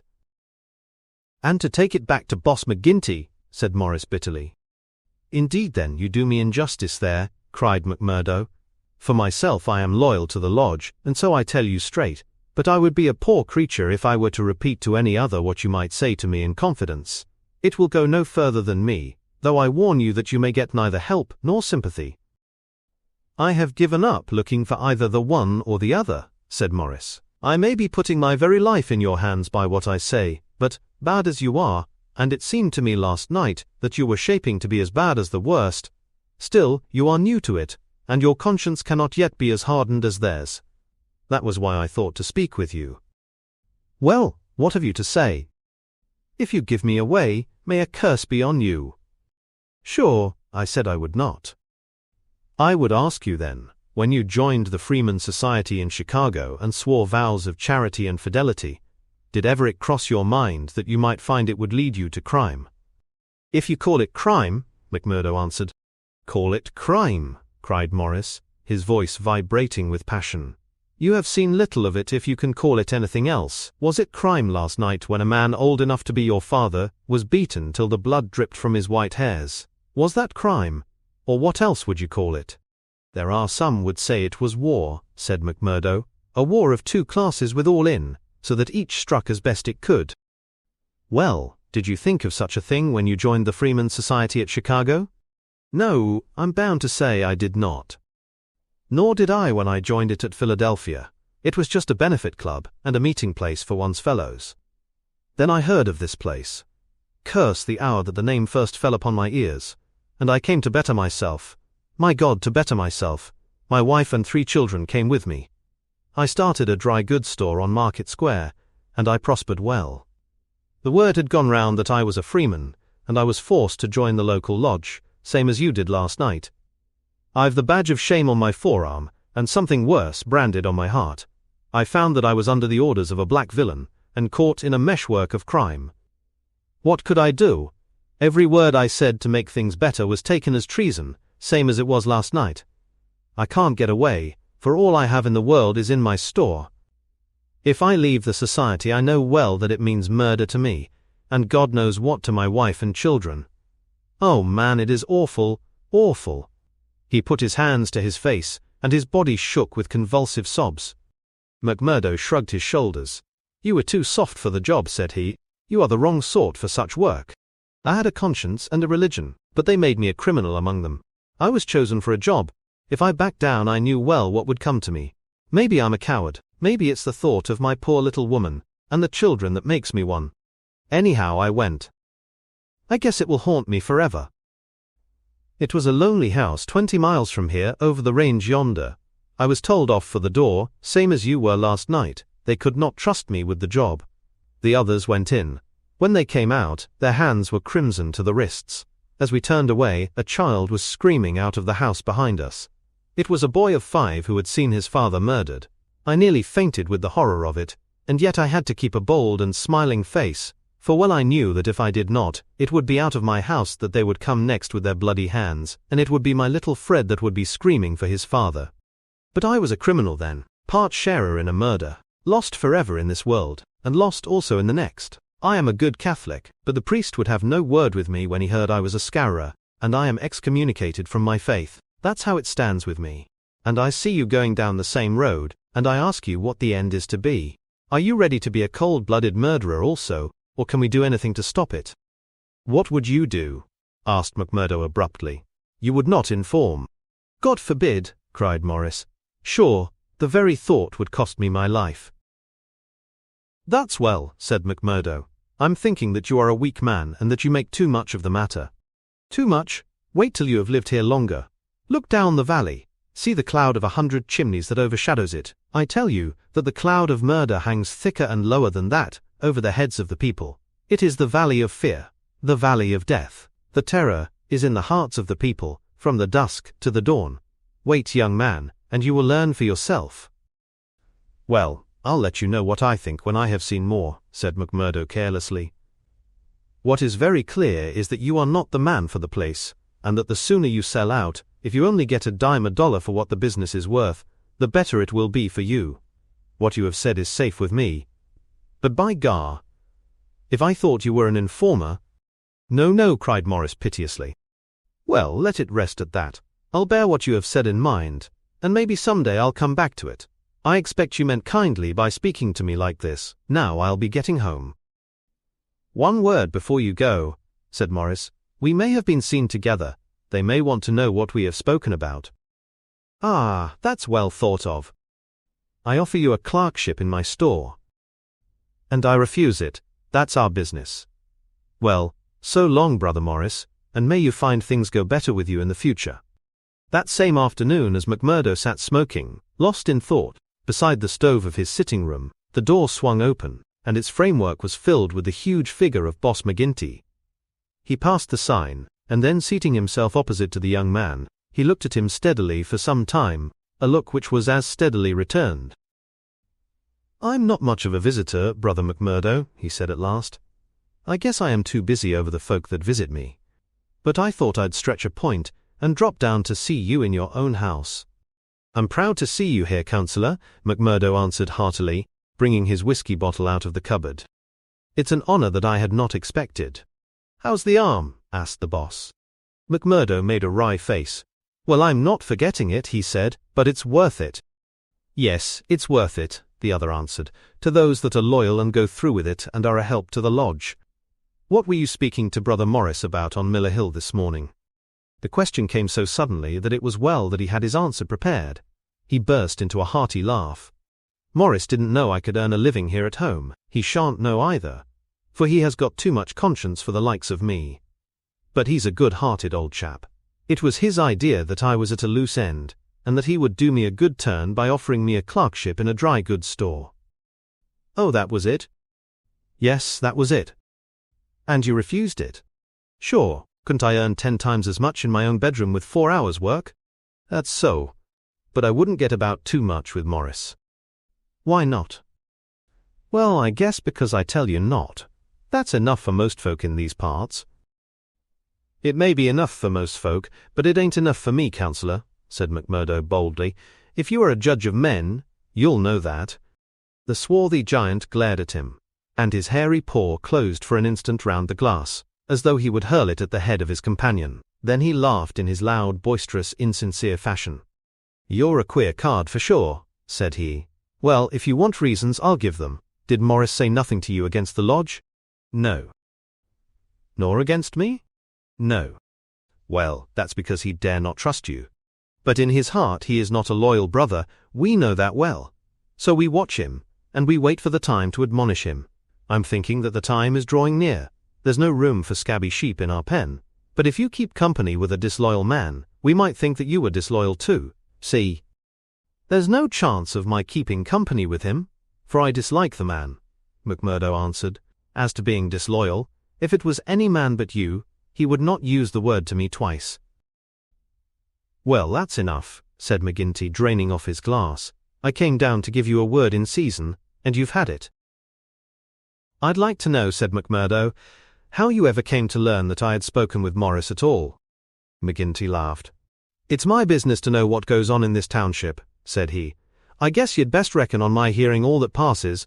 Well, time's up, and I'll just say—" But his leave-taking was cut short in a very unexpected fashion. With a sudden crash the door flew open, and 3 frowning, intent faces glared in at them from under the peaks of police caps. McMurdo sprang to his feet and half drew his revolver, but his arm stopped midway as he became conscious that 2 Winchester rifles were leveled at his head. A man in uniform advanced into the room, a 6-shooter in his hand. It was Captain Marvin, once of Chicago, and now of the Mine Constabulary. He shook his head with a half-smile at McMurdo. "I thought you'd be getting into trouble, Mr. Crooked McMurdo of Chicago," said he. "Can't keep out of it, can you? Take your hat, and come along with us." "I guess you'll pay for this, Captain Marvin," said McGinty. "Who are you, I'd like to know, to break into a house in this fashion, and molest honest, law-abiding men?" "You're standing out in this deal, Councillor McGinty," said the police captain. "We are not out after you, but after this man McMurdo. It is for you to help, not to hinder us in our duty." "He is a friend of mine, and I'll answer for his conduct," said the boss. "By all accounts, Mr. McGinty, you may have to answer for your own conduct some of these days," the captain answered. "This man McMurdo was a crook before ever he came here, and he's a crook still. Cover him, patrolman, while I disarm him." "There's my pistol," said McMurdo coolly. "Maybe, Captain Marvin, if you and I were alone and face to face, you would not take me so easily." "Where's your warrant?" asked McGinty. "By gar, a man might as well live in Russia as in Vermissa, while folk like you are running the police. It's a capitalist outrage, and you'll hear more of it, I reckon." "You do what you think is your duty the best way you can, Counselor. We'll look after ours." "What am I accused of?" asked McMurdo. "Of being concerned in the beating of old Editor Stanger at the Herald office. It wasn't your fault that it isn't a murder charge." "Well, if that's all you have against him," cried McGinty with a laugh, "you can save yourself a deal of trouble by dropping it right now. This man was with me in my saloon playing poker up to midnight, and I can bring a dozen to prove it. That's your affair, and I guess you can settle it in court tomorrow. Meanwhile, come on, McMurdo. and come quietly if you don't want a gun across your head. You stand wide, Mr. McGinty, for I warn you I will stand no resistance when I am on duty." So determined was the appearance of the captain, that both McMurdo and his boss were forced to accept the situation. The latter managed to have a few whispered words with the prisoner before they parted. "What about?" He jerked his thumb upward to signify the coining plant. "All right," whispered McMurdo, who had devised a safe hiding place under the floor. "I'll bid you goodbye," said the boss, shaking hands. "I'll see Riley the lawyer and take the defense upon myself. Take my word for it that they won't be able to hold you." "I wouldn't bet on that. Guard the prisoner, you two, and shoot him if he tries any games. I'll search the house before I leave." He did so, but apparently found no trace of the concealed plant. When he had descended, he and his men escorted McMurdo to headquarters. Darkness had fallen, and a keen blizzard was blowing so that the streets were nearly deserted, but a few loiterers followed the group, and emboldened by invisibility, shouted imprecations at the prisoner. "Lynch the cursed scourer!" they cried. "Lynch him!" They laughed and jeered as he was pushed into the police station. After a short, formal examination from the inspector in charge, he was put into the common cell. Here he found Baldwin and 3 other criminals of the night before, all arrested that afternoon and waiting their trial next morning. But even within this inner fortress of the law, the long arm of the freeman was able to extend. Late at night there came a jailer with a straw bundle for their bedding, out of which he extracted 2 bottles of whiskey, some glasses, and a pack of cards. They spent a hilarious night, without an anxious thought as to the ordeal of the morning. Nor had they cause, as the result was to show. The magistrate could not possibly, on the evidence, have held them for a higher court. On the one hand, the compositors and pressmen were forced to admit that the light was uncertain, that they were themselves much perturbed, and that it was difficult for them to swear to the identity of the assailants, although they believed that the accused were among them. Cross-examined by the clever attorney who had been engaged by McGinty, they were even more nebulous in their evidence. The injured man had already deposed that he was so taken by surprise by the suddenness of the attack that he could state nothing beyond the fact that the first man who struck him wore a moustache. He added that he knew them to be scourers, since no one else in the community could possibly have any enmity to him, and he had long been threatened on account of his outspoken editorials. On the other hand, it was clearly shown by the united and unfaltering evidence of 6 citizens, including that high municipal official, Councillor McGinty, that the men had been at a card party at the Union House until an hour very much later than the commission of the outrage. Needless to say that they were discharged with something very near to an apology from the bench for the inconvenience to which they had been put, together with an implied censure of Captain Marvin and the police for their officious zeal. The verdict was greeted with loud applause by a court in which McMurdo saw many familiar faces. Brothers of the lodge smiled and waved, but there were others who sat with compressed lips and brooding eyes as the men filed out of the dock. One of them, a little dark-bearded, resolute fellow, put the thoughts of himself and comrades into words as the ex-prisoners passed him. "You damned murderers," he said. "We'll fix you yet." Chapter 5. The Darkest Hour. If anything had been needed to give an impetus to Jack McMurdo's popularity among his fellows, it would have been his arrest and acquittal. That a man on the very night of joining the lodge should have done something which brought him before the magistrate was a new record in the annals of the society. Already he had earned the reputation of a good boon companion, a cheery reveller, and withal a man of high temper, who would not take an insult, even from the all-powerful boss himself. But in addition to this he impressed his comrades with the idea that among them all there was not one whose brain was so ready to devise a bloodthirsty scheme, or whose hand would be more capable of carrying it out. "He'll be the boy for the clean job," said the oldsters to one another, and waited their time until they could set him to his work. McGinty had instruments enough already, but he recognized that this was a supremely able one. He felt like a man holding a fierce bloodhound in leash. There were curs to do the smaller work, but someday he would slip this creature upon its prey. A few members of the lodge, Ted Baldwin among them, resented the rapid rise of the stranger and hated him for it. But they kept clear of him, for he was as ready to fight as to laugh. But if he gained favor with his fellows, there was another quarter, one which had become even more vital to him, in which he lost it. Etty Shafter's father would have nothing more to do with him, nor would he allow him to enter the house.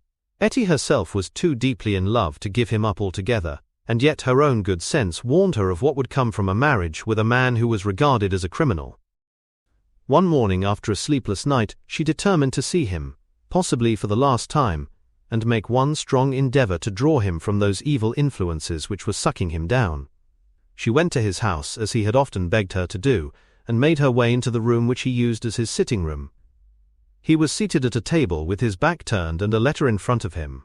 A sudden spirit of girlish mischief came over her. She was still only 19.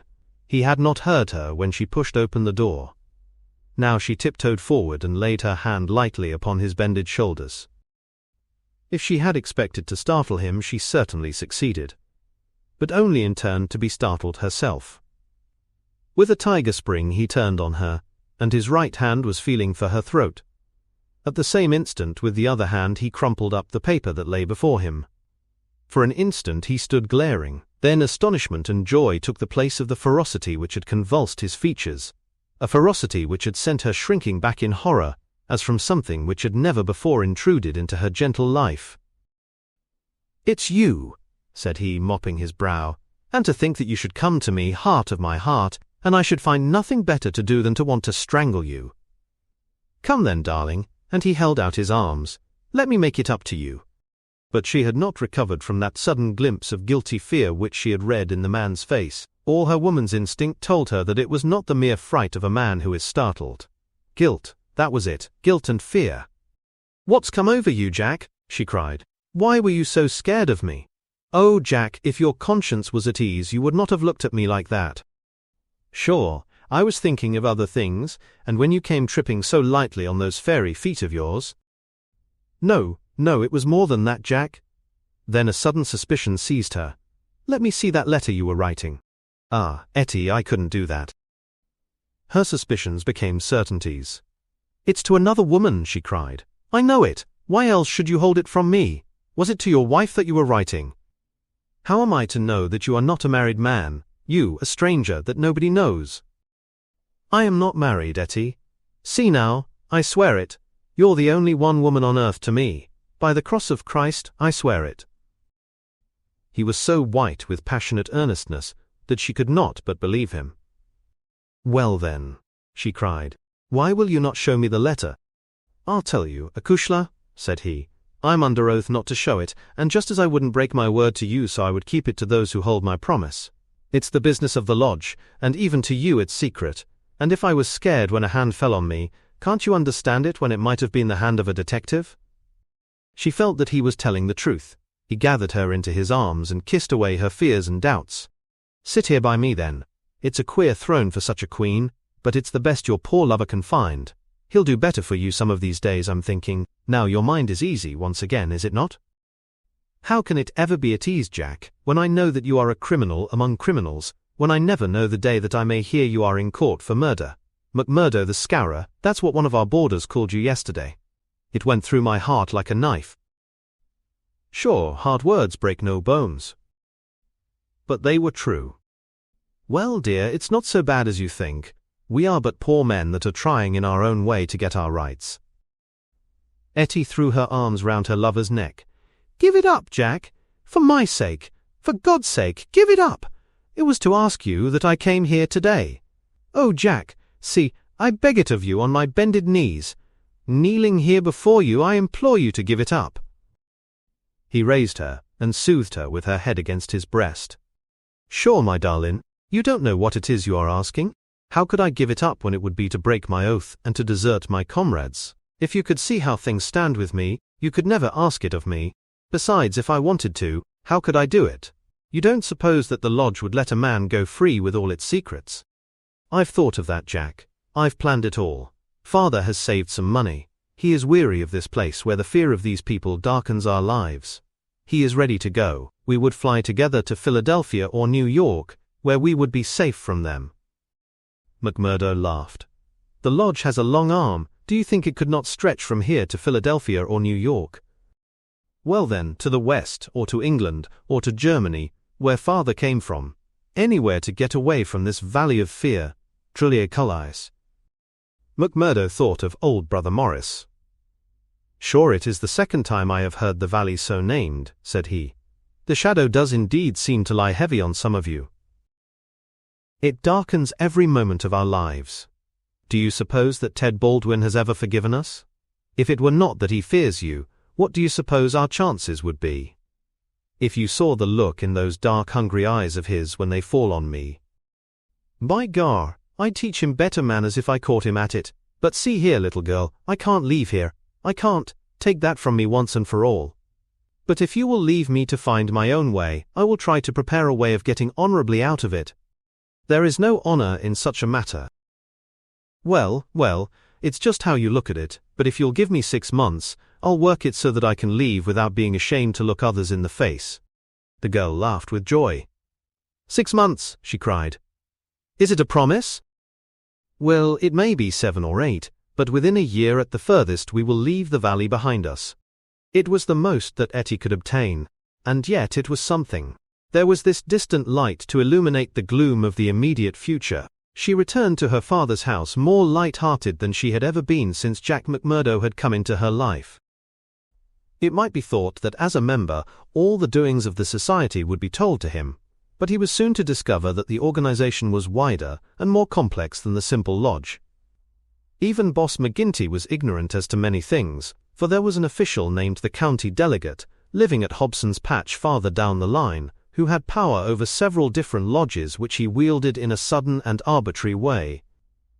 Only once did McMurdo see him, a sly little grey-haired rat of a man, with a slinking gait and a sidelong glance which was charged with malice. Evans Pott was his name, and even the great boss of Vermissa felt toward him something of the repulsion and fear which the huge Danton may have felt for the puny but dangerous Robespierre. One day Scanlon, who was McMurdo's fellow boarder, received a note from McGinty enclosing one from Evans Pott, which informed him that he was sending over 2 good men, Lawler and Andrews, who had instructions to act in the neighborhood, though it was best for the cause that no particulars as to their object should be given. Would the bodymaster see to it that suitable arrangements be made for their lodgings and comfort until the time for action should arrive? McGinty added that it was impossible for anyone to remain secret at the Union House, and that therefore he would be obliged if McMurdo and Scanlon would put the strangers up for a few days in their boarding house. The same evening the 2 men arrived, each carrying his gripsack. Lawler was an elderly man, shrewd, silent and self-contained, clad in an old black frock coat, which with his soft felt hat and ragged grizzled beard gave him a general resemblance to an itinerant preacher. His companion Andrews was little more than a boy, frank-faced and cheerful, with the breezy manner of one who is out for a holiday and means to enjoy every minute of it. Both men were total abstainers, and behaved in all ways as exemplary members of the society, with the one simple exception, that they were assassins, who had often proved themselves to be most capable instruments for this association of murder. Lawler had already carried out 14 commissions of the kind, and Andrews 3. They were, as McMurdo found, quite ready to converse about their deeds in the past, which they recounted with the half-bashful pride of men who had done good and unselfish service for the community. They were reticent, however, as to the immediate job in hand. They choose us because neither I nor the boy here drink, Lawler explained. They can count on us saying no more than we should. You must not take it amiss, but it is the orders of the county delegate that we obey. Sure, we are all in it together, said Scanlon, McMurdo's mate, as the 4 sat together at supper. That's true enough, and we'll talk till the cows come home of the killing of Charlie Williams, or of Simon Bird, or any other job in the past. But till the work is done we say nothing. There are 6 about here that I have a word to say to, said McMurdo with an oath. I suppose it isn't Jack Knox of Ironhill that you are after. I'd go some way to see him get his deserts. No, it's not him yet. Or Herman Strauss? No, nor him either. Well, if you won't tell us we can't make you, but I'd be glad to know. Lawler smiled and shook his head. He was not to be drawn. In spite of the reticence of their guests, Scanlon and McMurdo were quite determined to be present at what they called the fun. When, therefore, at an early hour one morning McMurdo heard them creeping down the stairs, he awakened Scanlon, and the 2 hurried on their clothes. When they were dressed, they found that the others had stolen out, leaving the door open behind them. It was not yet dawn, and by the light of the lamps they could see the 2 men some distance down the street. They followed them warily, treading noiselessly in the deep snow. The boarding house was near the edge of the town, and soon they were at the crossroads which is beyond its boundary. Here 3 men were waiting, with whom Lawler and Andrews held a short, eager conversation. Then they all moved on together, It was clearly some notable job which needed numbers. At this point, there are several trails which lead to various mines. The strangers took that which led to the Crow Hill, a huge business which was in strong hands, which had been able, thanks to their energetic and fearless New England manager, Josiah H. Dunn, to keep some order and discipline during the long reign of terror. Day was breaking now, and a line of workmen were slowly making their way, singly and in groups, along the blackened path. McMurdo and Scanlon strolled on with the others, keeping in sight of the men whom they followed. A thick mist lay over them, and from the heart of it there came the sudden scream of a steam whistle. It was the 10-minute signal, before the cages descended, and the day's labor began. When they reached the open space round the mine shaft, there were 100 miners waiting, stamping their feet and blowing on their fingers, for it was bitterly cold. The strangers stood in a little group under the shadow of the engine house. Scanlon and McMurdo climbed a heap of slag from which the whole scene lay before them. They saw the mine engineer, a great bearded Scotsman named Menzies, come out of the engine house and blow his whistle for the cages to be lowered. At the same instant a tall, loose-framed young man, with a clean-shaved, earnest face advanced eagerly toward the pithead. As he came forward his eyes fell upon the group silent and motionless under the engine house. The men had drawn down their hats and turned up their collars to screen their faces. For a moment the presentiment of death laid its cold hand upon the manager's heart. At the next, he had shaken it off, and saw only his duty toward intrusive strangers. "Who are you?" he asked as he advanced. "What are you loitering there for?" There was no answer, but the lad Andrews stepped forward and shot him in the stomach. The 100 waiting miners stood as motionless and helpless as if they were paralyzed. The manager clapped his 2 hands to the wound and doubled himself up. Then he staggered away, but another of the assassins fired, and he went down sidewise, kicking and clawing among a heap of clinkers. Menzies, the Scotsman, gave a roar of rage at the sight and rushed with an iron spanner at the murderers, but was met by 2 balls in the face, which dropped him dead at their very feet. There was a surge forward of some of the miners, and an inarticulate cry of pity and of anger, but a couple of the strangers emptied their 6-shooters over the heads of the crowd, and they broke and scattered, some of them rushing wildly back to their homes in Vermissa.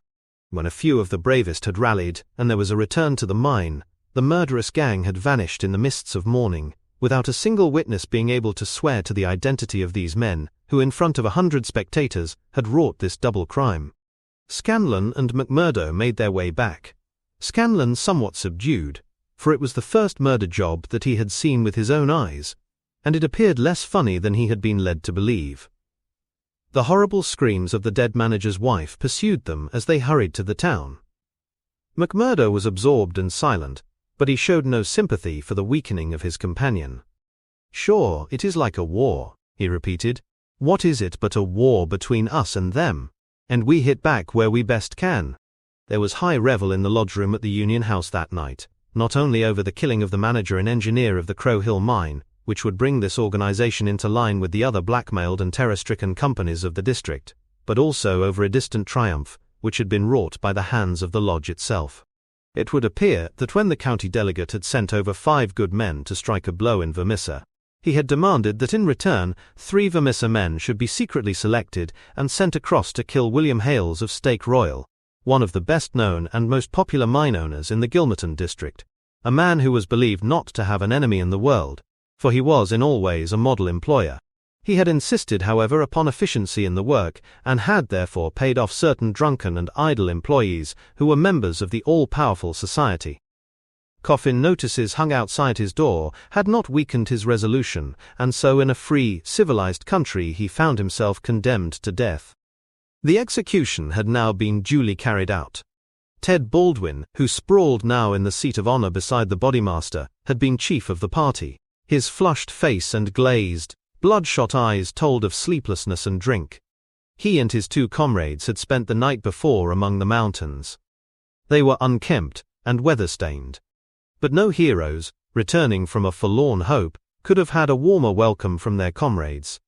The story was told and retold amid cries of delight and shouts of laughter. They had waited for their man as he drove home at nightfall, taking their station at the top of a steep hill, where his horse must be at a walk. He was so furred to keep out the cold that he could not lay his hand on his pistol.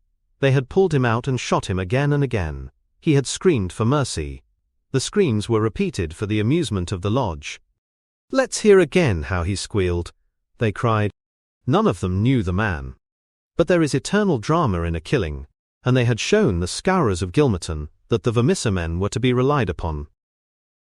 There had been one contretemps, for a man and his wife had driven up while they were still emptying their revolvers into the silent body. It had been suggested that they should shoot them both, but they were harmless folk who were not connected with the mines, so they were sternly bidden to drive on and keep silent, lest a worse thing befall them. And so the blood-mottled figure had been left as a warning to all such hard-hearted employers, and the three noble avengers had hurried off into the mountains, where unbroken nature comes down to the very edge of the furnaces and the slag heaps. Here they were, safe and sound, their work well done, and the plaudits of their companions in their ears. It had been a great day for the Scourers. The shadow had fallen even darker over the valley. But as the wise general chooses the moment of victory in which to redouble his efforts, so that his foes may have no time to steady themselves after disaster, so Boss McGinty, looking out upon the scene of his operations with his brooding and malicious eyes, had devised a new attack upon those who opposed him. That very night, as the half-drunken company broke up, he touched McMurdo on the arm and led him aside into that inner room where they had their first interview. "See here, my lad," said he, "I've got a job that's worthy of you at last. You'll have the doing of it in your own hands." "Proud I am to hear it," McMurdo answered. "You can take 2 men with you, Manders and Riley. They have been warned for service. We'll never be right in this district until Chester Wilcox has been settled, and you'll have the thanks of every lodge in the coalfields if you can down him." "I'll do my best anyhow. Who is he, and where shall I find him?" McGinty took his eternal half-chewed, half-smoked cigar from the corner of his mouth and proceeded to draw a rough diagram on a page torn from his notebook. "He's the chief foreman of the Iron Dike Company. He's a hard citizen, an old colour sergeant of the war, all scars and grizzle. We've had 2 tries at him, but had no luck, and Jim Carnaway lost his life over it. Now it's for you to take it over.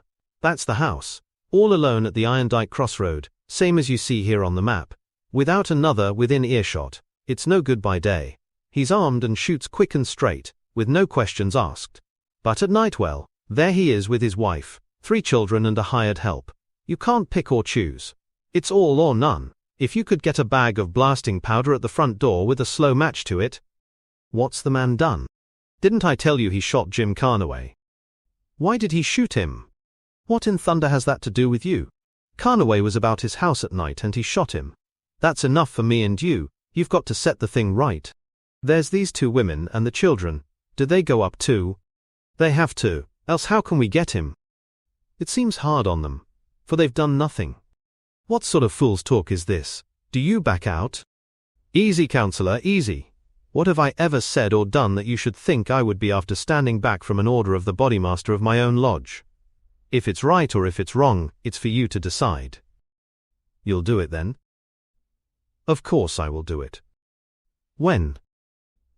"Well, you had best give me a night or 2 that I may see the house and make my plans. Then—" "Very good," said McGinty, shaking him by the hand. "I leave it with you. It will be a great day when you bring us the news. It's just the last stroke that will bring them all to their knees." McMurdo thought long and deeply over the commission which had been so suddenly placed in his hands. The isolated house in which Chester Wilcox lived was about 5 miles off in an adjacent valley. That very night he started off all alone to prepare for the attempt. It was daylight before he returned from his reconnaissance. Next day he interviewed his 2 subordinates, Manders and Riley, reckless youngsters who were as elated as if it were a deer hunt. 2 nights later they met outside the town, all 3 armed, and one of them carrying a sack stuffed with the powder which was used in the quarries. It was 2 in the morning before they came to the lonely house. The night was a windy one, with broken clouds drifting swiftly across the face of a 3/4 moon. They had been warned to be on their guard against bloodhounds, so they moved forward cautiously, with their pistols cocked in their hands. But there was no sound save the howling of the wind, and no movement but the swaying branches above them. McMurdo listened at the door of the lonely house, but all was still within. Then he leaned the powder bag against it, ripped a hole in it with his knife, and attached the fuse. When it was well alight he and his 2 companions took to their heels, and were some distance off, safe and snug in a sheltering ditch, before the shattering roar of the explosion, with the low, deep rumble of the collapsing building, told them that their work was done. No cleaner job had ever been carried out in the blood-stained annals of the society. But alas, that work so well organized and boldly carried out should all have gone for nothing. Warned by the fate of the various victims, and knowing that he was marked down for destruction, Chester Wilcox had moved himself and his family only the day before to some safer and less-known quarters, where a guard of police should watch over them. It was an empty house which had been torn down by the gunpowder, and the grim old colour sergeant of the war was still teaching discipline to the miners of Iron Dyke. "Leave him to me," said McMurdo. "He's my man, and I'll get him sure if I have to wait a year for him." A vote of thanks and confidence was passed in full lodge, and so for the time the matter ended. When a few weeks later it was reported in the papers that Wilcox had been shot at from an ambuscade, it was an open secret that McMurdo was still at work upon his unfinished job. Such were the methods of the Society of Freemen, and such were the deeds of the Scourers, by which they spread their rule of fear over the great and rich district which was for so long a period haunted by their terrible presence. Why should these pages be stained by further crimes? Have I not said enough to show the men and their methods? These deeds are written in history, and there are records wherein one may read the details of them. There one may learn of the shooting of policemen Hunt and Evans, because they had ventured to arrest 2 members of the society, a double outrage planned at the Vermissa Lodge, and carried out in cold blood upon 2 helpless and disarmed men. There also one may read of the shooting of Mrs. Larby when she was nursing her husband, who had been beaten almost to death by orders of Boss McGinty, the killing of the elder Jenkins, shortly followed by that of his brother, the mutilation of James Murdoch, the blowing up of the Staphouse family, and the murder of the Stendals, all followed hard upon one another in the same terrible winter. Darkly the shadow lay upon the Valley of Fear. The spring had come with running brooks and blossoming trees. There was hope for all nature bound so long in an iron grip, but nowhere was there any hope for the men and women who lived under the yoke of the terror. Never had the cloud above them been so dark and hopeless as in the early summer of the year 1875. Chapter 6. Danger. It was the height of the reign of terror. McMurdo, who had already been appointed inner deacon, with every prospect of some day succeeding McGinty as bodymaster, was now so necessary to the counsels of his comrades that nothing was done without his help and advice. The more popular he became, however, with the freemen, the blacker were the scowls which greeted him as he passed along the streets of Vermissa. In spite of their terror, the citizens were taking heart to band themselves together against their oppressors. Rumours had reached the lodge of secret gatherings in the Herald office, and of distribution of firearms among the law-abiding people, but McGinty and his men were undisturbed by such reports. They were numerous, resolute, and well-armed. Their opponents were scattered and powerless. It would all end, as it had done in the past, in aimless talk, and possibly in impotent arrests. So said McGinty, McMurdo, and all the bolder spirits. It was a Saturday evening in May. Saturday was always the lodge night, and McMurdo was leaving his house to attend it when Morris, the weaker brother of the order, came to see him. His brow was creased with care, and his kindly face was drawn and haggard. "Can I speak with you freely, Mr. McMurdo?" "Sure. I can't forget that I spoke my heart to you once, and that you kept it to yourself, even though the boss himself came to ask you about it. What else could I do if you trusted me?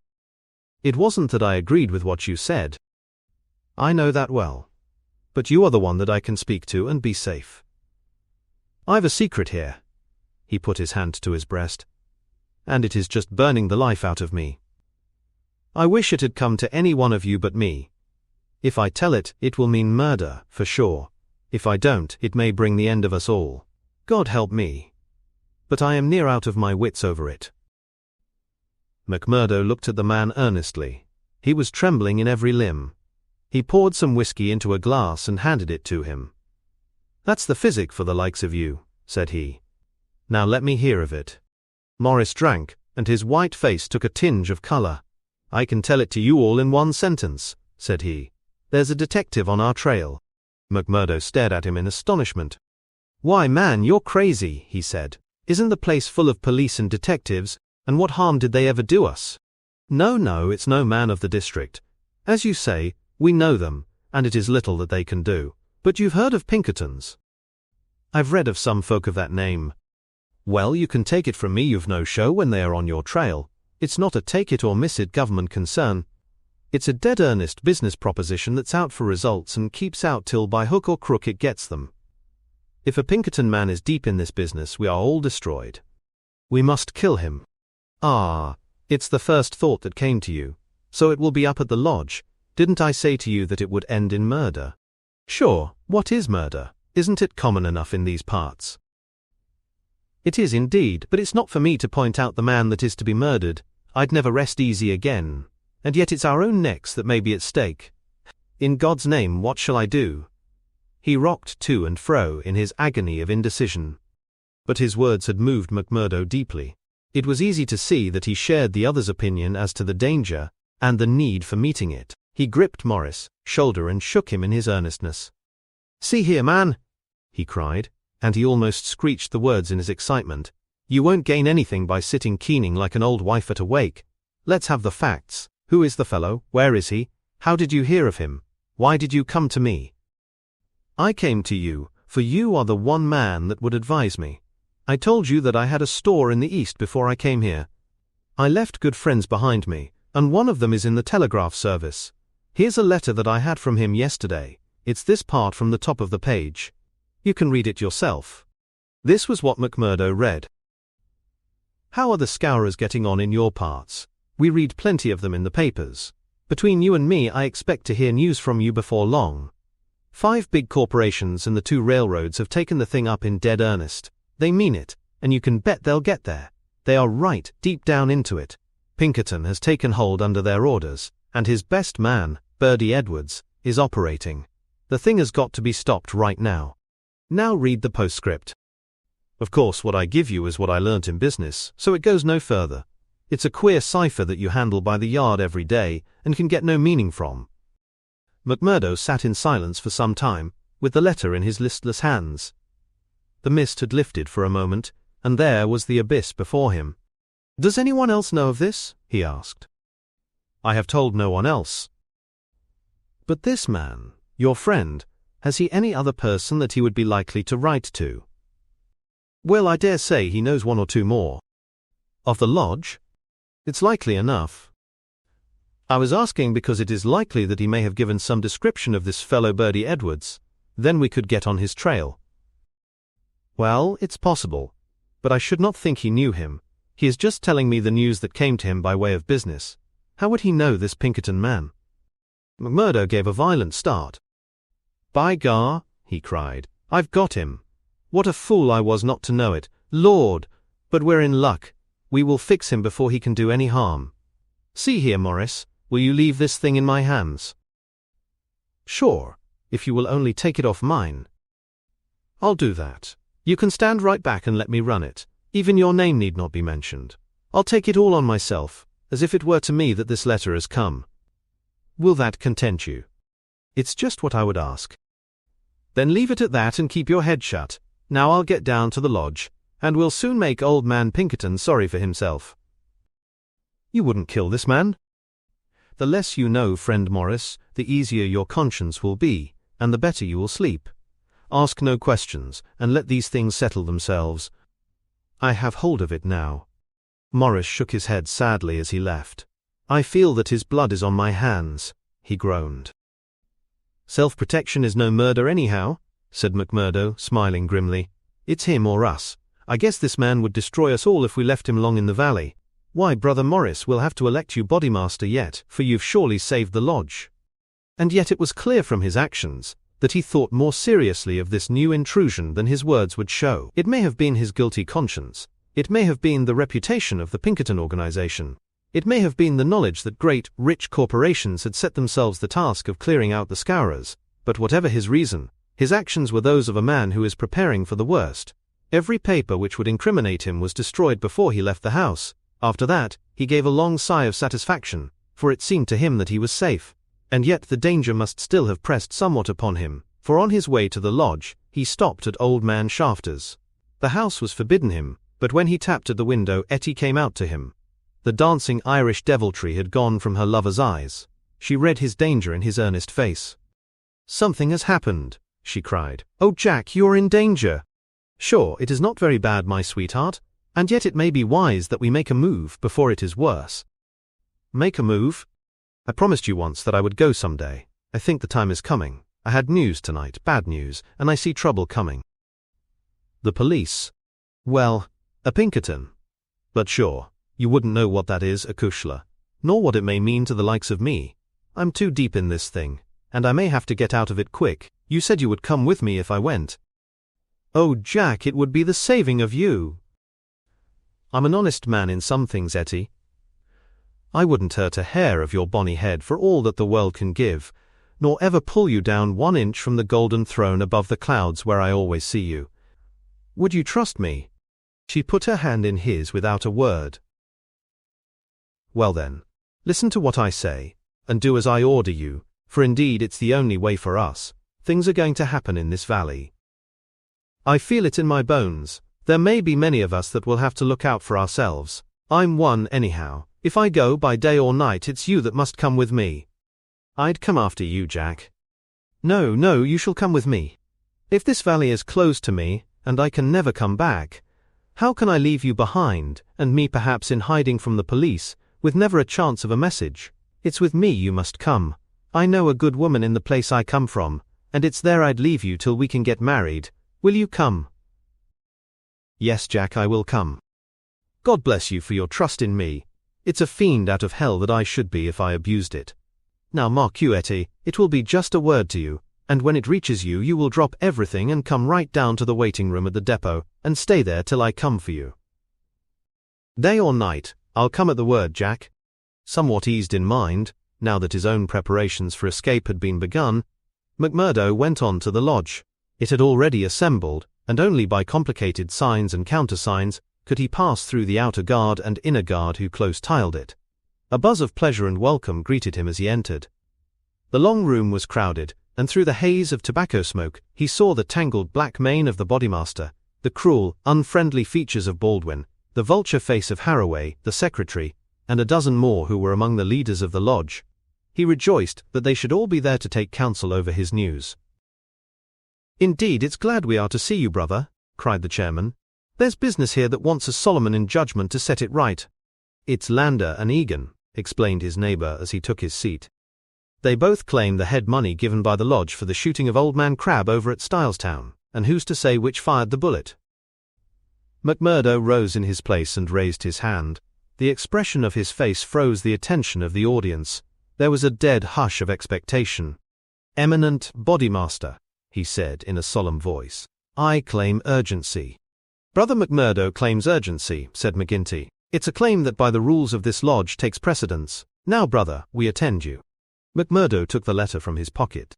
"Eminent Bodymaster and brethren," he said, "I am the bearer of ill news this day, but it is better that it should be known and discussed, than that a blow should fall upon us without warning which would destroy us all. I have information that the most powerful and richest organizations in this state have bound themselves together for our destruction, and that at this very moment there is a Pinkerton detective, one Birdie Edwards, at work in the valley collecting the evidence which may put a rope round the necks of many of us, and send every man in this room into a felon's cell. That is the situation for the discussion of which I have made a claim of urgency." There was a dead silence in the room. It was broken by the chairman. "What is your evidence for this, Brother McMurdo?" he asked. "It is in this letter which has come into my hands," said McMurdo. He read the passage aloud. "It is a matter of honor with me that I can give no further particulars about the letter, nor put it into your hands, but I assure you that there is nothing else in it which can affect the interests of the lodge. I put the case before you as it has reached me." "Let me say, Mr. Chairman," said one of the older brethren, "that I have heard of Birdie Edwards, and that he has the name of being the best man in the Pinkerton service." "Does anyone know him by sight?" asked McGinty. "Yes," said McMurdo, "I do." There was a murmur of astonishment through the hall. "I believe we hold him in the hollow of our hands," he continued with an exulting smile upon his face. "If we act quickly and wisely, we can cut this thing short. If I have your confidence and your help, it is little that we have to fear." "What have we to fear anyhow? What can he know of our affairs?" "You might say so if all were as staunch as you, Counselor, but this man has all the millions of the capitalists at his back. Do you think there is no weaker brother among all our lodges that could not be bought? He will get at our secrets, maybe has got them already. There's only one sure cure. That he never leaves the valley, said Baldwin. McMurdo nodded. Good for you, Brother Baldwin, he said. You and I have had our differences, but you have said the true word tonight. Where is he then? Where shall we know him? Eminent Bodymaster, said McMurdo earnestly, I would put it to you that this is too vital a thing for us to discuss in open lodge. God forbid that I should throw a doubt on anyone here, but if so much as a word of gossip got to the ears of this man, there would be an end of any chance of our getting him. I would ask the lodge to choose a trustee committee, Mr. Chairman, yourself if I might suggest it, and Brother Baldwin here, and 5 more. Then I can talk freely of what I know and of what I advise should be done. The proposition was at once adopted, and the committee chosen. Besides the chairman and Baldwin, there were the vulture-faced secretary, Haraway, Tiger Cormac, the brutal young assassin, Carter, the treasurer, and the brothers Willoughby, fearless and desperate men who would stick at nothing.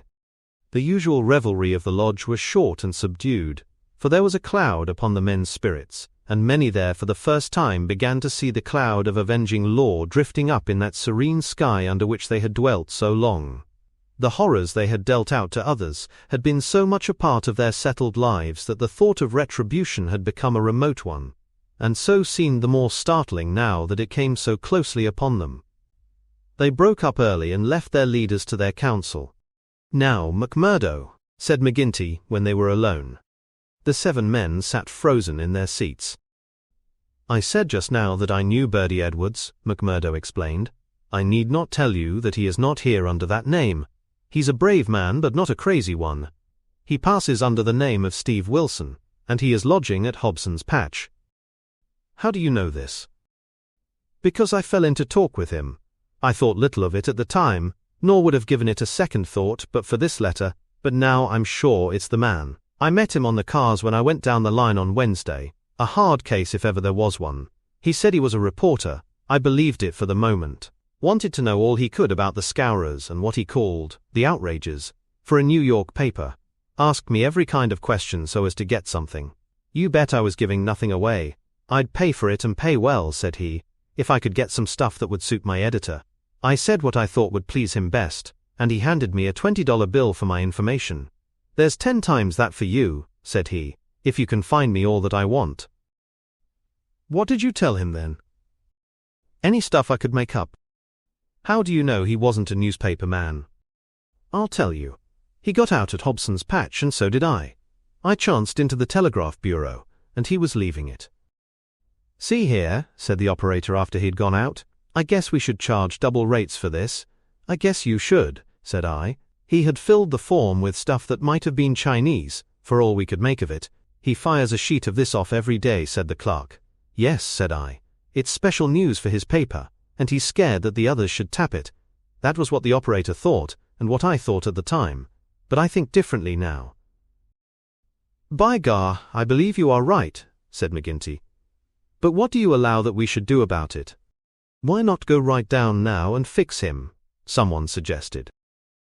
Aye, the sooner the better. I'd start this next minute if I knew where we could find him, said McMurdo. He's in Hobson's Patch, but I don't know the house. I've got a plan though, if you'll only take my advice. Well, what is it? I'll go to the patch tomorrow morning. I'll find him through the operator. He can locate him, I guess. Well, then I'll tell him that I'm a freeman myself. I'll offer him all the secrets of the lodge for a price. You bet he'll tumble to it. I'll tell him the papers are at my house, and that it's as much as my life would be worth to let him come while folk were about. He'll see that that's horse sense. Let him come at 10 o'clock at night, and he shall see everything. That will fetch him sure. Well? You can plan the rest for yourselves. Widow McNamara's is a lonely house. She's as true as steel and as deaf as a post. There's only Scanlon and me in the house. If I get his promise, and I'll let you know if I do, I'd have the whole 7 of you come to me by 9 o'clock. We'll get him in. If ever he gets out alive, well, he can talk of Bertie Edwards, luck for the rest of his days. There's going to be a vacancy at Pinkerton's, or I'm mistaken. Leave it at that, McMurdo. At 9 tomorrow we'll be with you. You once get the door shut behind him, and you can leave the rest with us. Chapter 7. The Trapping of Bertie Edwards. As McMurdo had said, the house in which he lived was a lonely one, and very well suited for such a crime as they had planned. It was on the extreme fringe of the town and stood well back from the road. In any other case, the conspirators would have simply called out their man, as they had many a time before, and emptied their pistols into his body. But in this instance it was very necessary to find out how much he knew, how he knew it, and what had been passed on to his employers. It was possible that they were already too late, and that the work had been done. If that were indeed so, they could at least have their revenge upon the man who had done it, but they were hopeful that nothing of great importance had yet come to the detective's knowledge, as otherwise, they argued, he would not have troubled to write down and forward such trivial information as McMurdo claimed to have given him. However, all this they would learn from his own lips. Once in their power, they would find a way to make him speak. It was not the first time that they had handled an unwilling witness. McMurdo went to Hobson's Patch as agreed. The police seemed to take particular interest in him that morning. And Captain Marvin, he who had claimed the old acquaintance with him at Chicago, actually addressed him as he waited at the station. McMurdo turned away and refused to speak with him. He was back from his mission in the afternoon, and saw McGinty at the Union House. "He is coming," he said. "Good," said McGinty. The giant was in his shirt sleeves, with chains and seals gleaming athwart his ample waistcoat, and a diamond twinkling through the fringe of his bristling beard. Drink and politics had made the boss a very rich as well as powerful man. The more terrible, therefore, seemed that glimpse of the prison, or the gallows which had risen before him the night before. "Do you reckon he knows much?" he asked anxiously. McMurdo shook his head gloomily. "He's been here some time, 6 weeks at the least. I guess he didn't come into these parts to look at the prospect. If he has been working among us all that time with the railroad money at his back, I should expect that he has got results, and that he has passed them on." "There's not a weak man in the lodge," cried McGinty. "True as steel, every man of them. And yet, by the Lord, there is that skunk Morris. What about him? If any man gives us away, it would be he. I've a mind to send a couple of the boys round before evening to give him a beating up and see what they can get from him." "Well, there would be no harm in that," McMurdo answered. "I won't deny that I have a liking for Morris, and would be sorry to see him come to harm. He has spoken to me once or twice over lodge matters, and though he may not see them the same as you or I, he never seemed the sort that squeals. But still, it is not for me to stand between him and you." "I'll fix the old devil," said McGinty with an oath. "I've had my eye on him this year past." "Well, you know best about that," McMurdo answered. "But whatever you do must be tomorrow, for we must lie low until the Pinkerton affair is settled up. We can't afford to set the police buzzing, today of all days." "True for you," said McGinty. "And we'll learn from Bertie Edwards himself where he got his news if we have to cut his heart out first. Did he seem to scent a trap?" McMurdo laughed. "I guess I took him on his weak point," he said. "If he could get on a good trail of the scourers, he's ready to follow it into hell. I took his money." McMurdo grinned as he produced a wad of dollar notes. "And as much more when he has seen all my papers." "What papers?" "Well, there are no papers, but I filled him up about constitutions and books of rules and forms of membership. He expects to get right down to the end of everything before he leaves." "Faith, he's right there," said McGinty grimly. "Didn't he ask you why you didn't bring him the papers?" "As if I would carry such things, and me a suspected man, and Captain Marvin after speaking to me this very day at the depot." I heard of that," said McGinty. "I guess the heavy end of this business is coming on to you. We could put him down an old shaft when we've done with him, but however we work it, we can't get past the man living at Hobson's Patch and you being there today." McMurdo shrugged his shoulders. "If we handle it right, they can never prove the killing," said he. "No one can see him come to the house after dark, and I'll lay to it that no one will see him go. Now see here, Counselor, I'll show you my plan, and I'll ask you to fit the others into it. You will all come in good time. Very well. He comes at 10. He is to tap 3 times, and me to open the door for him. Then I'll get behind him and shut it. He's our man then." "That's all easy and plain." "Yes, but the next step wants considering. He's a hard proposition, he's heavily armed. I've fooled him proper, and yet he is likely to be on his guard. Suppose I show him right into a room with 7 men in it, where he expected to find me alone. There is going to be shooting, and somebody is going to be hurt." "That's so. And the noise is going to bring every damned copper in the township on top of it." "I guess you are right. This is how I should work it. You will all be in the big room, same as you saw when you had a chat with me. I'll open the door for him, Show him into the parlor beside the door, and leave him there while I get the papers. That will give me the chance of telling you how things are shaping. Then I will go back to him with some faked papers. As he is reading them, I will jump for him and get my grip on his pistol arm. You'll hear me call, and in you will rush. The quicker the better. For he is as strong a man as I, and I may have more than I can manage, but I allow that I can hold him till you come. It's a good plan, said McGinty. The lodge will owe you a debt for this. I guess when I move out of the chair I can put a name to the man that's coming after me. Sure, Counselor, I am little more than a recruit, said McMurdo, but his face showed what he thought of the great man's compliment. When he had returned home, he made his own preparations for the grim evening in front of him. First, he cleaned, oiled, and loaded his Smith & Wesson revolver. Then he surveyed the room in which the detective was to be trapped. It was a large apartment, with a long deal table in the center and the big stove at one side. At each of the other sides were windows.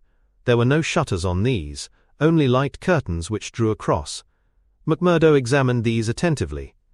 No doubt it must have struck him that the apartment was very exposed for so secret a meeting. Yet its distance from the road made it of less consequence. Finally he discussed the matter with his fellow lodger. Scanlon, though a scourer, was an inoffensive little man who was too weak to stand against the opinion of his comrades, but was secretly horrified by the deeds of blood, at which he had sometimes been forced to assist. McMurdo told him shortly what was intended. And if I were you, Mike Scanlon, I would take a night off and keep clear of it. There will be bloody work here before morning. Well, indeed then, Mac, Scanlon answered. It's not the will but the nerve that is wanting in me. When I saw Manager Dunn go down at the colliery yonder, it was just more than I could stand. I'm not made for it, same as you, or McGinty. If the lodge will think none the worse for me, I'll just do as you advise and leave you to yourselves for the evening. The men came in good time as arranged. They were outwardly respectable citizens, well clad and cleanly. But a judge of faces would have read little hope for Bertie Edwards in those hard mouths and remorseless eyes. There was not a man in the room whose hands had not been reddened a dozen times before. They were as hardened to human murder as a butcher to sheep. Foremost, of course, both in appearance and in guilt, was the formidable boss. Harroway, the secretary, was a lean, bitter man with a long, scraggy neck and nervous, jerky limbs, a man of incorruptible fidelity where the finances of the order were concerned, and with no notion of justice or honesty to anyone beyond. The treasurer, Carter, was a middle-aged man, with an impassive, rather sulky expression and a yellow parchment skin. He was a capable organizer, and the actual details of nearly every outrage had sprung from his plotting brain. The two Willoughbys were men of action, tall, lithe young fellows with determined faces, while their companion, Tiger Cormac, a heavy, dark youth, was feared even by his own comrades for the ferocity of his disposition. These were the men who assembled that night under the roof of McMurdo for the killing of the Pinkerton detective. Their host had placed whiskey upon the table, and they had hastened to prime themselves for the work before them. Baldwin and Cormac were already half drunk, and the liquor had brought out all their ferocity. Cormac placed his hands on the stove for an instant. It had been lighted, for the nights were still cold. "That will do," said he with an oath. "Aye," said Baldwin, catching his meaning. "If he is strapped to that, we will have the truth out of him." "We'll have the truth out of him, never fear," said McMurdo. He had nerves of steel, this man, for though the whole weight of the affair was on him, his manner was as cool and unconcerned as ever. The others marked it and applauded. "You are the one to handle him," said the boss approvingly. "Not a warning will he get till your hand is on his throat. It's a pity there are no shutters to your windows." McMurdo went from one to the other and drew the curtains tighter. "Sure, no one can spy upon us now. It's close upon the hour." "Maybe he won't come. Maybe he'll get a sniff of danger," said the secretary. "He'll come, never fear," McMurdo answered. "He is as eager to come as you can be to see him. Hark to that." They all sat like wax figures, some with their glasses arrested halfway to their lips. 3 loud knocks had sounded at the door. "Hush!" McMurdo raised his hand in caution. An exulting glance went round the circle, and hands were laid upon hidden weapons. "Not a sound for your lives," McMurdo whispered as he went from the room, closing the door carefully behind him. With strained ears the murderers waited. They counted the steps of their comrade down the passage. Then they heard him open the outer door. There were a few words as of greeting. Then they were aware of a strange step inside, and of an unfamiliar voice. An instant later came the slam of the door, and the turning of the key in the lock. Their prey was safe within the trap. Tiger Cormac laughed horribly, and Boss McGinty clapped his great hand across his mouth. "Be quiet, you fool," he whispered. "You'll be the undoing of us yet." There was a mutter of conversation from the next room. It seemed interminable. Then the door opened, and McMurdo appeared, his finger upon his lip. He came to the end of the table and looked round at them. A subtle change had come over him. His manner was as of one who has great work to do. His face had set into granite firmness. His eyes shone with a fierce excitement behind his spectacles. He had become a visible leader of men. They stared at him with eager interest, but he said nothing. Still, with the same singular gaze, he looked from man to man. "Well," cried Boss McGinty at last, "is he here? Is Bertie Edwards here?" "Yes," McMurdo answered slowly. "Bertie Edwards is here. I am Bertie Edwards." There were 10 seconds after that brief speech during which the room might have been empty, so profound was the silence. The hissing of a kettle upon the stove rose sharp and strident to the ear. 7 white faces, all turned upward to this man who dominated them, were set motionless with utter terror. Then, with a sudden shivering of glass, a bristle of glistening rifle barrels broke through each window, while the curtains were torn from their hangings. At the sight, Boss McGinty gave the roar of a wounded bear, and plunged for the half-open door. A levelled revolver met him there with the stern blue eyes of Captain Marvin of the Mine Police gleaming behind the sights. The boss recoiled, and fell back into his chair. "You're safer there, Counselor," said the man whom they had known as McMurdo.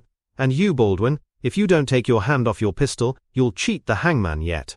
Pull it out, or by the Lord that made me— There, that will do. There are 40 armed men round this house, and you can figure it out for yourself what chance you have. Take their pistols, Marvin." There was no possible resistance under the menace of those rifles. The men were disarmed. Sulky, sheepish and amazed, they still sat round the table. "I'd like to say a word to you before we separate," said the man who had trapped them. "I guess we may not meet again until you see me on the stand in the courthouse. I'll give you something to think over between now and then. You know me now for what I am. At last I can put my cards on the table. I am Bertie Edwards of Pinkerton's. I was chosen to break up your gang. I had a hard and dangerous game to play. Not a soul, not one soul, not my nearest and dearest, knew that I was playing it. Only Captain Marvin here and my employers knew that. But it's over tonight, thank God, and I am the winner." The 7 pale, rigid faces looked up at him. There was unappeasable hatred in their eyes. He read the relentless threat. "Maybe you think that the game is not over yet. Well, I take my chance of that. Anyhow, some of you will take no further hand, and there are 60 more besides yourselves that will see a jail this night. I'll tell you this, that when I was put upon this job I never believed there was such a society as yours. I thought it was paper talk, and that I would prove it so. They told me it was to do with the freemen, so I went to Chicago and was made one. Then I was surer than ever that it was just paper talk, for I found no harm in the society, but a deal of good. Still, I had to carry out my job, and I came to the coal valleys. When I reached this place I learnt that I was wrong, and that it wasn't a dime novel after all, so I stayed to look after it. I never killed a man in Chicago. I never minted a dollar in my life. Those I gave you were as good as any others, but I never spent money better. But I knew the way into your good wishes, and so I pretended to you that the law was after me. It all worked just as I thought. So I joined your infernal lodge, and I took my share in your councils. Maybe they will say that I was as bad as you. They can say what they like, so long as I get you. But what is the truth? The night I joined you beat up old man Stanger. I could not warn him, for there was no time, but I held your hand, Baldwin, when you would have killed him. If ever I have suggested things so as to keep my place among you, they were things which I knew I could prevent. I could not save Dunn and Menzies, for I did not know enough, but I will see that their murderers are hanged. I gave Chester Wilcox warning, so that when I blew his house in, he and his folk were in hiding. There was many a crime that I could not stop. But if you look back and think how often your man came home the other road, or was down in town when you went for him, or stayed indoors when you thought he would come out, you'll see my work. "You blasted traitor!" hissed McGinty through his closed teeth. "Aye, John McGinty, you may call me that if it eases your smart. You and your like have been the enemy of God and man in these parts. It took a man to get between you and the poor devils of men and women that you held under your grip, There was just one way of doing it, and I did it. You call me a traitor, but I guess there's many. 1,000 will call me a deliverer that went down into hell to save them. I've had 3 months of it. I wouldn't have 3 such months again if they let me loose in the treasury at Washington for it. I had to stay till I had it all, every man and every secret right here in this hand. I'd have waited a little longer if it hadn't come to my knowledge that my secret was coming out. A letter had come into the town that would have set you wise to it all. Then I had to act, and act quickly. I have nothing more to say to you, except that when my time comes I'll die the easier when I think of the work I have done in this valley. Now, Marvin, I'll keep you no more. Take them in and get it over. There is little more to tell. Scanlon had been given a sealed note to be left at the address of Miss Etty Shafter, a mission which he had accepted with a wink and a knowing smile. In the early hours of the morning, a beautiful woman and a much muffled man boarded a special train which had been sent by the railroad company, and made a swift unbroken journey out of the land of danger. It was the last time that ever either Etty or her lover set foot in the Valley of Fear. 10 days later they were married in Chicago, with old Jacob Shafter as witness of the wedding. The trial of the Scourers was held far from the place where their adherents might have terrified the guardians of the law. In vain they struggled. In vain the money of the lodge money, squeezed by blackmail out of the whole countryside, was spent like water in the attempt to save them. That cold, clear, unimpassioned statement from one who knew every detail of their lives, their organization and their crimes, was unshaken by all the wiles of their defenders. At last, after so many years, they were broken and scattered. The cloud was lifted forever from the valley. McGinty met his fate upon the scaffold, cringing and whining when the last hour came. 8 of his chief followers shared his fate. 50-odd had various degrees of imprisonment. The work of Birdie Edwards was complete. And yet, as he had guessed, the game was not over yet. There was another hand to be played, and yet another, and another. Ted Baldwin, for one, had escaped the scaffold. So had the Willoughbys. So had several others of the fiercest spirits of the gang. For 10 years they were out of the world, and then came a day when they were free once more. A day which Edwards, who knew his men, was very sure would be an end of his life of peace. They had sworn an oath on all that they thought holy to have his blood as a vengeance for their comrades, and well, they strove to keep their vow. From Chicago he was chased, after 2 attempts so near success that it was sure that the 3rd would get him. From Chicago he went under a changed name to California, and it was there that the light went for a time out of his life when Etty Edwards died. Once again he was nearly killed, and once again under the name of Douglas he worked in a lonely canyon, where with an English partner named Barker he amassed a fortune. At last there came a warning to him that the bloodhounds were on his track once more, and he cleared, only just in time, for England.